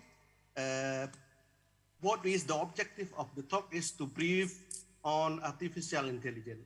Even though Professor Yazid before is already introduced you and brief you about the artificial intelligence, and I will give again a little bit on this artificial intelligence. And also I will give an example of on learning by doing. What is example? We can use artificial intelligence, it's called learning by doing. And I also want to show us some work, one work, especially for pattern recognize, especially this use in image processing. And I will also provide some tips for BEDD in artificial intelligence era. So the talk will have the 6 section, but maybe we will skip most because the time limitation. Okay, what is artificial intelligence in fact? And then why the artificial intelligence is so popular nowadays? To answer this question, why artificial intelligence is so popular, so we have to understand first what is artificial intelligence. According to Merriam-Webster, artificial intelligence is defined to be an ability of control computer performing the tasks that deal with giving machine ability to seem like they have no human intelligence. So that's what definition of artificial intelligence given by Merriam-Webster. You can check on the website of Merriam-Webster the meaning of artificial intelligence. So I highlight here is the ability and also performing the task of this one. Okay, and why it is popular? Because it is applied in many area, and it is easy in mathematical interpretation. It is very easy, especially if you work with artificial intelligence. You just use a combination of linear equation, then you can find out what is the decision should be. Okay, and there is the type of branches of what we call artificial intelligence. This, according to Stanford University, is defined as branches should be logical artificial intelligence, and then the search in artificial intelligence. And then we have pattern recognize and representation, inference, and so on. So here, what I want to show you only the highlight one is the pattern recognize, learning from experience, and also the planning. So I go with this, and later on you can ask more if you want to get more information about this. So I start my PhD on this area on machine learning for process control. And now I'm working more on time delay system. Okay, the application of artificial intelligence, I can say a few from this slide, but it is more application in fact rightly, but I classified in 4 categories by a signal processing. It is based on classification and regression, and also by using expert system. We use the rule based and also the present knowledge, and then agent based, and it is a single agent and also multiple agent, and also by on learning based, which have shadow learning, and deep learning. Okay, there's a whole artificial intelligence application now in terms of the algorithm itself, not application in terms to which part of the intelligence itself. Okay, now for the reinforcement learning, it is learning by doing, what we call learning by doing. It is first, the idea come with the group in Boston University. This is the guy, Richard Sutton, and then now he moved to Alberta University in Canada. Richard Sutton and group work on this reinforcement learning, and now he's a sponsor, mostly his work with Google DeepMind. So if you want to continue to master and PhD, you can contact him in Alberta University or in DeepMind, Google DeepMind. You can contact him, and he's very honest man. You can contact him. Okay, what is reinforcement learning? Like I said just now, is learning by doing. How to map situation to the action. So when we have what we call situation is the state, and then what the action should be, and that's one. Providing the action should become by the reward is somehow, if you do well, I will give you good salary. If you do not well, I will not give you the bonus. So it is based on that, reinforcement learning. And the most popular reinforcement learning introduction is on playing tic-tac-toe. I think everyone play this one while you are in the school, listening to your lecturer, and sometimes you play this one while you are waiting for your lecture. So what the learn here is, while playing this one, is we develop what we call the cost value, and the cost value is developing based on the interaction. If opponent move and to which position is moved, and what the probability that the computer will move. And from that, we estimate the value, some things like this. We have the current value, and then this is the next, the future value, and we subtract by the current value by the cost alpha in this case. So then from that, we can have what will be the optimal value, cost value in the future. Okay, then this algorithm, reinforcement learning algorithm, can be value-based algorithm, is to maximize a value function, and also policy-based is policy that action performed in every state, and also this can classify as deterministic and stochastic, and then we have model-based that the agent learn performing the task based on the model. The model, what we mean here most is what we call on-demand model. Okay. Most often will be model free later on, I will explain. And also the reinforcement learning is no supervisor, and then we have a sequence decision making, and we have also time play crucial. And I mean the time here, the iteration loop, and also feedback is always delay. Why? Because it is there, the nature of the delay. And we have the type of positive and negative in reinforcement learning. Positive means we have the impact positively on the action taken. Usually we give the reward positive if the good action is taken. And we give a negative condition, okay, then we can stop the interaction or when we have a negative condition. So that is how about the type of reinforcement learning. And this is the learning usually based on Markov decision process. If you have a good understanding on Markov decision process, then it is no big deal. It's very easy. And the most popular algorithm in reinforcement learning is what we call Q learning. Is the value-based method supplying information to inform which action has to be taken. And this, the popular mathematical that I said before in learning system, the mathematical is very easy to understand. It is that means performing the here, updating the Q value based on the situation and counted by one subtract by the alpha, where they have alpha is the learning rate, and it is the reward given, and what is the future value from this given the discounted factor. So that's easy, very simple. And we can see now the example. I take my publication in 2011, what we call learning from learning control for bad thermal sterilization of canned food. We put the canned food something like this. we have the canned food we put in the retort, and this one then we use a thermal, we use the steam to sterilize the food inside the can, and then we have to maintain temperature fastly and at certain condition, and we have also to reduce the temperature suddenly after the lethality of food inside the can has been reached. What we mean by the lethality mean that the bacterial inside the food must be killed for the sterilization to make the food fresh in consumption in the future. So then what I have developed this one, what we call model-free learning control, and now this terminology used by many people, we call a model-free learning control. That is the first time who introduced the name for model-free learning control was me.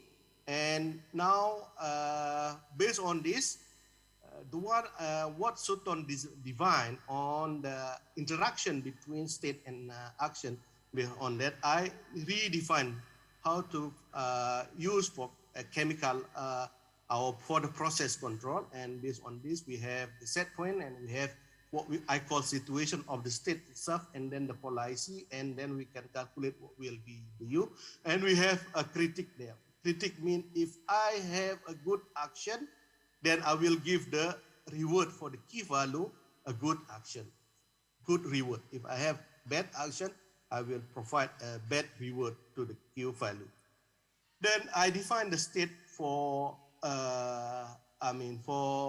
error-based like system in fuzzy system, but now I define in terms of the availability of the state action space, and this I define to be from the goal state to be look to forward and look backward from this symbolic state. And it is calculated like this. Okay, I will skip this one. You can read later on. And also then I have a constraint on my delta U of manipulating the signal. And in this one, we define to be like this. We have this constraint. From that constraint, then I can calculate how much action I need. And the action here is presented in terms of integer number. And we have the reference AW. We can calculate from how many actions we have. And this is the algorithm used for this batch process. And this is the parameter used for this process. I will not go. And we have the train agent. At the moment we try to train, you see the early one, you see the blue line. It look like that. So why we have to reduce the temperature suddenly is because of the lethality property. We have to reduce suddenly. Reducing temperature suddenly is not good if we don't also maintain the pressure inside the retort. Why? Because the can can be seen when the can can go to vacuum condition, and it is can broke the can. So we have to maintain also the pressure gradually. We have to reduce the pressure inside the torch gradually like this. So that's how it is work. The first we see here is not good, and then following like reducing the throat, following the what we call regulation system. And then here we try also for changing the temperature, and it is work very well. And this is how the control signal on the right hand side is look like. And this is the online application, the real application in retorts. And we have on the left hand side, there is some, temperature changing. At the same time, after 15 minutes, the temperature will be inside the goal, the goal state, and then while we try to change the temperature, set point is also the controller can gain to that position. And it is how the pressure movement inside the retort is quite good, and also the steam valve position, because we use the steam for sterilization. And I will go now for a pattern recognized, just a little bit more pattern recognized.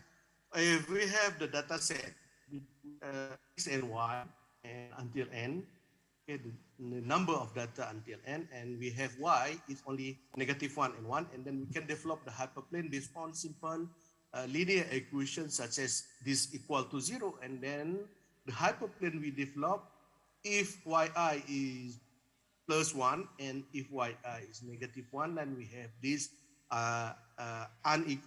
inequality system here. And then if we combine both of this inequality, we will have this inequality. Okay, from here, we can do the minimization. We try to minimize W such that this inequality is fulfilled. And then to solve this problem, we can use the Lagrange formulation. Lagrange formulation will be like this. This is not also difficult. It's very easy. And then we can also use the optimal solution when we take the partial derivative of the Lagrange definition to the W and to the weight of to the X factor, and then we can have this equal also to 0, and from there we can solve the optimization method, and then we can have this algebraic of the Lagrange manipulation. Now we face the difficulty here on the right hand side. We have many variable here, but somehow this variable can be separated by using the idea of to input to transform to the other space. Then we call this is to the feature space. We can do the transforming to the feature space by any mathematical method. That method I present here we call a kernel method. We can do this kernel transformation. That kernel transformation is quite simple. Just use, for example, exponential, and then this is my work on this area for carpet classification. I will go quickly from here. We have a standard carpet quality. So we have this carpet quality with the same color, but a different quality. And then we have new carpet here. And then we have the worn carpet. This carpet we are using by mechanical loop. And then from that one, we will label it to be class 1, class 2, 2.5, and so on. So we will have this class. So usually in the industry, it is used by human eyes and human hand to classify which class of this carpet. But we try to do the machine to have this carpet, and luckily now the machine exists. We developed this machine, and now the machine is already there, already have. Okay, the idea is the carpet. This carpet is produce a scan. We scan the carpet. With this, we use the laser scan, and then from there we develop mathematically. We transform to be another transformation of the what we call laser image to be image used in classification. And from here we found some classification like this. We transform to be principal component analysis, and we take 3 component analysis, and we can classify to see the quality of the carpet. And okay, and this one later on, this all the principal component analysis is based on the feature of Karalik feature. Okay, and we found that most of the carpet is above 80% classified. And overall, we have about 95% classification by using Gaussian kernel, and we use polynomial kernel. We have around 90% classification. All right, then I will go with the model based. Now this is my work right now relatively to model based. If you have this model, then what the action you have to have is based on equation 11. And if we take the closed loop from this equation to this equation, then we have this closed loop. And then from here we have this what we call transfer function. You know the Laplace, you learned with Laplace before. And this Laplace transfer function, if we take the norm bond of H infinity norm bond, then we will have something like this is the Laplace. And we can solve these following the what we call lemma 1, and that lemma 1 will give us in terms of linear matrix inequality. From this solving the linear matrix inequality, we will have the K. And the W itself is defined to be this type of matrices.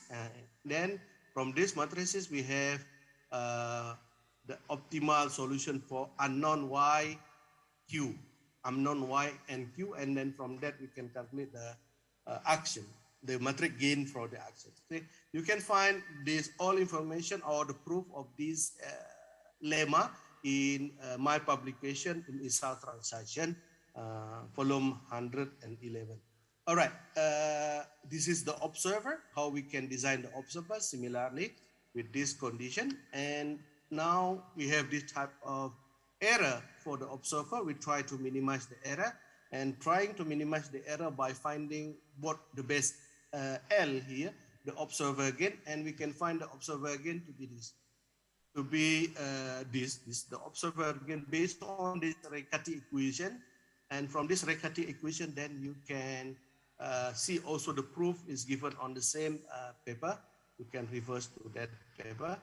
And I use this idea, for example, for diabetes problem, when we take this, glucose absorption when we eat what we call this glucose intakes. When we eat the food, and food convert to be a glucose, and we take this function to be glucose conversion. And from that, we also define some patient, and this is the body of the patient and is the gain of the patient and some other parameter for the patient. And then from that, we can find the individual controller based on this. And also we can find individual observer. And from this one, we can find how the response is look like. It can go to the origin, mean can control the process. And here I also do for nominal system, because somehow we cannot design controller for individual patient, but we have to have a nominal, and then can be used for all patients. And it is see that here the behavior is more or less similar, okay, more or less similar to measured state and on non-measured state, and also to the individual controller. And I compare to optimal control. The optimal control is the red color, and the blue color is the H infinity control. And here is I show us that H infinity control can control much better compared to the optimal control. And no, this is the best thing. What I have to talk here more. Tip for education facing artificial intelligence era is coming. What is artificial intelligence? What is the technology right now? It's coming from the development of steam engine at the early industrial revolution, and then coming with what we call mass production by discovering the Bell conveyor in Ford company. And then in 1954, starting on computer, discovering the computer, especially for electronic automation, based on numerical control and also programmatic logic control. And this still used until today on this PLC and NC control. And now in 2015, come with cyber physical system group in Germany now started what they call Industrial Revolution 4.0. And that all is come with designing the feedback controller. All the, what I call Industrial Revolution is come with designing the feedback controller. In cyber physical system now is going with smart automation, mean providing the action by the computer, while the human being only guide what provided there. And this is what future will be is based on the data. And what I mean the data now, if we see how the growth of the data lately in 2013, it is more than 80 exabyte. The data is developing thanks to the development of fiber optic, especially for the data collector. And from this data, in 2015, this data you see is exponentially growth, and most the data is unstructured data, meaning like this very random data is not structured at all, and only 12% is the structured data. Okay, what I want to say here, the future is based on how we can appreciate the data, and then this data will be more study for this one. Okay, and AI renaissance. Now it was how AI started. Is when the speed of the processor of the computer is found up in 1970, about the computer processor, when you have the facility to calculate more, and that's how started the AI. I call AI renaissance. And now is big data, large amount of unstructured and structured data. And then we also have rapid growth in recent decades for the computational approach. What I mean, now exists many algorithms how to deal with data. Okay, now what I want to say, excuse me, sir. Very, so your time is left is about 5 more minutes. Yeah, it's okay. I only have 3 slides to finish. Okay, the data now, what I want to say, is more expensive than gold. Okay, everyone now is collecting the data. Okay, I want to share for you why now the Facebook changed the platform of industry to be Meta. It is also based on data. So Facebook collect most data in the world after Google. So they have many data now. Again, data is more expensive than the gold, and it is how about the capacity of processing? It is starting in 1970, how the transist count, and 2016 for the processing ability of the central processing unit or CPU. And this is AI in education. It's so many. Okay, I'll show you the AI in education. You can read more on this AI in education, and also come with the big data and how to be and how to learn.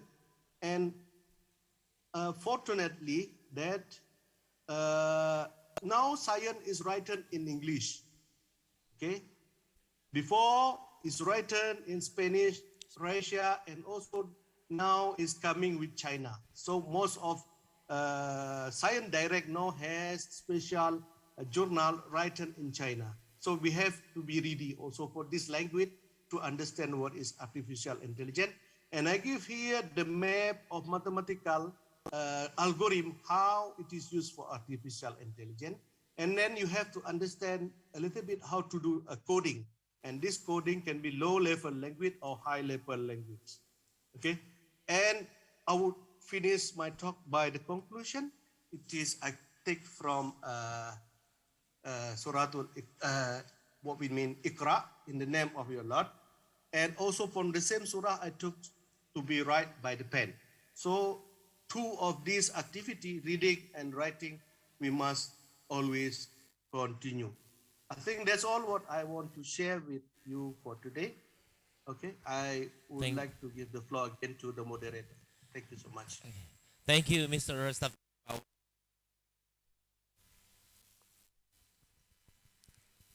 Thank you, Chabang. Applause to Mr. Chabang for this presentation. All right, for the next sessions, that we are going to the next session. The question, I mean the questions. Mr. Shafi'i, we have one question from the researcher. Artificial intelligence in the world of health, is there potential to exploit meaningful relationship within a data set can be used in the diagnosis, treatment, predicting outcome in many clinical scenarios? especially during the COVID-19 pandemic. There is need for further clinical trials which are immediately this technique find action in the real clinical setting. Then, who is responsible for decision made by artificial intelligence? Can I itself be considered a legal subject? Please, that's the question, sir. Okay, thank you. I got a little bit disturbed on noise just now. Oh, Okay, yeah. let me understand that we have a question about how artificial intelligence is applied in medical field and how it is Yes. responsible if any error is come to the application of this subject in this subject. Okay, my experience on biomedical field is I work on two specific medical problem. The first one on anesthesia and the second one on diabetes. Okay, in anesthesia, there is exists many artificial intelligence in applying to the real world. And now, okay, when we want to apply to the real world, we should prove that the ability of the algorithm we propose is have safe enough to be applied to human being. And my experience when I was in Belgium doing this thing, we have to pass many ethics. The first ethic we have to pass is under the university ethic in the medical field to show them the security of the algorithm such that we can go for applying in the human being.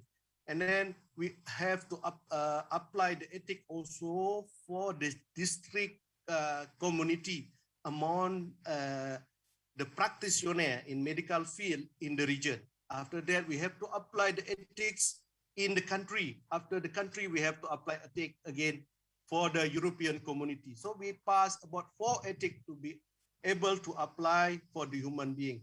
Do you see how the skewer of these is happen? And of course, before we apply, we have to show them for any scenario can happen. And we have to make sure that this is safe. It is safe. So we do some simulation. We did some, scenario happen. Then we can apply to human being. Luckily, I was one of engineer being inside the theater room. Operating theater, watching the people doing, medical doctor doing operation during that time. I only observe, not doing the thing for the operation, that observe how the operation work. Okay, and then we can apply for that. Again, now the application in medical field is many, and I also work on this until now. I still work on biomedical field, and I also work on hospital management using this big data analysis. Using big data analysis in hospital management. Okay. Unluckily, we are in Indonesia has no data recording to be used for artificial intelligence. So maybe you can propose to have a record data. This one answer. If any other answers, I would like to be happy. Thank you, Mr. Safi Shamaun. Yeah, we hope so for the next artificial intelligence could also support the medical for the whole things. Ladies and gentlemen, so because the first speakers is really thank you for the interesting presentation. Thank you for Mr. Safi Shamaun for the presentation, and we hope so for the next your sharing will be benefit to the others. Thank you so much. Give applause to Mr. Safi Shamaun. Thank you. Yeah, thank you, sir.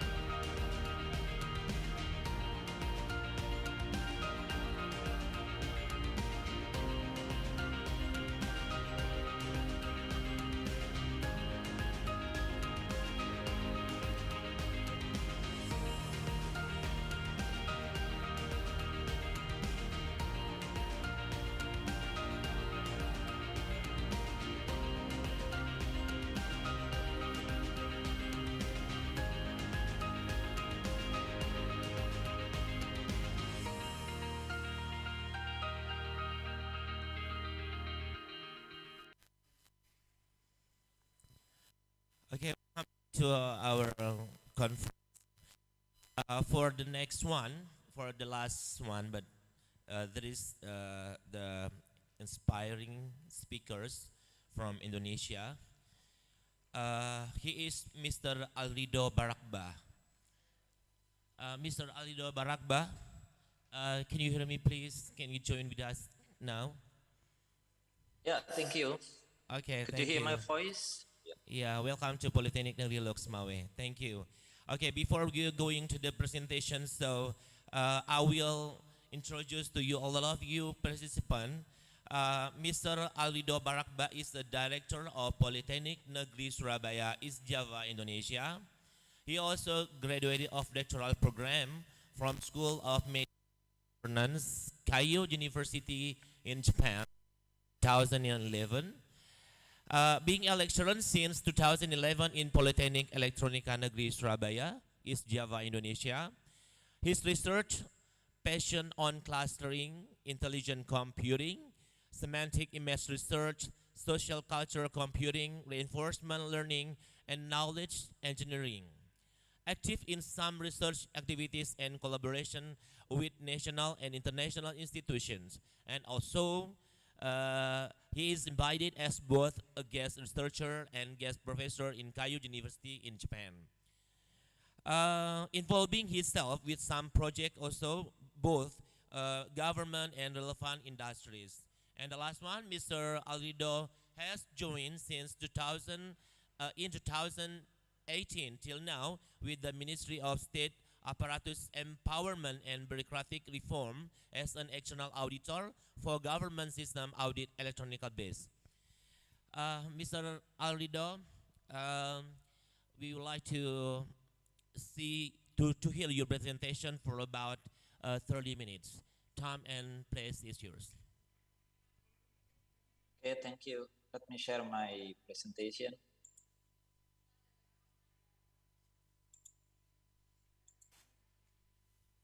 Could you see my presentation, my slide? Yeah, okay. That's very clear. Okay, thank you. Assalamualaikum warahmatullahi wabarakatuh. Waalaikumsalam Bismillah, warahmatullahi alhamdulillah. wabarakatuh. Honorable persons, the Director of Polytechnic Negeri Loksmawe, ya, Bapak Rizal Sahyadi, and honorable persons, advisory board, chairman, committee, participant of ICOSINE 2021, and honorable friends, of lecturers and students in Polytechnic Negeri Loksmawe, and also honorable keynote speakers in this conference.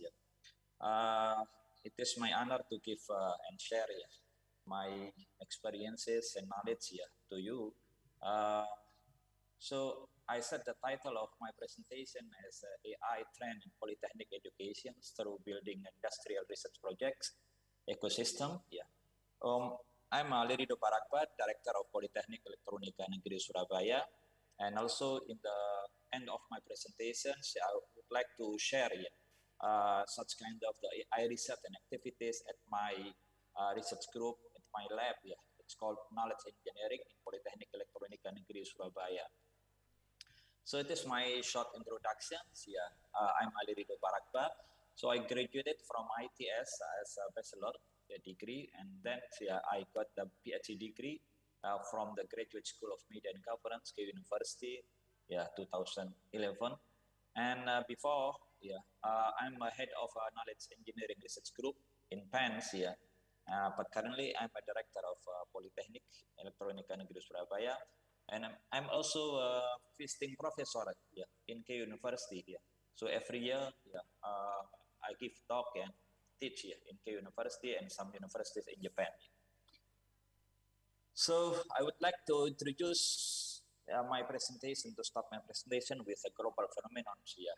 But because time is limited, I would like to make my presentation faster. But if you have interested in some of my slides, please discuss even after the conferences. And we have a global phenomenon, free trade area, facing us here. And also we have a revolution, industrial revolution 4.0 here. So it changes everything, every aspect in our life here. And also we have the other global phenomenon here. It's called the disruptive technology, as innovation that creates a new market, a value network, and ultimately disrupts every market and value networks. But if we have no preparations to face such kind of this global phenomenon, it is such kind of threat for us here. And because of this global phenomenon, everything and every aspect changes time by time. So I make a reference from McKinsey Global Institute that as limited fields that could be futuristic research, futuristic life that we will face in the short time. Such kind of the mobile network, automatic of knowledge work, we call as AI in every aspect, Internet of Things, cloud services, advanced robotics, etc. And also, these startups penetration to populations. Now we are in the 2021 almost 70% startups. Number of startup can cover of the population in the world. But if we see time by time, year by year, it will increase exponentially. And then I got from the startups insight about the top 10 industry 4.0 trend innovation in this year, and we can see artificial intelligence have 16% and highest percentage of the trends and innovations in this year. It means that we have to prepare everything, how to implement the AI in every aspect, in every field that we are facing.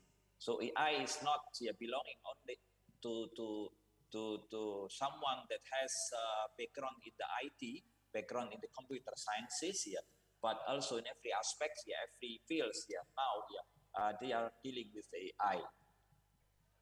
And this hype cycle for emerging technologies 2020, and they are highlighted 5 unique trends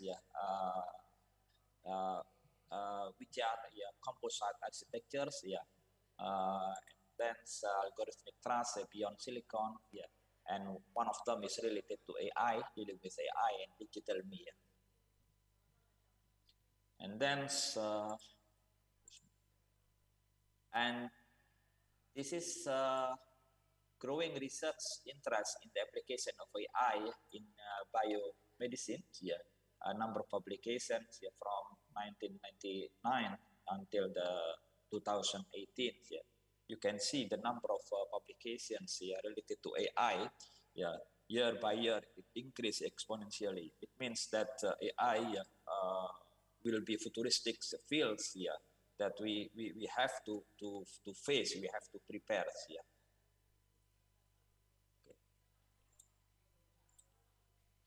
And this race for AI related to the big companies in the world. If you can see some of the big companies in the world like Amazon, Facebook, Microsoft, Google, and Apple, they are have such kind of strict competitions to implement AI in every aspect in their companies. And this one is AI in the healthcare. You can see that in every aspect here, AI implemented in the several fields here. You can see the percentage, the implementation of AI in the healthcare here is dominant here. Also in the mining and general, yeah, telecommunication, retail, and insurance, and banking. Yeah.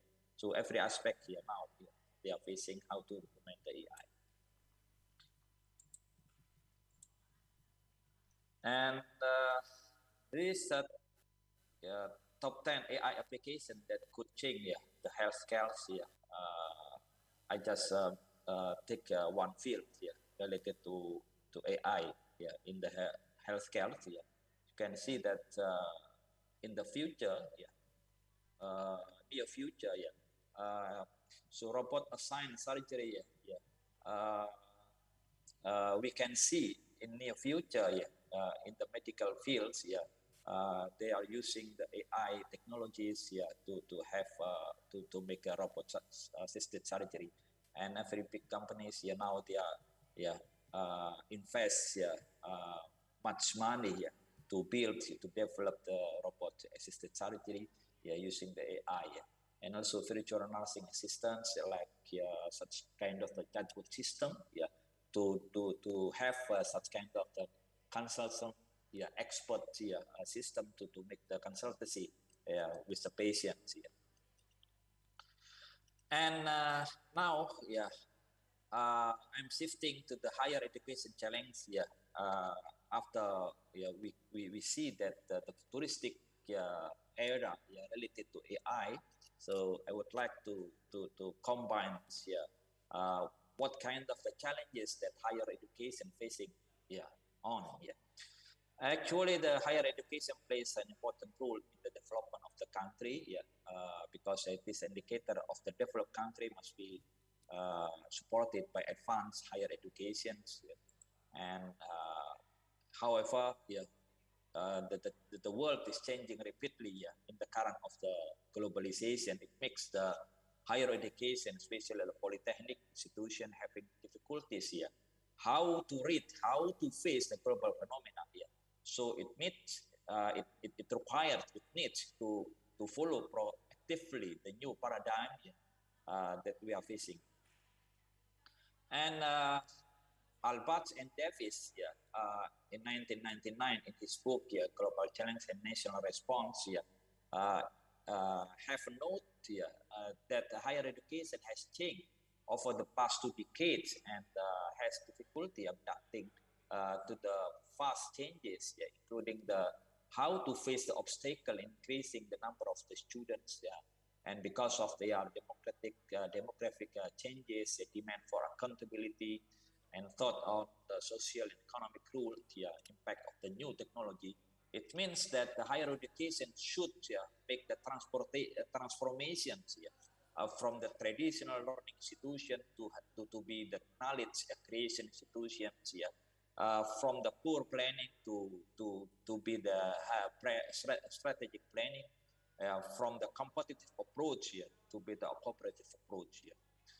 And paradigm context between the global change and higher education, yeah, I would like to mention here, yeah, about the role of the polytechnic as one of the institution that has educational model design, yeah, should be close to the real world. It means that the polytechnic is a part of the national education system, actually with aim to reduce the gap between the higher education and outside the world, outside the industry. Yeah, it means, yeah, as polytechnic institutions, yeah, we should prepare our students to become the member of the community who have the professional abilities, professional competencies to apply, to develop, to disseminate science and technology. Yeah, because for this reason, expertise-oriented polytechnic institution is indeed required to be professional educationists, yeah, who are always proactive. Yeah, therefore we call that polytechnic is applied education because we should apply such kind of the knowledge, skills, yeah, to solve the real problem in the industry. And this our definition, my definition about how to compare between the conventional polytechnic, we call that polytechnic 3.0 and the future polytechnic 4.0. Yeah, so we should change, yeah, from the polytechnic 3.0 to Polytechnic 4.0. In the curriculum, in the approach, in the learning approach, in the how to teach, from the guided teaching to guided coaching, from the course to orientations, and then we move to three-way course orientations, because we should involve the industry in the curriculum, develop together the curriculum until how to solve the problems here. So we should in teams with the industry. And then also we should identify that competitive values is so important, but the much important thing is we should have cooperative values, bridging the network, how to give the synergy between the institutions with the industry. And then one of the most characteristic on the polytechnic educations, we should have an industrial partnership through the industrial project engagement, how to solve the problem that exists in the industry, how to make the compilations of the real problem in the industry into the curriculum, how to make the industrial mentoring of the project-based learning. So it means that every lecturers and educator in the polytechnic institution should make such kind of the work involvement, the problem solving, revenue generations from the industrial projects based on the real problem in the industry. So the key point of this power is we should make such kind of the program to strengthen the laboratory, because the laboratory is the center of power in the polytechnic institutions, because they are human resources, they are lecturers, they are students in the laboratory, they are facilities, they are tools, equipments, and also there is a research group inside the laboratory. There are many programs such kind of the open to the industry, and also the scheme of the cooperation with the industry. And also, in the inside the laboratory, there is a teamwork culture, because we should work together between the lecturers, students, and our partner from the industry. So the how to strengthen the laboratory is much important in the polytechnic institutions. And if we have created the good circumstances, the good environment in the laboratory, in our polytechnic institutions, and then we should make the bridgings to the industrial partners and provide the institution support by the regulations internally inside the polytechnic institutions. But the most important thing that we should take care about it is time availability, because the time is very crucial actually in the polytechnic education, because we have many hours for teaching, many hours to deal with the learning, many weeks that we should spend to finish the one semester. So by this such kind of the circumstances we should change, because no time if we don't provide the available time to have such kind of the industrial work here. So everything is useless. Okay. And then I would like to share our experiences, because I'm also head of the knowledge engineering research group before, and in every aspect we have implemented the industrial research project ecosystem. Especially my research group is dealing with AI. So I would like to share our experiences for AI research activities in my research group here. It's called knowledge engineering. So we are dealing in research areas, some research areas, data analytics, computational linguistics. We also dealing with medical computing, with the AI, disaster risk modeling, big data engineering, knowledge modeling, intelligent systems. So we have 11 lecturers, and every year we have around 20 until 30 students support our laboratory. And it is our collaborative partners. Most of them is from Indonesia, from the companies in Indonesia, national companies and also private companies in Indonesia. And some of them we have a collaboration with some universities in Japan, to do this international cooperative work with Musashi University, Keio University, and also some universities in Japan. And this some of our works dealing with cultural computing, that we have collaboration with Keio University and some of universities in Finland, to build the image retrieval system by applying the AI, and then related to cross-cultural image search, how to deal with some of the psychology modelings, and we embed the psychology modelings into the image search from the cultural understanding and cultural communication between the cultural images, cultural Japanese images and cultural Finnish images. And this the project with Keio universities and NECTEC. NECTEC is such kind of a BPPN in Indonesia. They have such kind of the national program. It's called the culture digitalization in Thailand. So we have a project from related to cross-cultural impressions based on the image retrieval system for Japanese and Thai cultural images. Sir, And we sir, also have. would like to remind you that your time's left about 50 minutes. 5 minutes, Okay. sorry. 5 minutes, okay. 5 minutes. Yeah, Okay. 5 more minutes. So I make faster. Okay, I make faster. So it is related to our cultural painting, cultural Indonesian painting image search systems with a multi-query. And also it's related to batik search system, and we also dealing with the symbolic meaning inside the pattern. How to make the image search system related to batik, but we use such kind of the symbolic meaning inside the pattern, not the pattern itself, but the symbolic meaning inside the pattern. And also we are project with a semantic songket search system and batik Madura's image search system.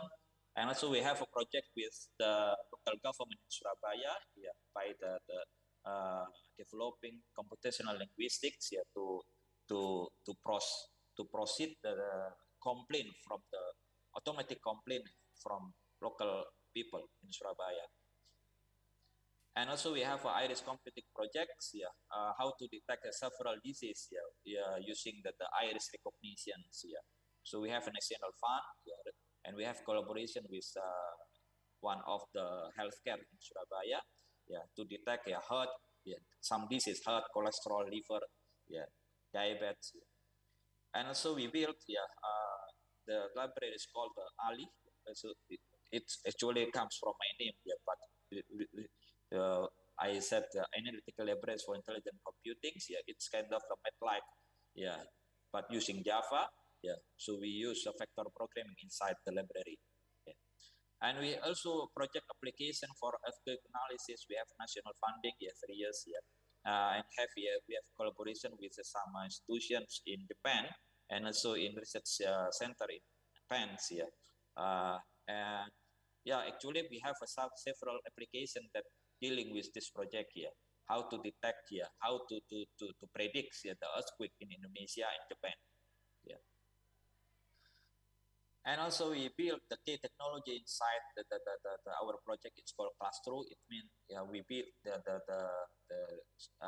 our own algorithm to make a fast clustering for big data with high precision. It's robust because it can involve outlier detection mechanism, detecting the number of clusters automatically.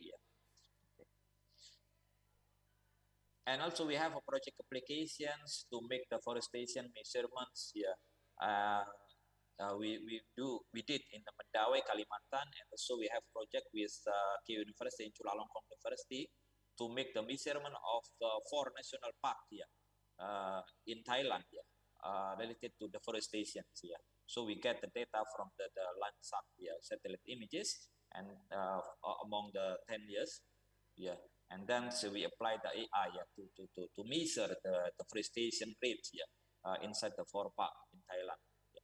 And also we have a collaboration with PDAM, it's a water company in Surabaya to make the digit number recognition.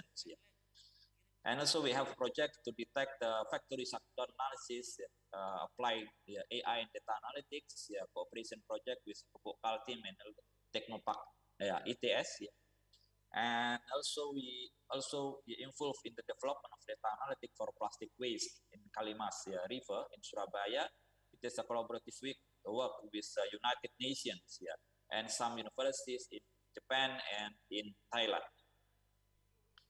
And we have also in our laboratory, we will come visiting research, student exchange, and that photos, several photos, the students from Japan, some of them from bachelor degree, some of them from PhD degree.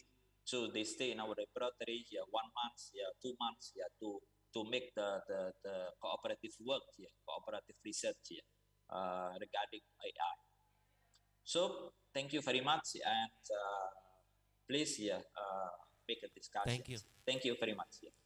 Yeah, thank you very much, Mr. Alrido Barakba. Give applause to Mr. Alrido Barakba for your presentation. We hope that the Polytechnic can learn more about how to develop the internal artificial intelligence. Mr. Alrido, so we have one question here from someone regarding Polytechnic 3.0 versus Polytechnic 4.0. Can you describe where is the difference between them? Yeah, please. Okay. Okay. Yeah, the most important thing is how to differentiate between the Polytechnic 3.0 and Polytechnic 4.0 is in the Polytechnic 3.0, we are dealing with one disciplinary research, one disciplinary cooperative work with the industry. But in the future, such kind of the scenario, we have a lack of such kind of implementation because in the future, we involve with several fields, to make the solutions. I mean that in the Polytechnic 4.0, we should consider about how to apply the multidisciplinary research, multidisciplinary curriculum development with the industry to solve the problem, because in the future the problem not comes only from one single disciplinary, but also from several disciplinary. So this is the main key point here, how to differentiate between the Polytechnic 3.0 and 4.0. Okay. Okay. All right. Thank you, sir. And the next one, then the last one, the question.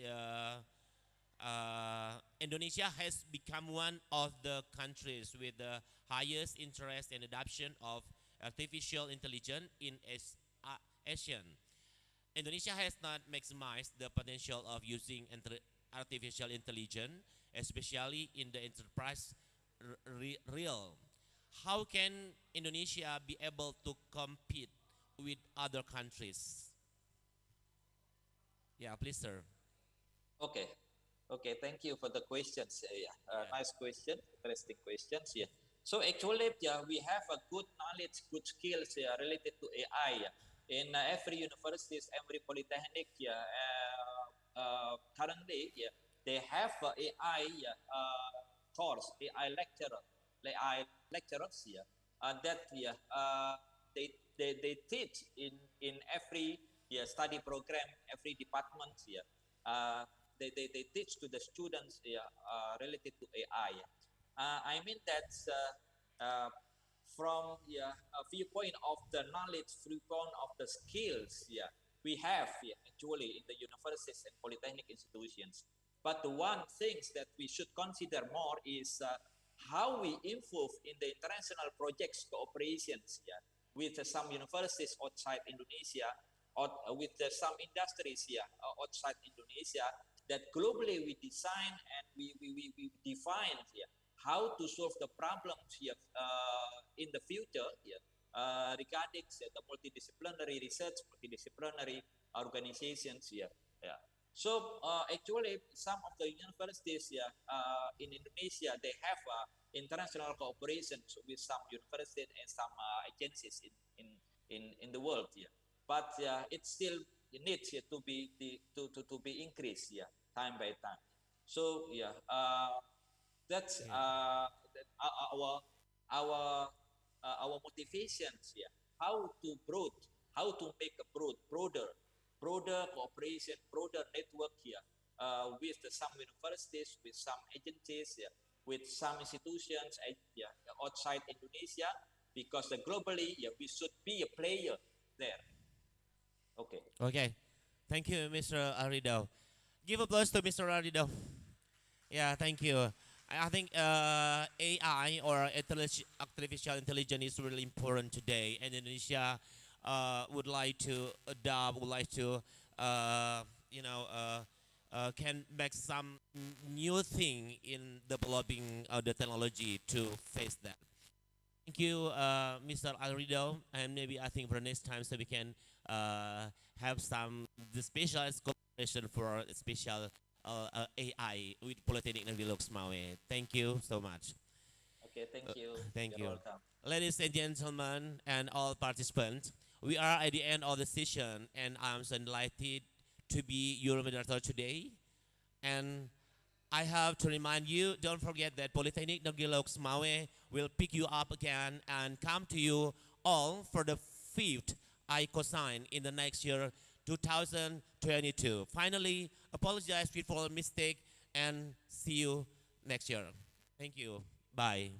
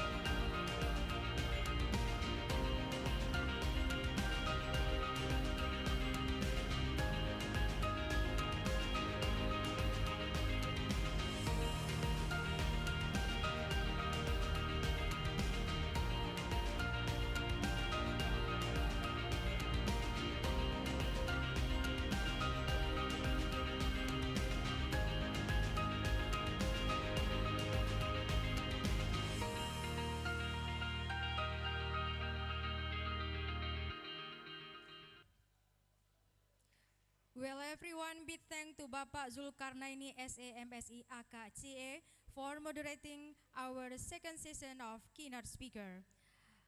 Dear honorable guest, presenter, participant, ladies and gentlemen, as we have listened to our 4 wonderful keynote speaker, we are reaching to the final agenda of the opening ceremony for the 4th ICOSINE 2021. We would like to thank everyone for our first day, season today. And thank you very much, ladies and gentlemen. I am Marlina Marzuki on behalf of the organizing committee, extending our appreciation to each and every one of you for attending this opening ceremony. For those who join the parallel season, please be noted that our season will be started at 1:30 p.m. today. We wish you an enjoyable and fruitful sharing season for the next 2 days. Assalamualaikum warahmatullahi wabarakatuh.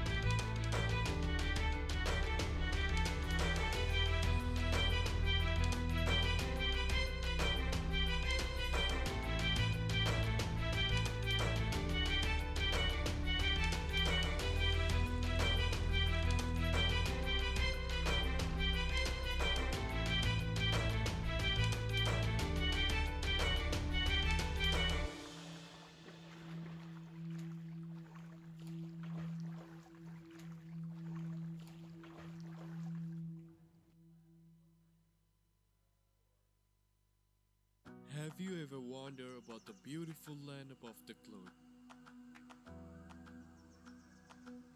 The beautiful place known as the land with a thousand hills. This is the wonderful paradise with a great experience. The melody, the diversity created one of the unforgettable stories.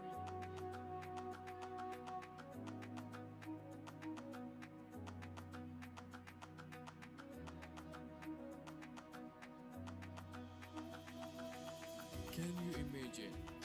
They serve you a great meal persists in front of your eyes. This place also has the special part of the history of Indonesia.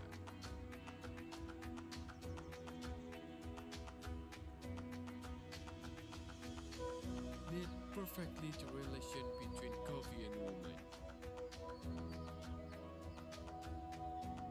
The sensitivity of choosing a good bean.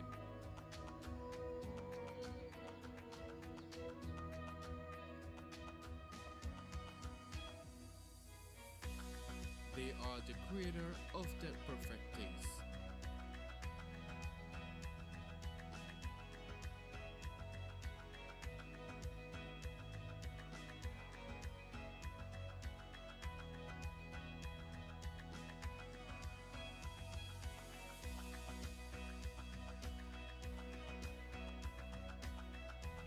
Enjoy your time with one of the big mammals.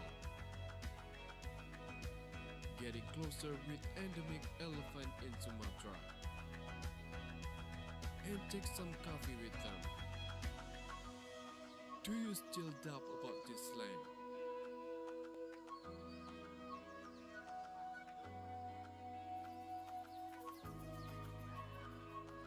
Take your time and feel this.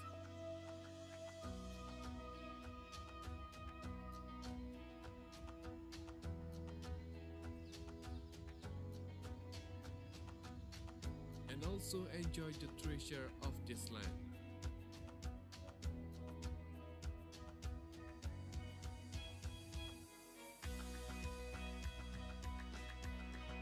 Horse racing, one of the most famous traditional attraction you can enjoy. Other than that, you can explore the river by rafting.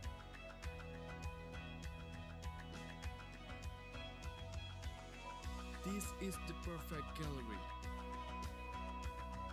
which is contained by the great taste of coffee, the beautiful nature, and human being.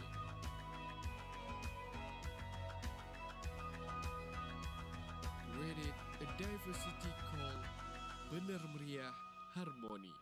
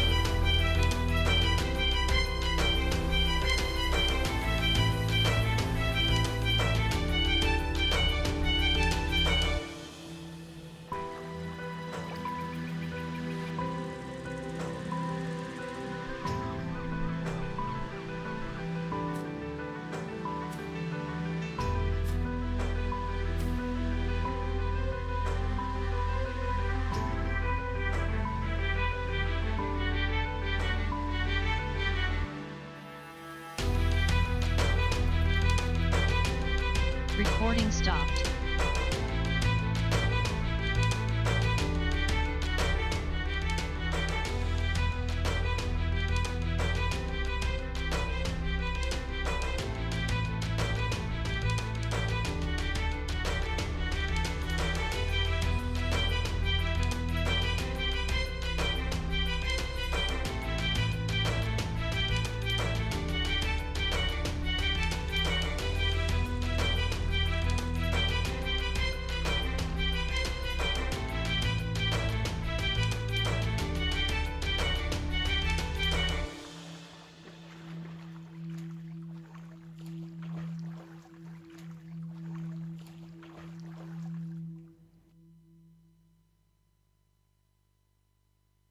Have you heard this story about a beautiful place? A place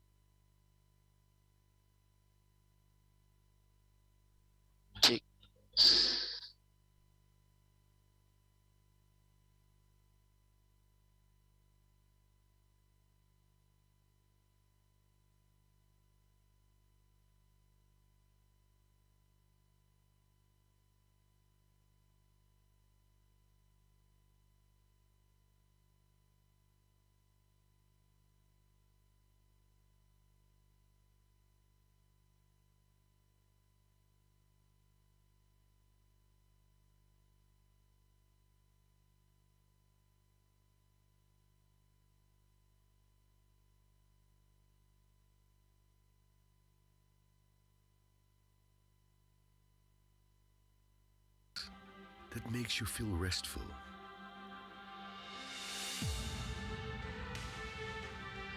In the midst of people who live in religious harmony. A place that makes you feel home. That makes you curious for more. Adventure.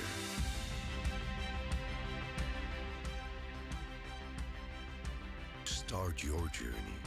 Travel to the place where the story unfolds.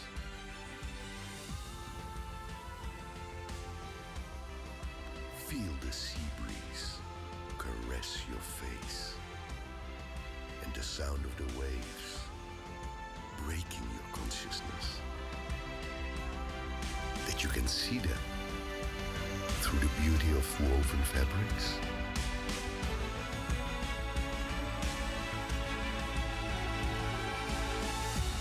Or smell them through the scent of coffee that wafts in the air. If you have never heard it before, you may now find it intriguing. You may want to know every square inch of this place.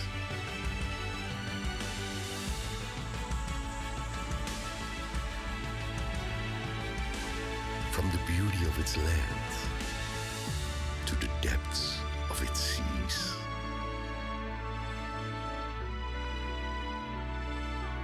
With an amazing biodiversity.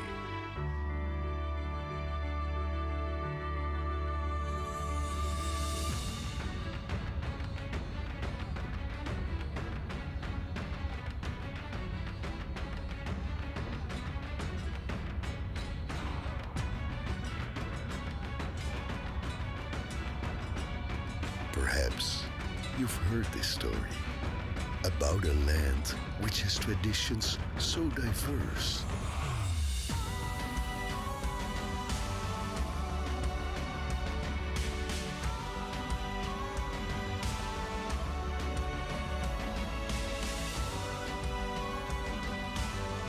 Meet these friendly people who will welcome you with warmth. After all, welcoming guests is their tradition. The light of Aceh. Wonderful Indonesia.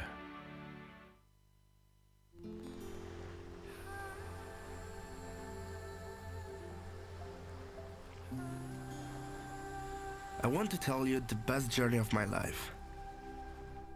Now I'm in Rangit Kachil, this beautiful, amazing island. Just look around me. Amazing, beautiful. I'm so happy to come here. And beside me, I have this amazing lighthouse. One of the most beautiful things I've ever seen. This is the first woman I loved. I love this place. So many palm trees. She's the one who introduced me to this place, to let me find an answer.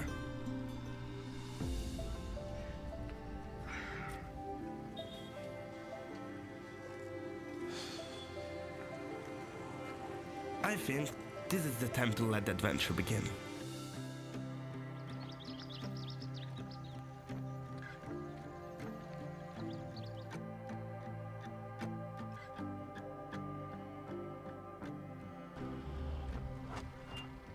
Hey, penutupan Anda. Excuse me, you know where is this place? You can come with us, tapi kamu harus lanjut lagi pakai kapal. Can I join you? Oke. Okay, thank you. I met good people along the way. Their kindness really moved me. Bang Manap, ini ada kebetulan ini mau ke pulau. Tolong diantar lah. Hello, hi, nice to meet you. Matt. Come on, mari. Goodbye. See you. Along the journey, I can see why my mom was so in love with this place.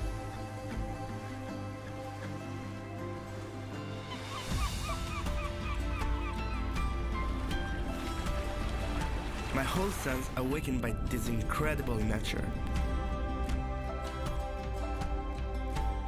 And the people who are sincere can be seen and felt. Ikan. Good. I learned that behind every graceful movement of this dance has a special meaning.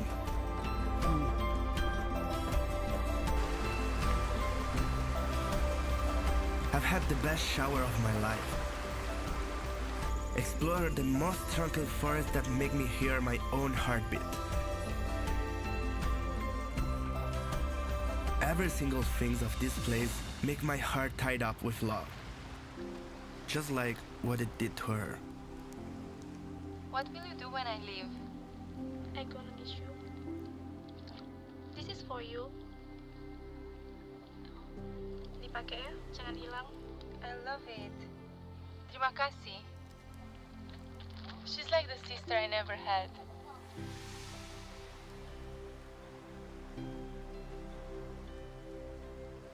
I understand the meaning of her words now. A journey is about connection, interaction, mutual respect. It's about each other. Not only about receiving, but also about giving. Now I need to find the connection. The woman that she always talk about. Ini yang kamu dapat dari mana? Oh, di sini. This one was given by my mother. Kamu sudah tepat datang kemari. Tujuan kamu ada beberapa kilo lagi dari sini. Kamu bisa jalan agak berapa kilo lagi ke pesisir. Kamu akan jumpa dengan orang yang ngasih kalung ke mama kamu. Excuse me, you know where is this place?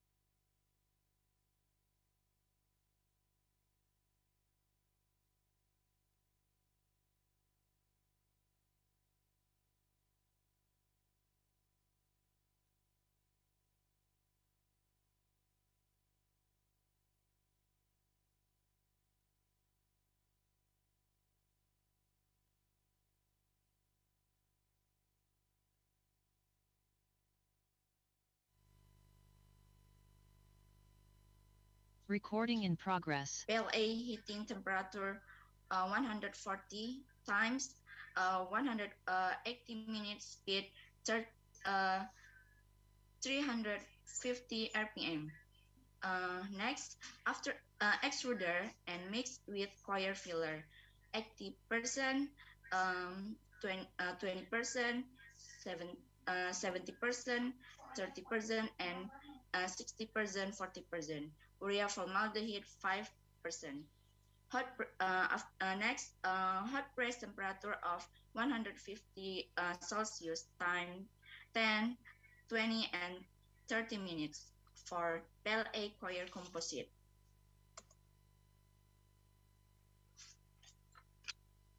After that, a result and discussion for tensile strength. Based on the graph, it can be seen that the addition of alkaline and AOH to the coir filler, which form a composite with polymer, shows a better increase in tensile strength than the composite without the use of NaOH in the filler. Then tensile strength value of 27 samples of PLA coir composite with modified fiber was 55 to 540 MPa, while the tensile strength value of PLA coconut coir composite with unmodified fiber was 340 MPa. From the graph, it can be seen that the tensile strength of the PLA CB3 sample is a maximum value of 440 MPa. This is for the result of the tensile test of PLA coir and percent NaOH. Next, result and discussion about tensile strength for bending test result of PLA coir and percent NaOH. It can be seen that there is an increase in flexural strength due to the large concentration of NaOH base use. Overall composite from each variation of NaOH concentration from fraction show that best value at the holding time of 20 minutes because of the strength and weakness of the bond between polymer and filler. The highest flexural strength value was found in the composite with the sample fraction ratio of PLA CB3 and the load value of 93N. Next, for TGA sample chart, the degradation temperature of PLA pure and PLA coir composite in the study range from 300 until 350 Celsius. Based on the figure 3, the PLA C0 sample began to the experience reduction at the temperature of 301.7 Celsius. Meanwhile, samples of PLA C1, PLA C2, and PLA C3 began to degrade at temperature of 328, 332, and 348 Celsius, respectively. Thus, the composite with the maximum degradation temperature was shown by the PLA-C3 sample, which was 348 Celsius. Conclusion and benefit of research. The results of the tensile test showed that the tensile strength composite tensile strength increased with the increase in the concentration of alkaline and AOH in the fiber. The number of fibers added to the matrix as filler, and the holding time at the time of pressing. The maximum tensile strength value was in the sample with a value of 440 MPa. The result of the bending test showed that the flexural strength of the composite increased with the concentration of alkaline and AOH in the modified fiber. The number of fibers added to the matrix as filler and holding time. The maximum flexural strain was found in the PLA CB3 sample with a value of 93 N. Okay, well, thank you for your kind attention to join the ICOSINE seminar. Yes. Thank you, Miss. Any question? Okay, if no question, we can continue to the next presenter. The next presenter is Miss Suryani Salim. The title of paper, Effect of Additional Cytosine and Cation of Instructional Properties, Thermal, Mechanical, and Plant Pole Biocomposite Disintegration. Please, Ms. Suryani, time is yours.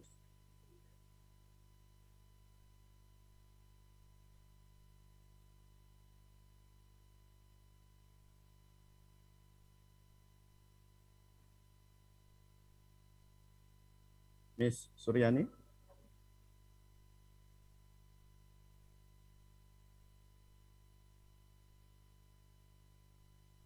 Ms. Suryani, please present your paper.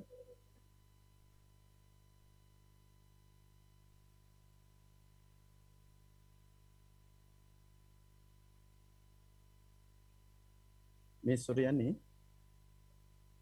please present your paper.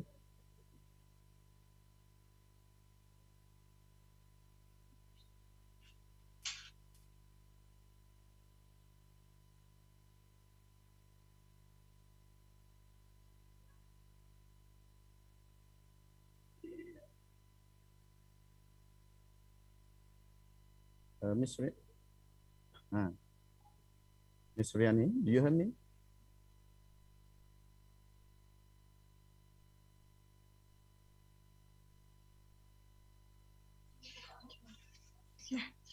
Okay, sir. I will begin my presentation.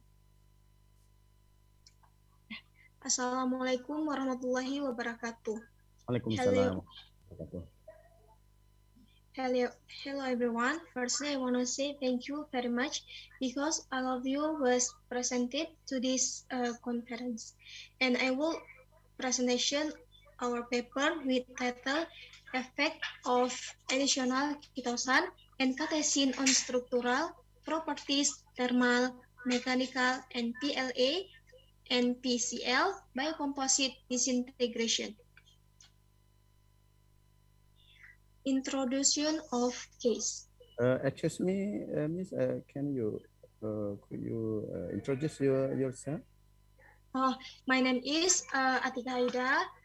I am student in State Polytechnic of Loksmae. Introduction of case. One of the biopolymers that is currently being researched is PLA, polylactic acid, due to its biodegradability, so that it is classified as an environmentally friendly polymer. PLA can be formed through the esterification of lactic acid obtained by fermentation by bacteria using starch or simple sugar as a substrate. PCl, polycaprolactone, is often used as an additive to resin that will improve processing characteristics and end-use properties, e.g. impact resistance. PLA, polylactic acid, and PCl, polycaprolactone, due to its biodegradability, so that it is classified as an environmentally friendly polymer, unlike synthetic polymer in general, which are derived from petroleum materials. PLA comes from renewable sources, namely from various kinds of plants that have a high starch content, such as cassava, sweet potato, banana, corn, and so on. Catechins, the main polyphenolic compounds, are powerful antioxidants with many associated health benefits. Then beside that, catechins are also very good to be used as reinforcing materials in composite. Chitosan as an antimicrobial agent and contains natural antioxidants which are suitable for the manufacture of environmentally friendly plastic. Method we use material. Some material is PCL synthesis process, PLA synthesis process, catechin, chitosan, solid tin to octoat catalyst, 96% of ethanol, zinc oxide catalyst. And for characterization technique, we use for characterization technique is tensile test, scanning electron microscope, thermographimetric analysis, and bacteria test. Before we make combination sample, we have to make PLA, polylactic acid. Polylactic acid we make from lactic acid produced through fermentation is then polymerized using the ROP, ring opening polymerization method, which is carried out in 3 stages, namely lactic acid polycondensation or prepolymerization, depolymerization to form cyclic dimers, lactates, and followed by ring opening polymerization. Pre-polymerization stage, 10 milli lactic acid was put into a neck and layer, then connected to a vacuum suction with a pressure of 300 mmHg and heated to 100 degrees Celsius using a hot plate stirrer with a rotor speed of 150 rpm for 2 hours, controlled by a thermocontrol. And next, the depolymerization stage, the pre-polymer film was added with a tin to octoat catalyst as much as 0.05%, then heated and stirred at 150 rpm and connected to a vacuum suction with a pressure of 300 mmHg for 2 hours. And polymerization stage, the lactic crystal form were then weighed 1 gram, and lactic crystal were added to a 25 milli layer with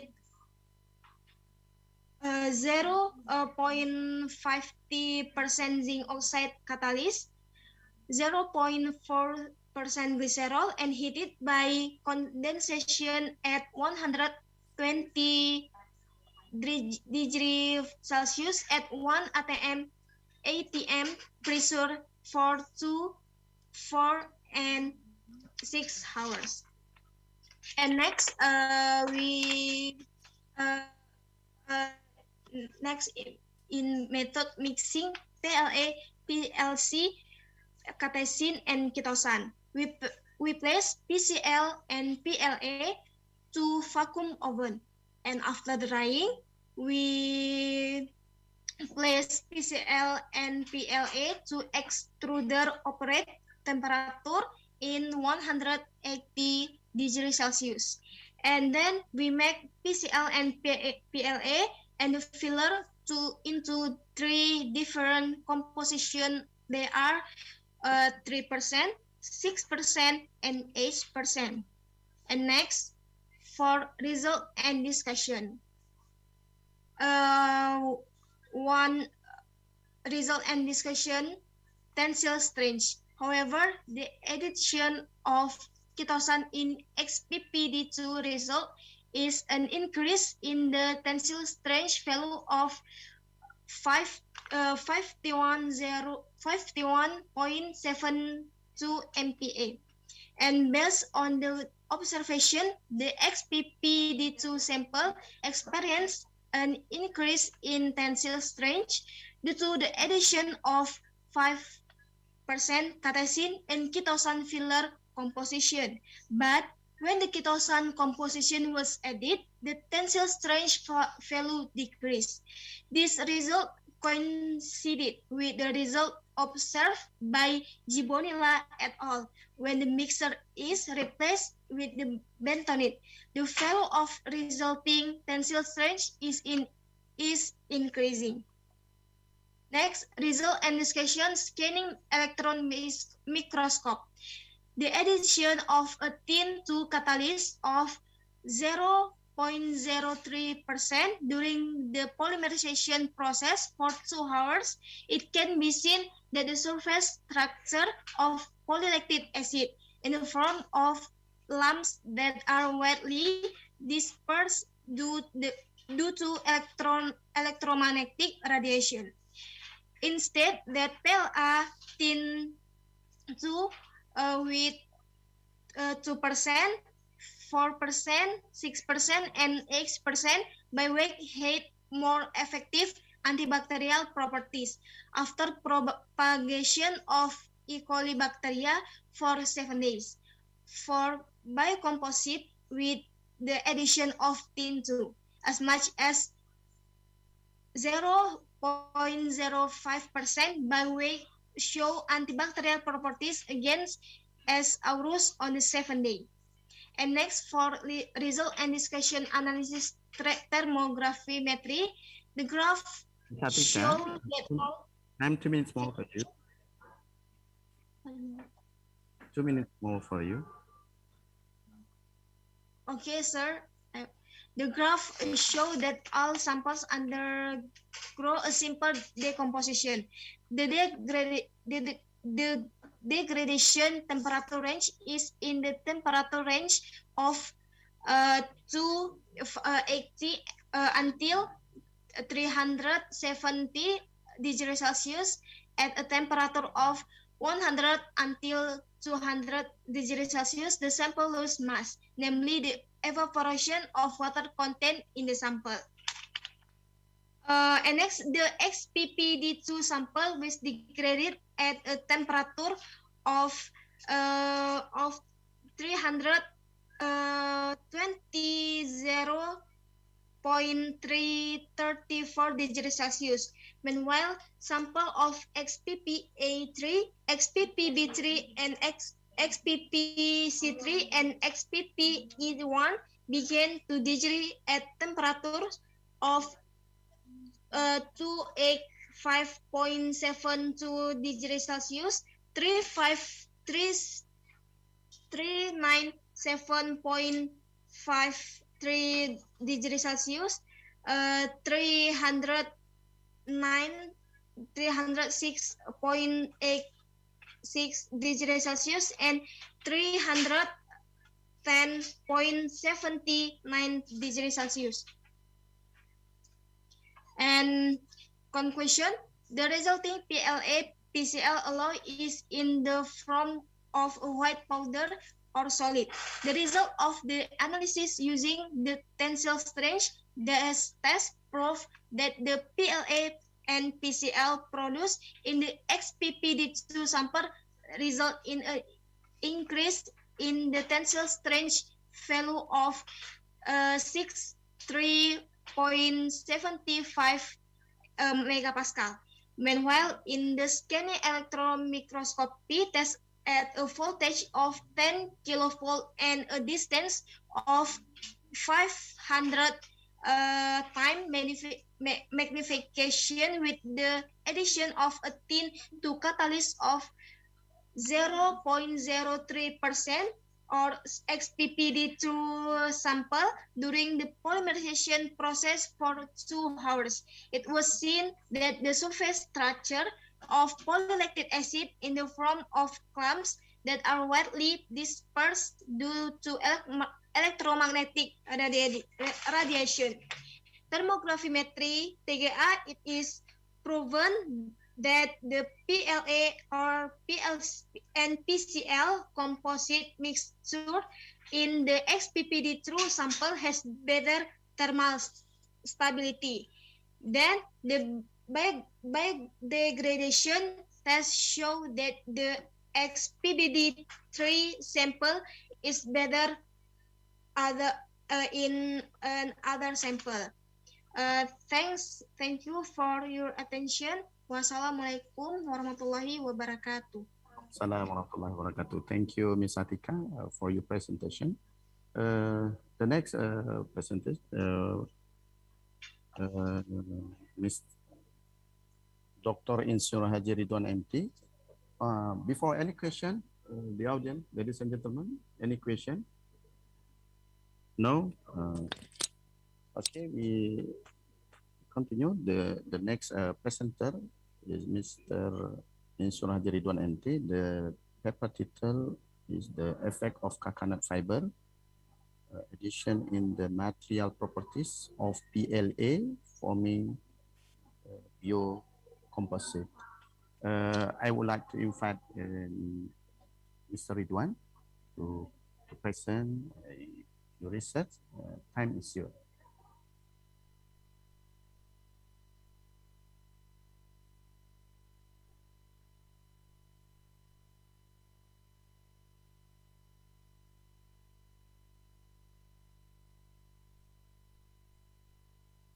Mr. Ridwan? Sorry, sir. Okay. Sorry, sir. Excuse me. Okay, please. I have done presentation later. I have a presentation. The next paper. The effect of coconut fiber addition in the material properties of PLA forming biocomposite. It's Mr. Ridwan. It has been presented on the first time. Okay. Mr. Moderator, what is the ID number? The ID number ICO 217. 017. Sorry. 017 already presented.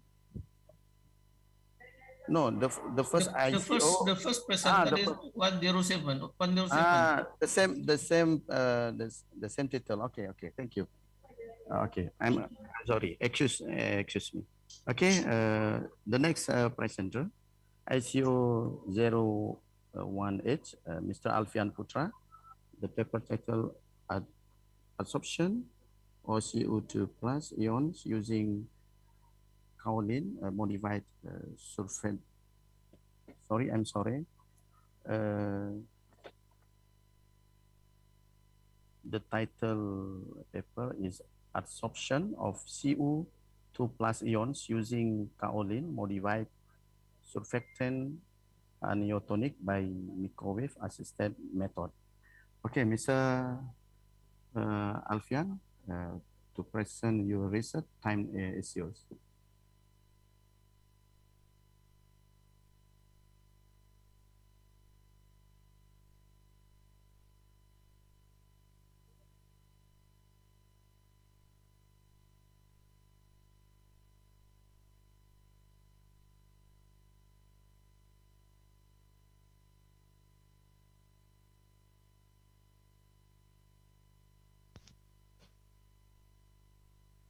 Warahmatullahi wabarakatuh.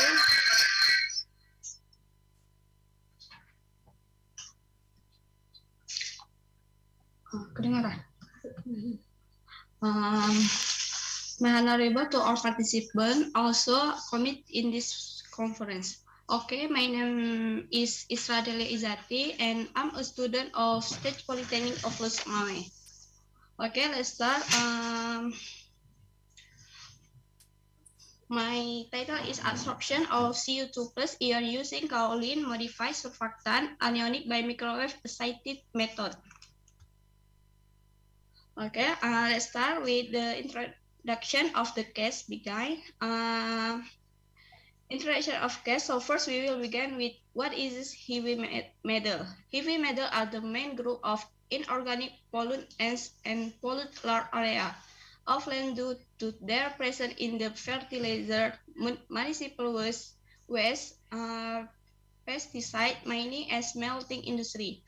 Metal ion is water in consumption continuously will cause damage to body tissue and organ, thus having a negative impact on human health. It is therefore very important to remove metal ion contained in water quickly and effectively. The absorption process is one of the most efficient ways. Treatment method with one of the adsorbent often used in the metal ion absorption process is kaolin. Okay, in this research we use two material. First is kaolin and hexadecyl trimethylammonium, or it called HDMA. Okay, kaolin is classified as 1:1 tip layer silicate with a tetrahedral sheet of silica and octahedral sheet of alumina. Kaolin is one of the well-known abundant and low-cost natural clay available throughout the world. Is rock as a crystalline structure. Second, hexadecyl trimethylammonium, or HDTMA surfactant, is an effective adsorbent for non-polar organic substance, anion, and selective for metal cation. We use the microwave in the absorption process will increase electromagnetic energy in the process. The energy can penetrate particles and interact between molecules so that the reaction will occur better and the process will be first homogeneous when compared to conventional absorption process. So the purpose of research is the aim of this research is to evaluate the absorptive potential of natural kaolin compared to the modified kaolin hexadecyl trimethylammonium, or HDTMA, and the use of microwave on this absorption of heavy metal Cu2+. The method section is divided into two parts. First, preparation of surfactant modified kaolin clay. Natural kaolin was added to a solution of hexadecyl trimethylammonium, and the mixture was maintained in a check incubator. Finally, the residue was dried in an oven, then ground using a mortar and pestle to pass a 110 mesh 5. The second, microwave-assisted absorption method. Kaolin, which has been modified with surfactant, is called HMK, is mixed with aqueous solution absorbent with no initial concentration of CO in early layer. And after that, shake until the solution is homogeneous. After that, it was put in the microwave with an operation temperature of 55 degrees Celsius.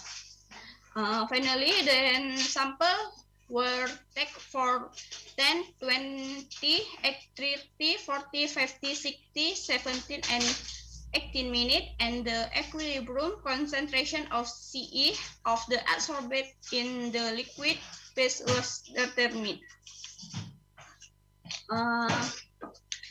We enter the result of discussion for effect of contact tank on the absorption of CO2+ on HMK and NK. We can see this is because the CO2+ metal contained in the waste has been absorbed in the HMK adsorbent pores due to increased molecular motion found in wastewater. So that interaction between HMK adsorbent and metal ion occur more frequently. The lower the microwave irradiation times the decreased absorption efficiency is caused by the saturation of the absorbent in absorbing CO2 plus metal, while the absorption efficiency of NK result obtain the best result at 18-minute irradiation times of 69.91%. The mechanic of increase the absorption of kaolin adsorbent by the addition of surfactant. Namely, surfactant attack to the surface kaolin, thus forming interaction between molecule of kaolin and surfactant. Interaction cause the formation of a new layers, thus forming a collection of layers which result in many metal ion being absorbent. In addition, the presence of surfactant also increase the amount of ion that are on the surface of the surfactant, so that more HMK adsorbent capture the ions that are around in wastewater. In discuss about scanning electron microscopy, it's called SEM, and surface area analysis. We can see in this table 1, present the BET surface area, per diameter, and per volume of NKSMK. Analysis revealed that after modification with HDTMA surfactant, the total surface area of the kaolin clay mineral decreased dramatically.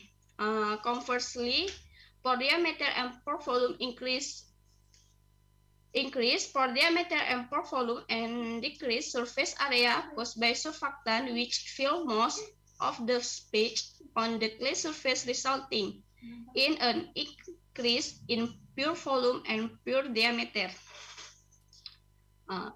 In figure 2, same analysis SMK, A before and B after absorption. We can see the morphology observed by SEM or for the kaolin modified surfactant. It's called HMK, produced by the microwave excited, are shown in figure 2. It is clearly found that kaolin modified surfactant HDMTA are essentially Time for you 2 minutes more. okay, sir. Homodispersed without any aggregation, and the nanocomposite have a cubic structure with a mean diameter of about 100 nanometer. HMK before the CU metal absorption process show that the surface of HMK still had many large pores in figure 2A. Meanwhile, in the absorption of HMK after the metal absorption process CU, in figure 2B, the cavities that have been crushed together have small pores. These cavities and pores are formed due to the process of absorption of metal CU on HMK. Okay, to conclude everything, kaolin modified surfactant HDMTI were successfully synthesized by irradiation microwave excited method and characterized by using SEM and BET method to remove CO2 plus ion in aqueous solution. From the result of this study, several conclusions can be drawn, namely, first, kaolin adsorbent is proven to reduce the level of CO2 plus contained in water. Kaolin is able to improve its performance with initial condition without modification is called NK of 69.91% at 18 minutes to 92.41% at 15 minutes. After modification with surfactant hexadecyl trimethylammonium or HMK, the result of the BET surface area show that the modification of clay by HDTMA reduced the total surface area from 20.12 to 8.19 meter quadrat per gram and increase the pure diameter increase from 18.47 to 25.30 nanometer. Okay.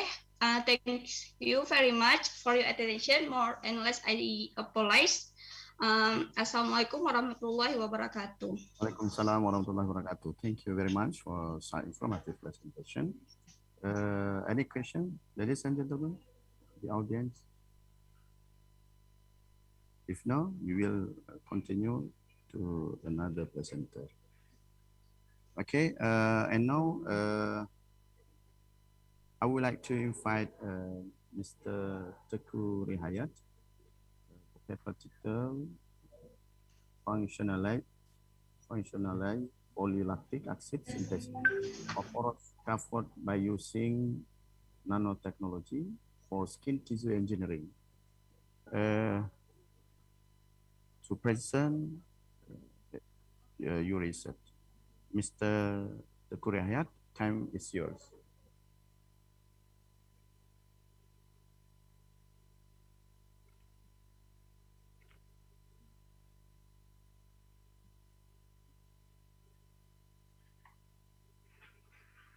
Assalamualaikum warahmatullahi wabarakatuh. Waalaikumsalam warahmatullahi wabarakatuh.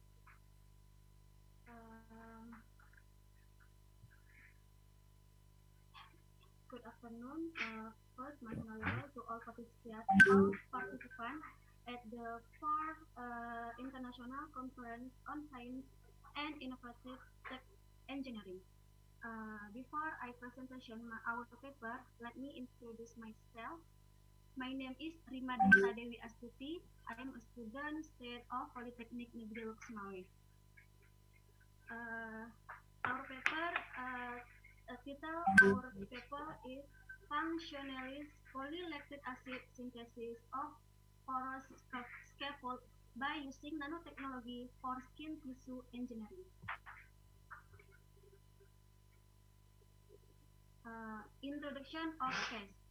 A scaffold is a material that has been engineered to produce the desired cellular interaction so as to contribute to the formation of new functional tissues for medical purpose.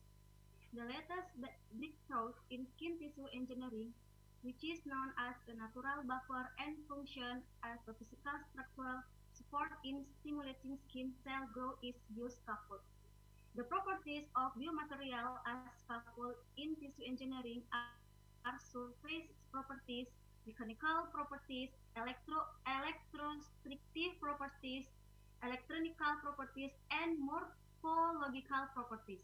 The building block of bioscaffold can be in the form of synthetic polymers, where one of the natural polymers that can be used is polylactic acid, PLA, and the use of PLA in the manufacture of bioscaffold because it can be absorbed by the body.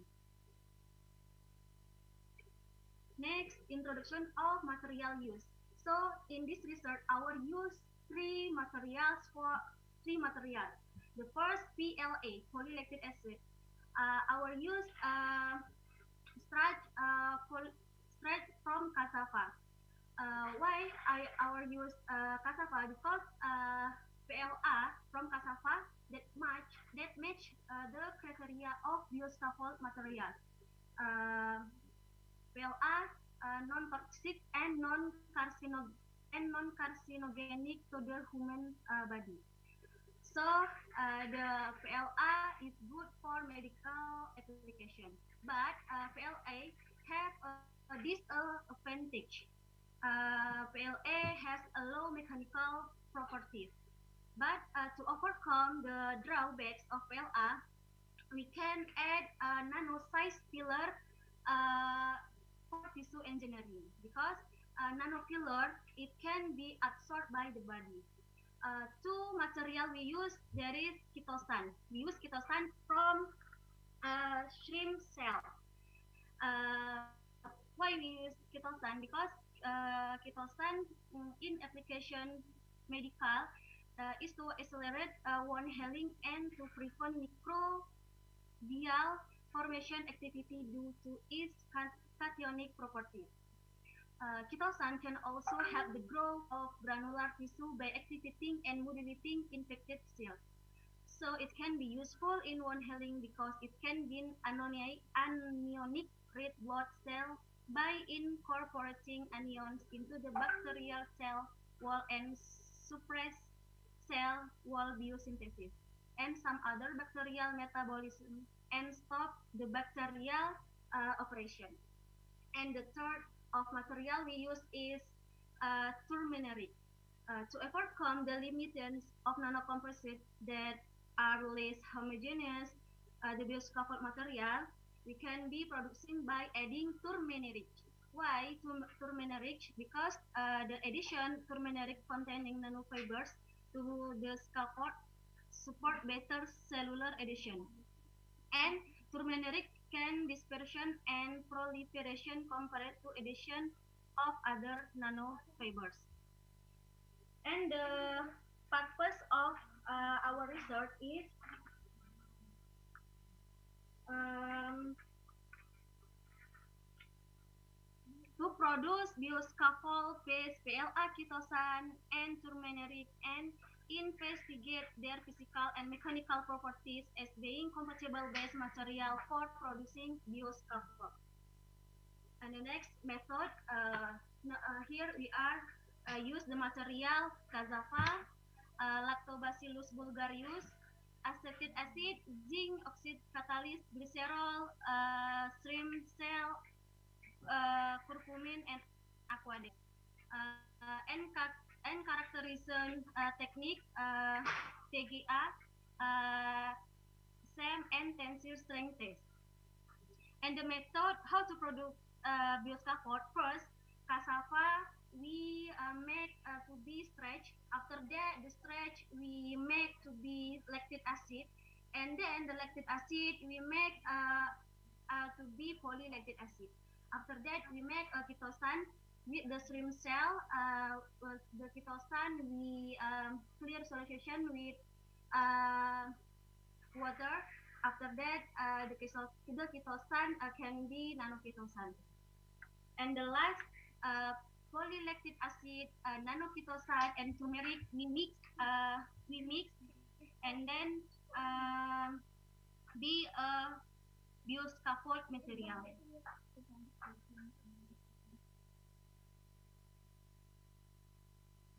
And result and discussion. For the first, we can see result from the characteristic CGA, thermogravimetric. In the figure, we can see figure number 1, number A. Chitosan CO PBCA was degraded at the temperature of 1373.05 degrees Celsius. In PBCB, 6%. And then we can see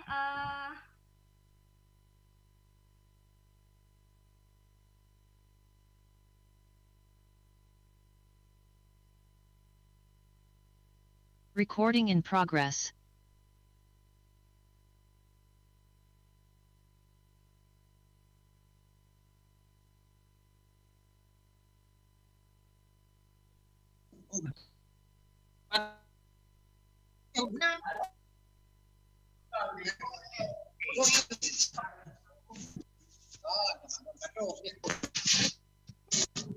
Recording stopped.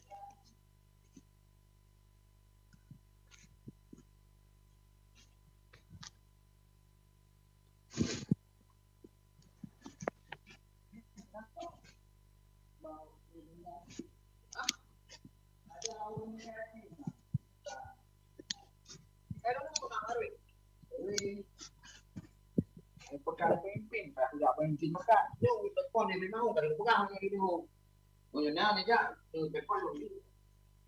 Kami yang pemimpin yang kita pecah-pecah.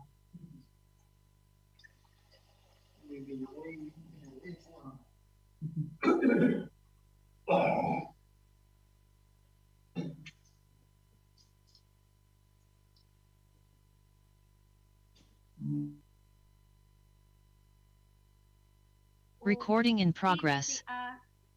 PBCA 316.14 degrees Celsius. With all the results indicate that the addition of ketosan TO in the PLA polymer success in increasing the thermal stability. The higher the concentration of ketosan COH, the higher the value of the thermal stability of the material, which is characteristic by an increase in the degradation temperature. The increase in degradation temperature is caused by the bond in the polymer and filler, which is pushed more strongly, so that it is difficult to break and the composition of the material. The nanocomposite with the maximum degradation temperature was shown by PLA with addition of 6% ketosan TO, namely at the volume of 145 milli, with the value was 373.05 degrees Celsius.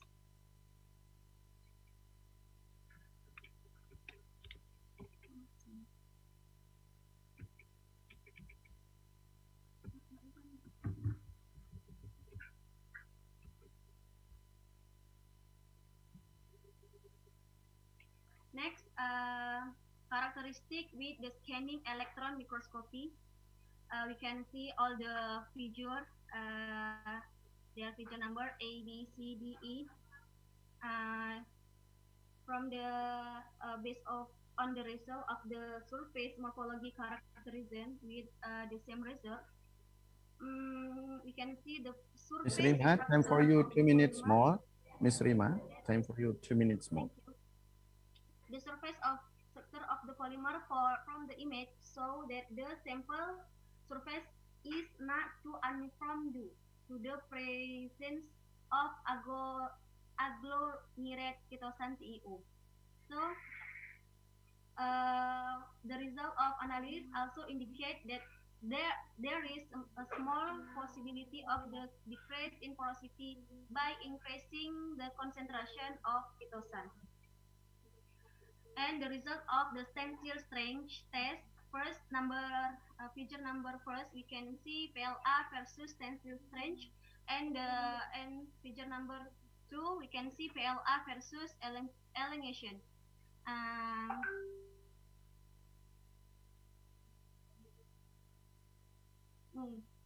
The highest tensile strength value was obtained at the concentration of 4%, namely 130 MPa, 16 MPa, and 16.9 MPa. So the lower the sample from the tensile strength, PLA versus tensile strength volume, the higher the tensile strength of the sample, and conversely the higher the sample volume, and the lower the tensile strength of time. And the last conclusion and benefit of the research. So from the result of the research that has been carried out, it can be concluded that the thermal stability value of the PLA polymer increase with the increase in the amount of ketosan TiO8. The maximum thermal stability value was found in PLA PBCA nanocomposite with a concentration of 6%. The value obtained was 373.05 degrees Celsius. And characteristic of sample based on morphology show that the interaction between PLA and ketosan was less homogeneous. However, in terms of the ability to absorb water and water, The resulting sample has the potential to be used bioscaffold material. And ketosane concentration in PLA ketosane CEO composite samples greatly affected the tensile test value. The highest tensile strength was obtained in the sample with a volume of 113 milli with a 4% concentration of 113 MPa. And the highest percent elongation is also found in the sample of 50 milli with the 4 concentration ketosane, which is 30.60%.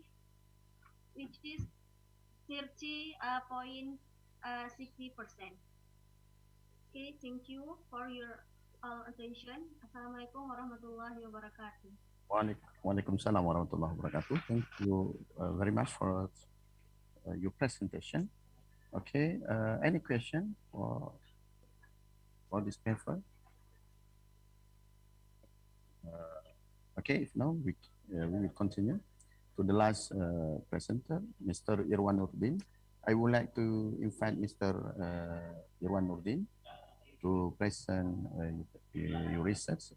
Your paper is the effect of metroxylon sago-rov fruit juice on milk still correction in 3.5% sodium chloride solution.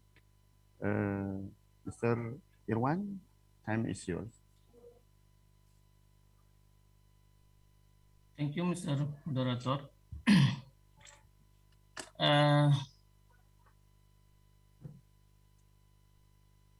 I would like to share my screen first.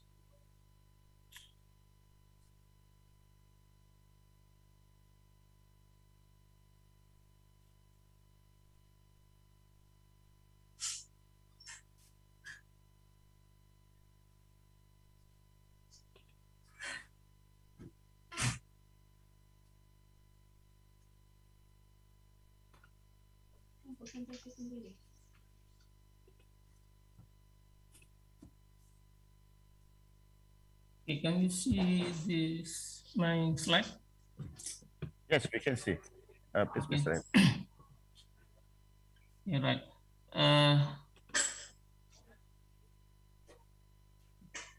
Assalamualaikum warahmatullahi wabarakatuh. Waalaikumsalam warahmatullahi wabarakatuh.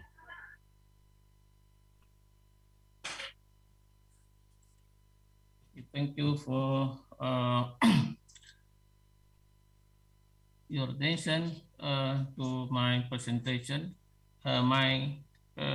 This is a paper about the corrosion inhibitor entitled is metroxylon sago-rov fruit juice as corrosion inhibitor on carbon steel in 3.5% sodium chloride solution.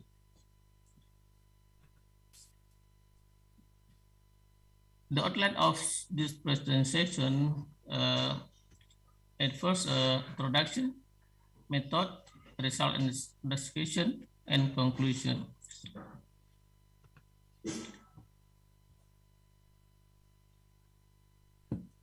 As we know that most construction material made from carbon steel, almost 80% of the material is made from carbon steel. Why this material is most used in the industries atau as construction? Because a good mechanical, physical, and chemical properties. Besides that, this material is low cost, so is economically benefit. However, it is reported that this material is easily corroded. One of the environment that corrosion to the carbon steel is sodium chloride. Sodium chloride contain aggressive chloride ion. 3.5% sodium chloride is represent to the chloride ion found in the seawater. So we know that seawater is a corrosive environment. So according to this issue, corrosion must be controlled in carbon steel. One of the corrosion control is using the corrosion inhibitor. This corrosion inhibitor is used to inhibit the corrosion rate. According to this mechanism, one of the mechanism of the corrosion inhibitor is absorbed on the surface of metal. It can be categorized as the organic corrosion inhibitor. The inhibitor absorbed on the surface of metal form the protective layer. So it prevents metal surface contact, direct contact with the environment.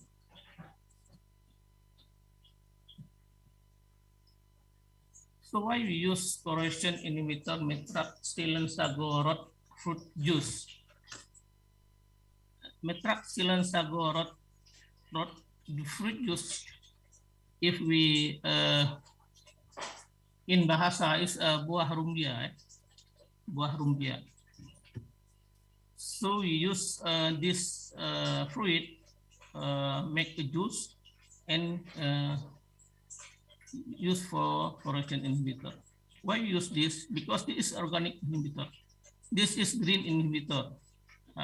From the classification of inhibitor, we can classify this inhibitor as green organic inhibitor.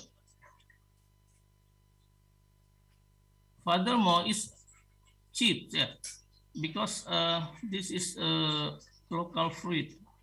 It's cheaper. And as we said before, this organic inhibitor absorb on the metal surface.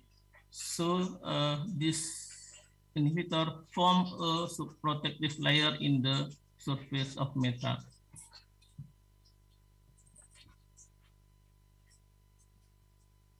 Now we come to the method. The methods we use two-step method. First is inhibitor preparation. We use metraxylin sago rot fruit as corrosion inhibitor. We purchase from the local market. Then we cut into small pieces and juice in a slow juicer at room temperature.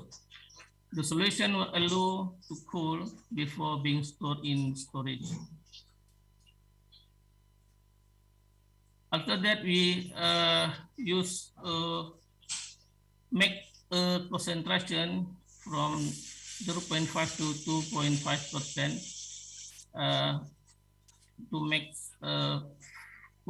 concentration of the inhibitor. The second is corrosion measurement. We use the gravimetric test according to ISTM G31, or we also call the weight loss method. The procedure is the pre-clean specimen weight with 0.1 milligram on the analytical scale balance. Then immerse in corrosive medium with the inhibitor for varying times. Then after a specific time, the specimen was rinsed and cleaned with acetone and dry in hot air and waste. So we get the weight loss of the specimen. After that, we calculate the corrosion and inhibitor efficiency. Now, the result of discussion, this study is aim to study about the effect of corrosion inhibitor concentration. Now, from this graph, we can see that the corrosion rate is reduced with the increase of concentration inhibitor.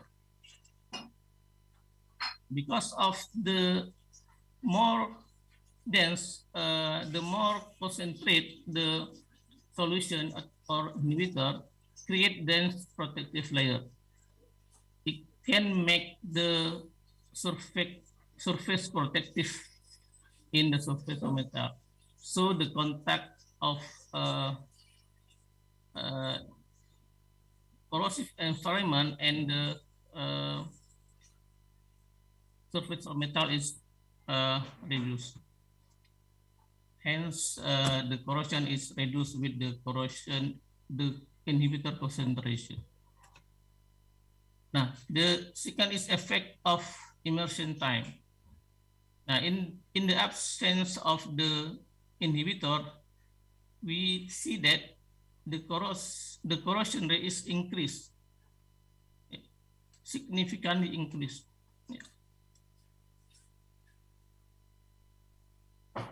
With the presence of the inhibitor, the corrosion rate reduce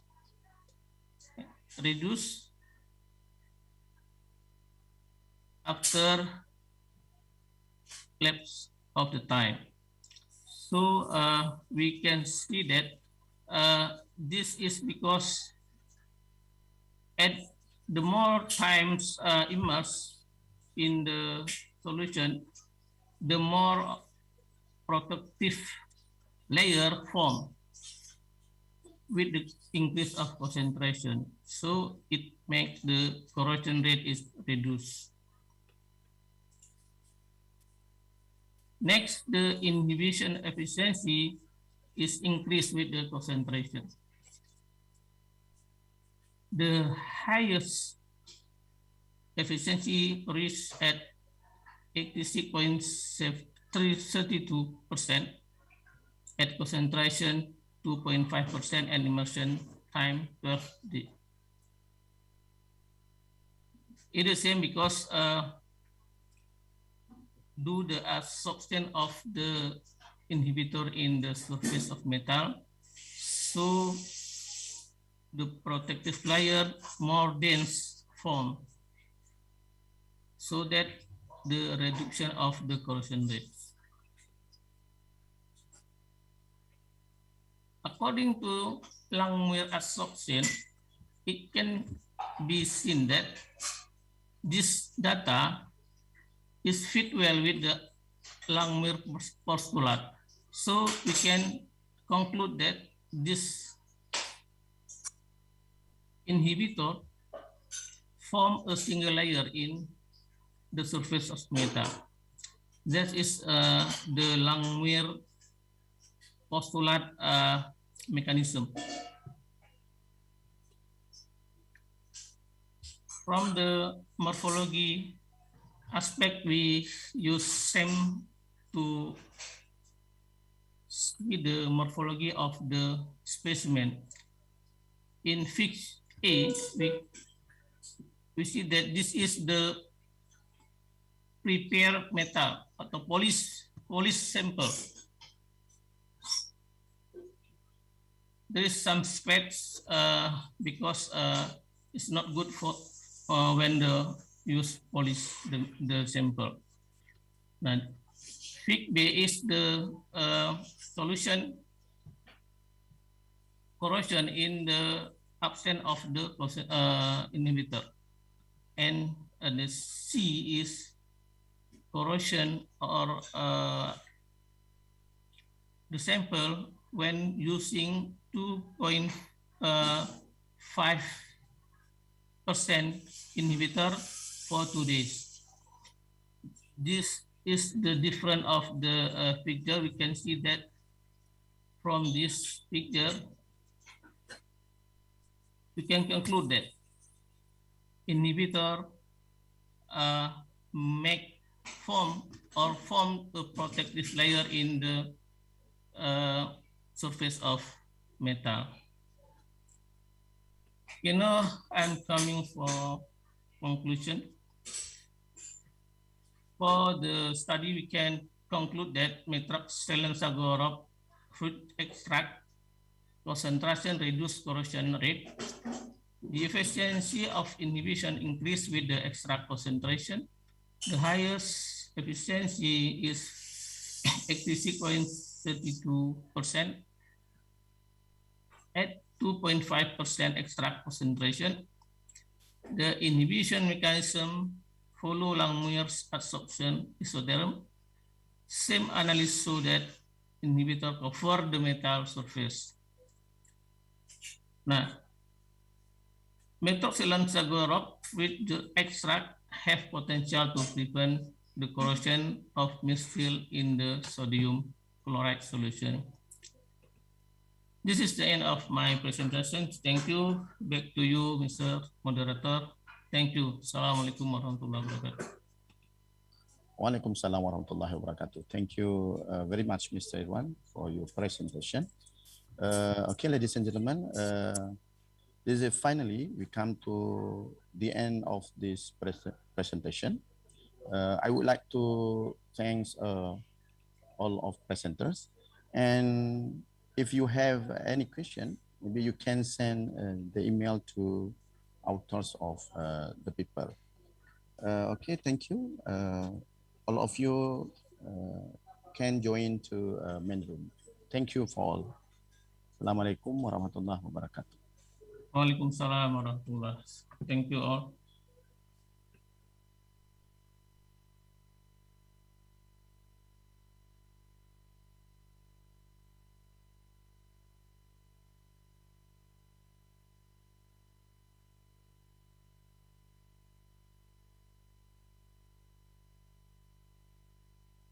Recording stopped.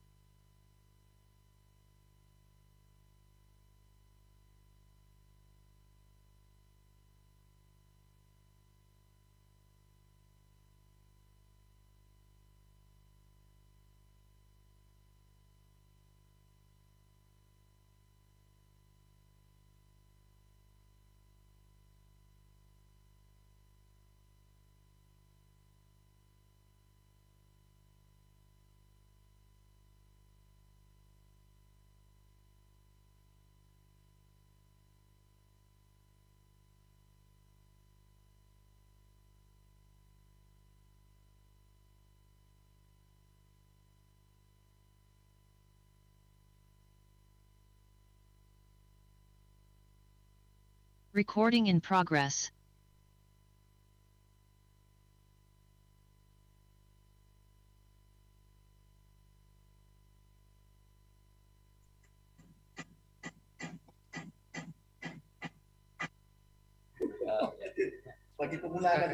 Recording stopped. Masuklah. Mana? Sudah, masih dulu. Fullkan aja dulu. Apanya? Bukan layar sini. Full. Sudah. Nih.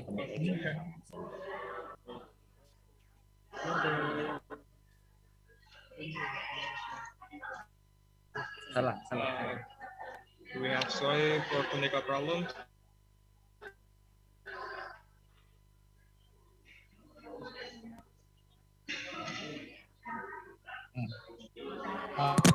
Hello? For everyone who is presenting, we are sorry for technical problem, and we will get back to Mr. Hadi. We got technical problems, and soon we get back to the session.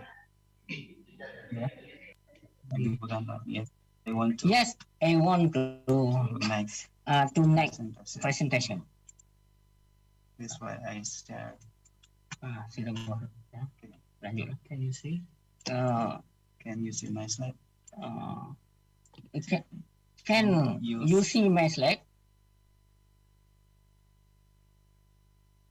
Lanjut.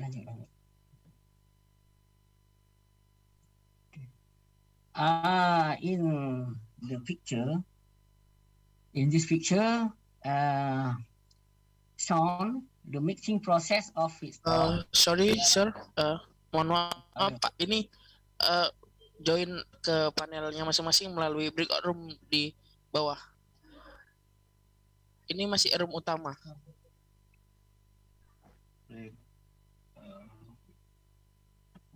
Mohon maaf, tadi ada kendala jaringan. Untuk presentasi bisa langsung breakout. Join melalui breakout room yang ada di bawah. Bukan jaringan. Biar Ada Pak linknya Pak. Tahu kan zoomnya 40 menit. Bukannya Gimana? Zoom gratis pakai. Pak, sepertinya saya udah terlempar ini dari panel 2 yang dengan Pak Usman. Dari B1 ya? Iya, Ibu. Iya. Untuk saya udah di main join room kembali. ini. Untuk Saya join juga. kembali, Bapak Ibu bisa langsung menekan di bawah Zoom itu ada breakout room. Nanti langsung muncul undangannya, langsung join saja, Bu. Atau Bapak. Oke, thank you. Mohon maaf sebelumnya ya.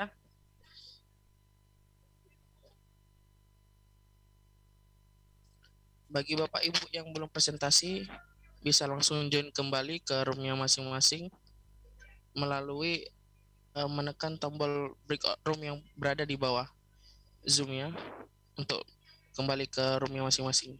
Terima kasih.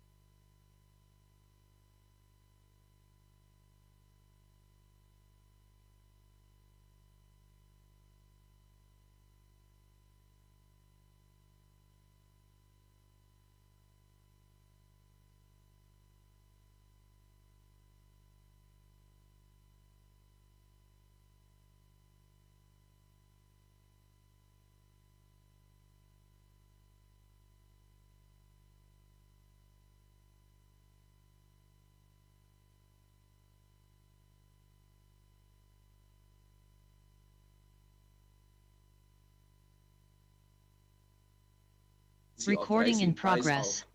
Fossil fuel. So by the time the fossil fuel price is also increasing. So therefore, biomass is an attractive source of energy since it emits zero net CO2, which is indicating that it is not a greenhouse gas producing material when we compare to traditional fuel like a fossil fuel. So this is the first background of our investigation. The second one is we have a very big farm and plantation of patchouli.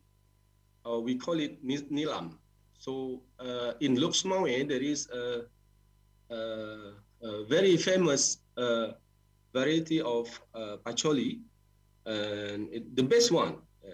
The best patchouli in Indonesia, they call it Luxmawe, Nilam Luxmawe. Nilam Luxmawe, in our area, we have like 42.5 5 to 64.667 hectare in Lok Sumawe, and every time they harvest and then they make it become essential oil.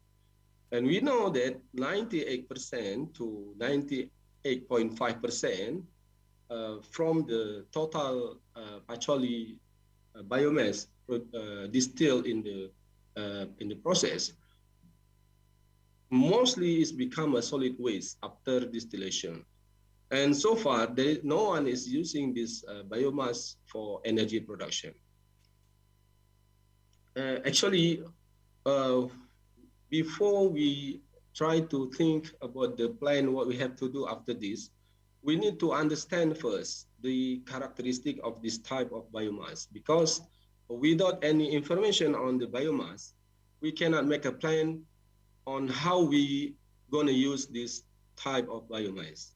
So therefore, in this research, we aim to determine lignocellulosic composition of the local superior Pacholi variety, and find out the change after Pacholi distillation process. So this is our main objective for this investigation.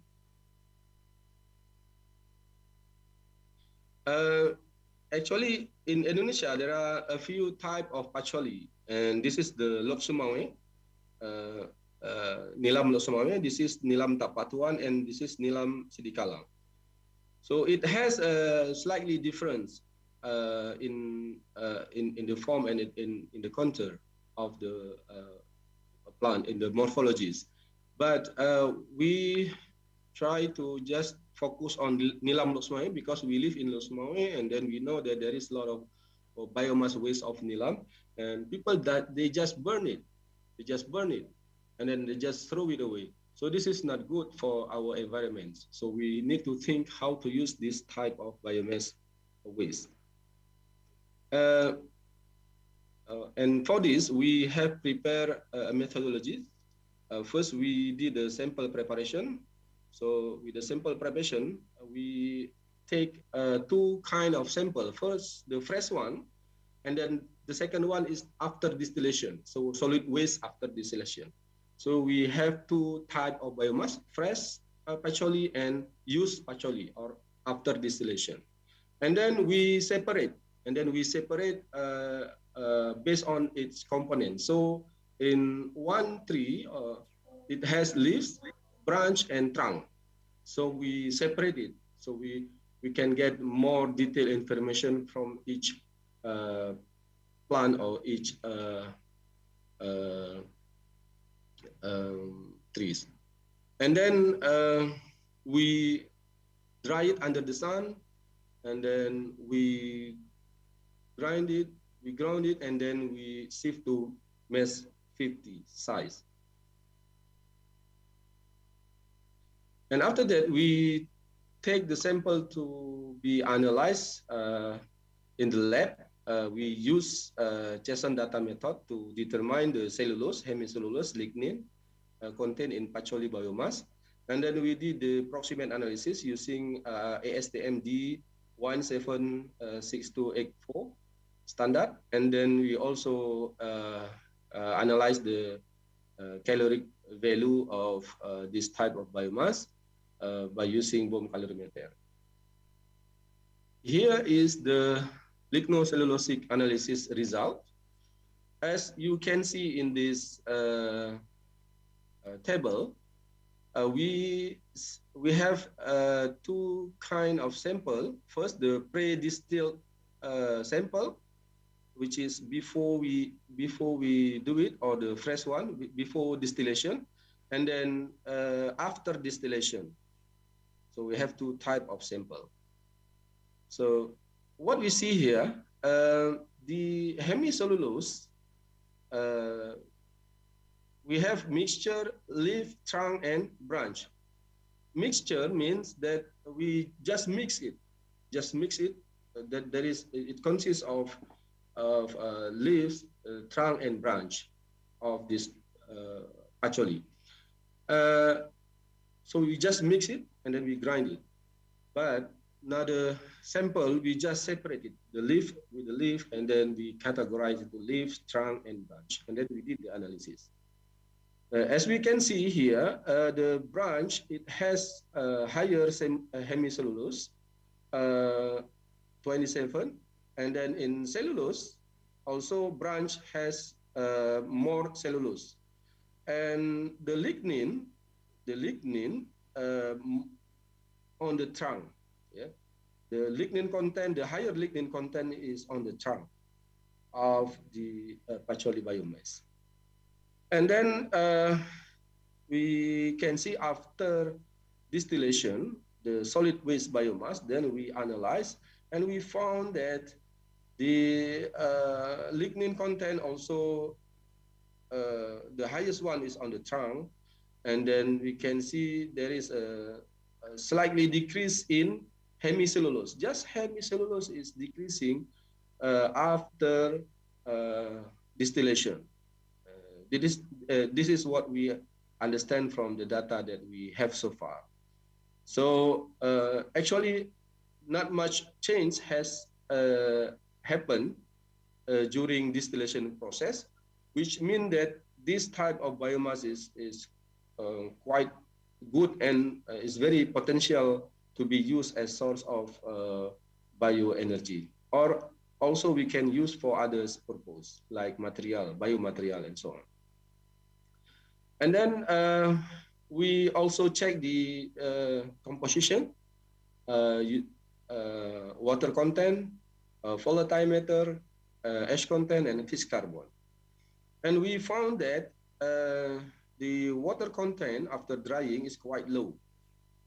And then the volatile matter, before distillation, the biomass has quite high. The highest one is 85.5%. We found it from the branch sample. And after distillation, the volatile matter is decreasing up to 70.5%. On the other hand, the ash content is increasing after distillation. After distillation, it is increasing. And we don't know why. We need to do more investigation on this. Maybe our future investigation is we just find out what happened after distillation, which makes the minerals or the ash content. Maybe basically from the metal or from the water contained during distillation, so it accumulates on the biomass after distillation. Probably, but we need to clarify this after this investigation. And also we have a quite low fixed carbon, so which means this type of biomass we can only use for like biofuel production. For the briquette, we are not sure. Let's see the next result. Okay, so there is a significant change in terms of heating value after distillation, where before the distillation we got 15.6 megajoule per kilogram, but after distillation we got 13.6 megajoule, or maximum 14.3 megajoule per kilogram, which is quite low. If we're going to use this type of biomass for co-firing in steam power plant to replace the batubara, to replace the coal, I think we need to do more treatment, like torrefication and so on, or carbonization, so we can increase the heating value of this kind of biomass. And we can compare, yeah, we can compare volatile matter and fixed carbon content. The left one is volatile matter. So the volatile matter, we compare between the leaf, trunk, and branch. It's not much different in terms of volatile matter, but in terms of fixed carbon content, leaf, trunk, and branch, it has quite a significant difference in terms of fixed carbon content. Okay, we can make some conclusion based on what we have so far. We can conclude that the patchouli component that produce the largest hemicellulose content of 27% is twigs of fresh biomass. The largest cellulose content of 35% was a mixed component of biomass sample after distillation. The largest lignin content in patchouli was contained in stem after distillation. It's about 42%. Based on patchouli component, the part which has largest fixed carbon content is fresh leaf, which is 4.18%. Based on bomb calorimeter analysis, the caloric value of solid waste patchouli is less compared to the fresh biomass, and the higher caloric value is 15.65 megajoule per kilogram. Patchouli distillation solid waste contains more moisture and ash compared to the fresh patchouli biomass, and distillation process of patchouli decreased slightly in terms of volatile matter and fixed carbon.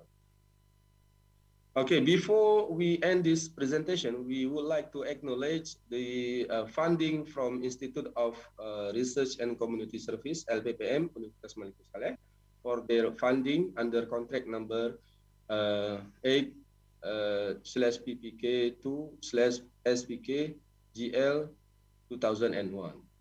We thanks for all audience and participants in this conference, and special thanks for Mr. Chairman for giving us opportunity to present our work.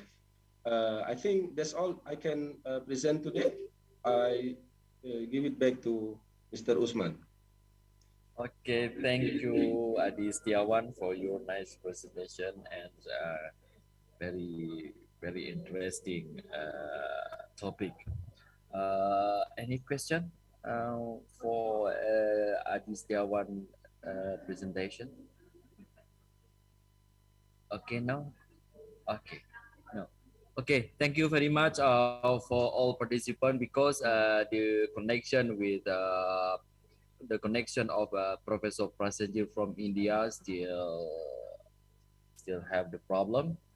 Maybe we can reschedule his presentation tomorrow. Okay, thank you for all. And Pak Adi Setiawan presentation is the last presentation today, and I'm as moderator in this panel. I do apologize if I have a mistake in communication. Okay, thank you very much, and you can leave the room now. Thank you. Assalamualaikum. Okay, thank you. Waalaikumsalam warahmatullahi wabarakatuh.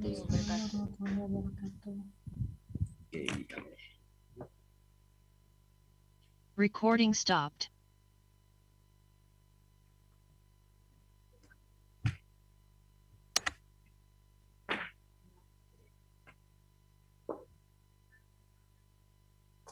Yang nggak bisa connect lagi ya. Kayaknya ya. Pak Prasenjit itu nggak bisa. Nanti saya hubungi dia melalui email kan. Dari schedule untuk besok.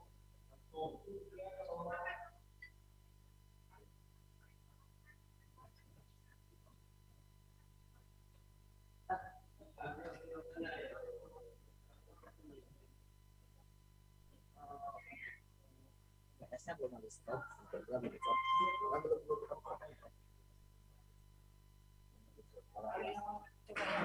UPS ditutup juga, karena ada lagi. Baik, masih kita belum juga.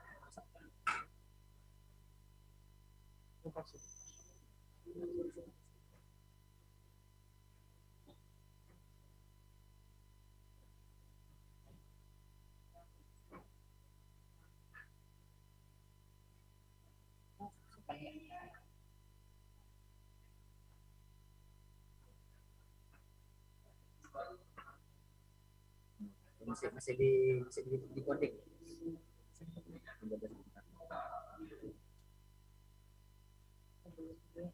belum full, belum kan susahnya juga. Coba itu udah stop kan. Nah ini di kontrol bahkan nggak pernah berhenti. Ini banyak kamera.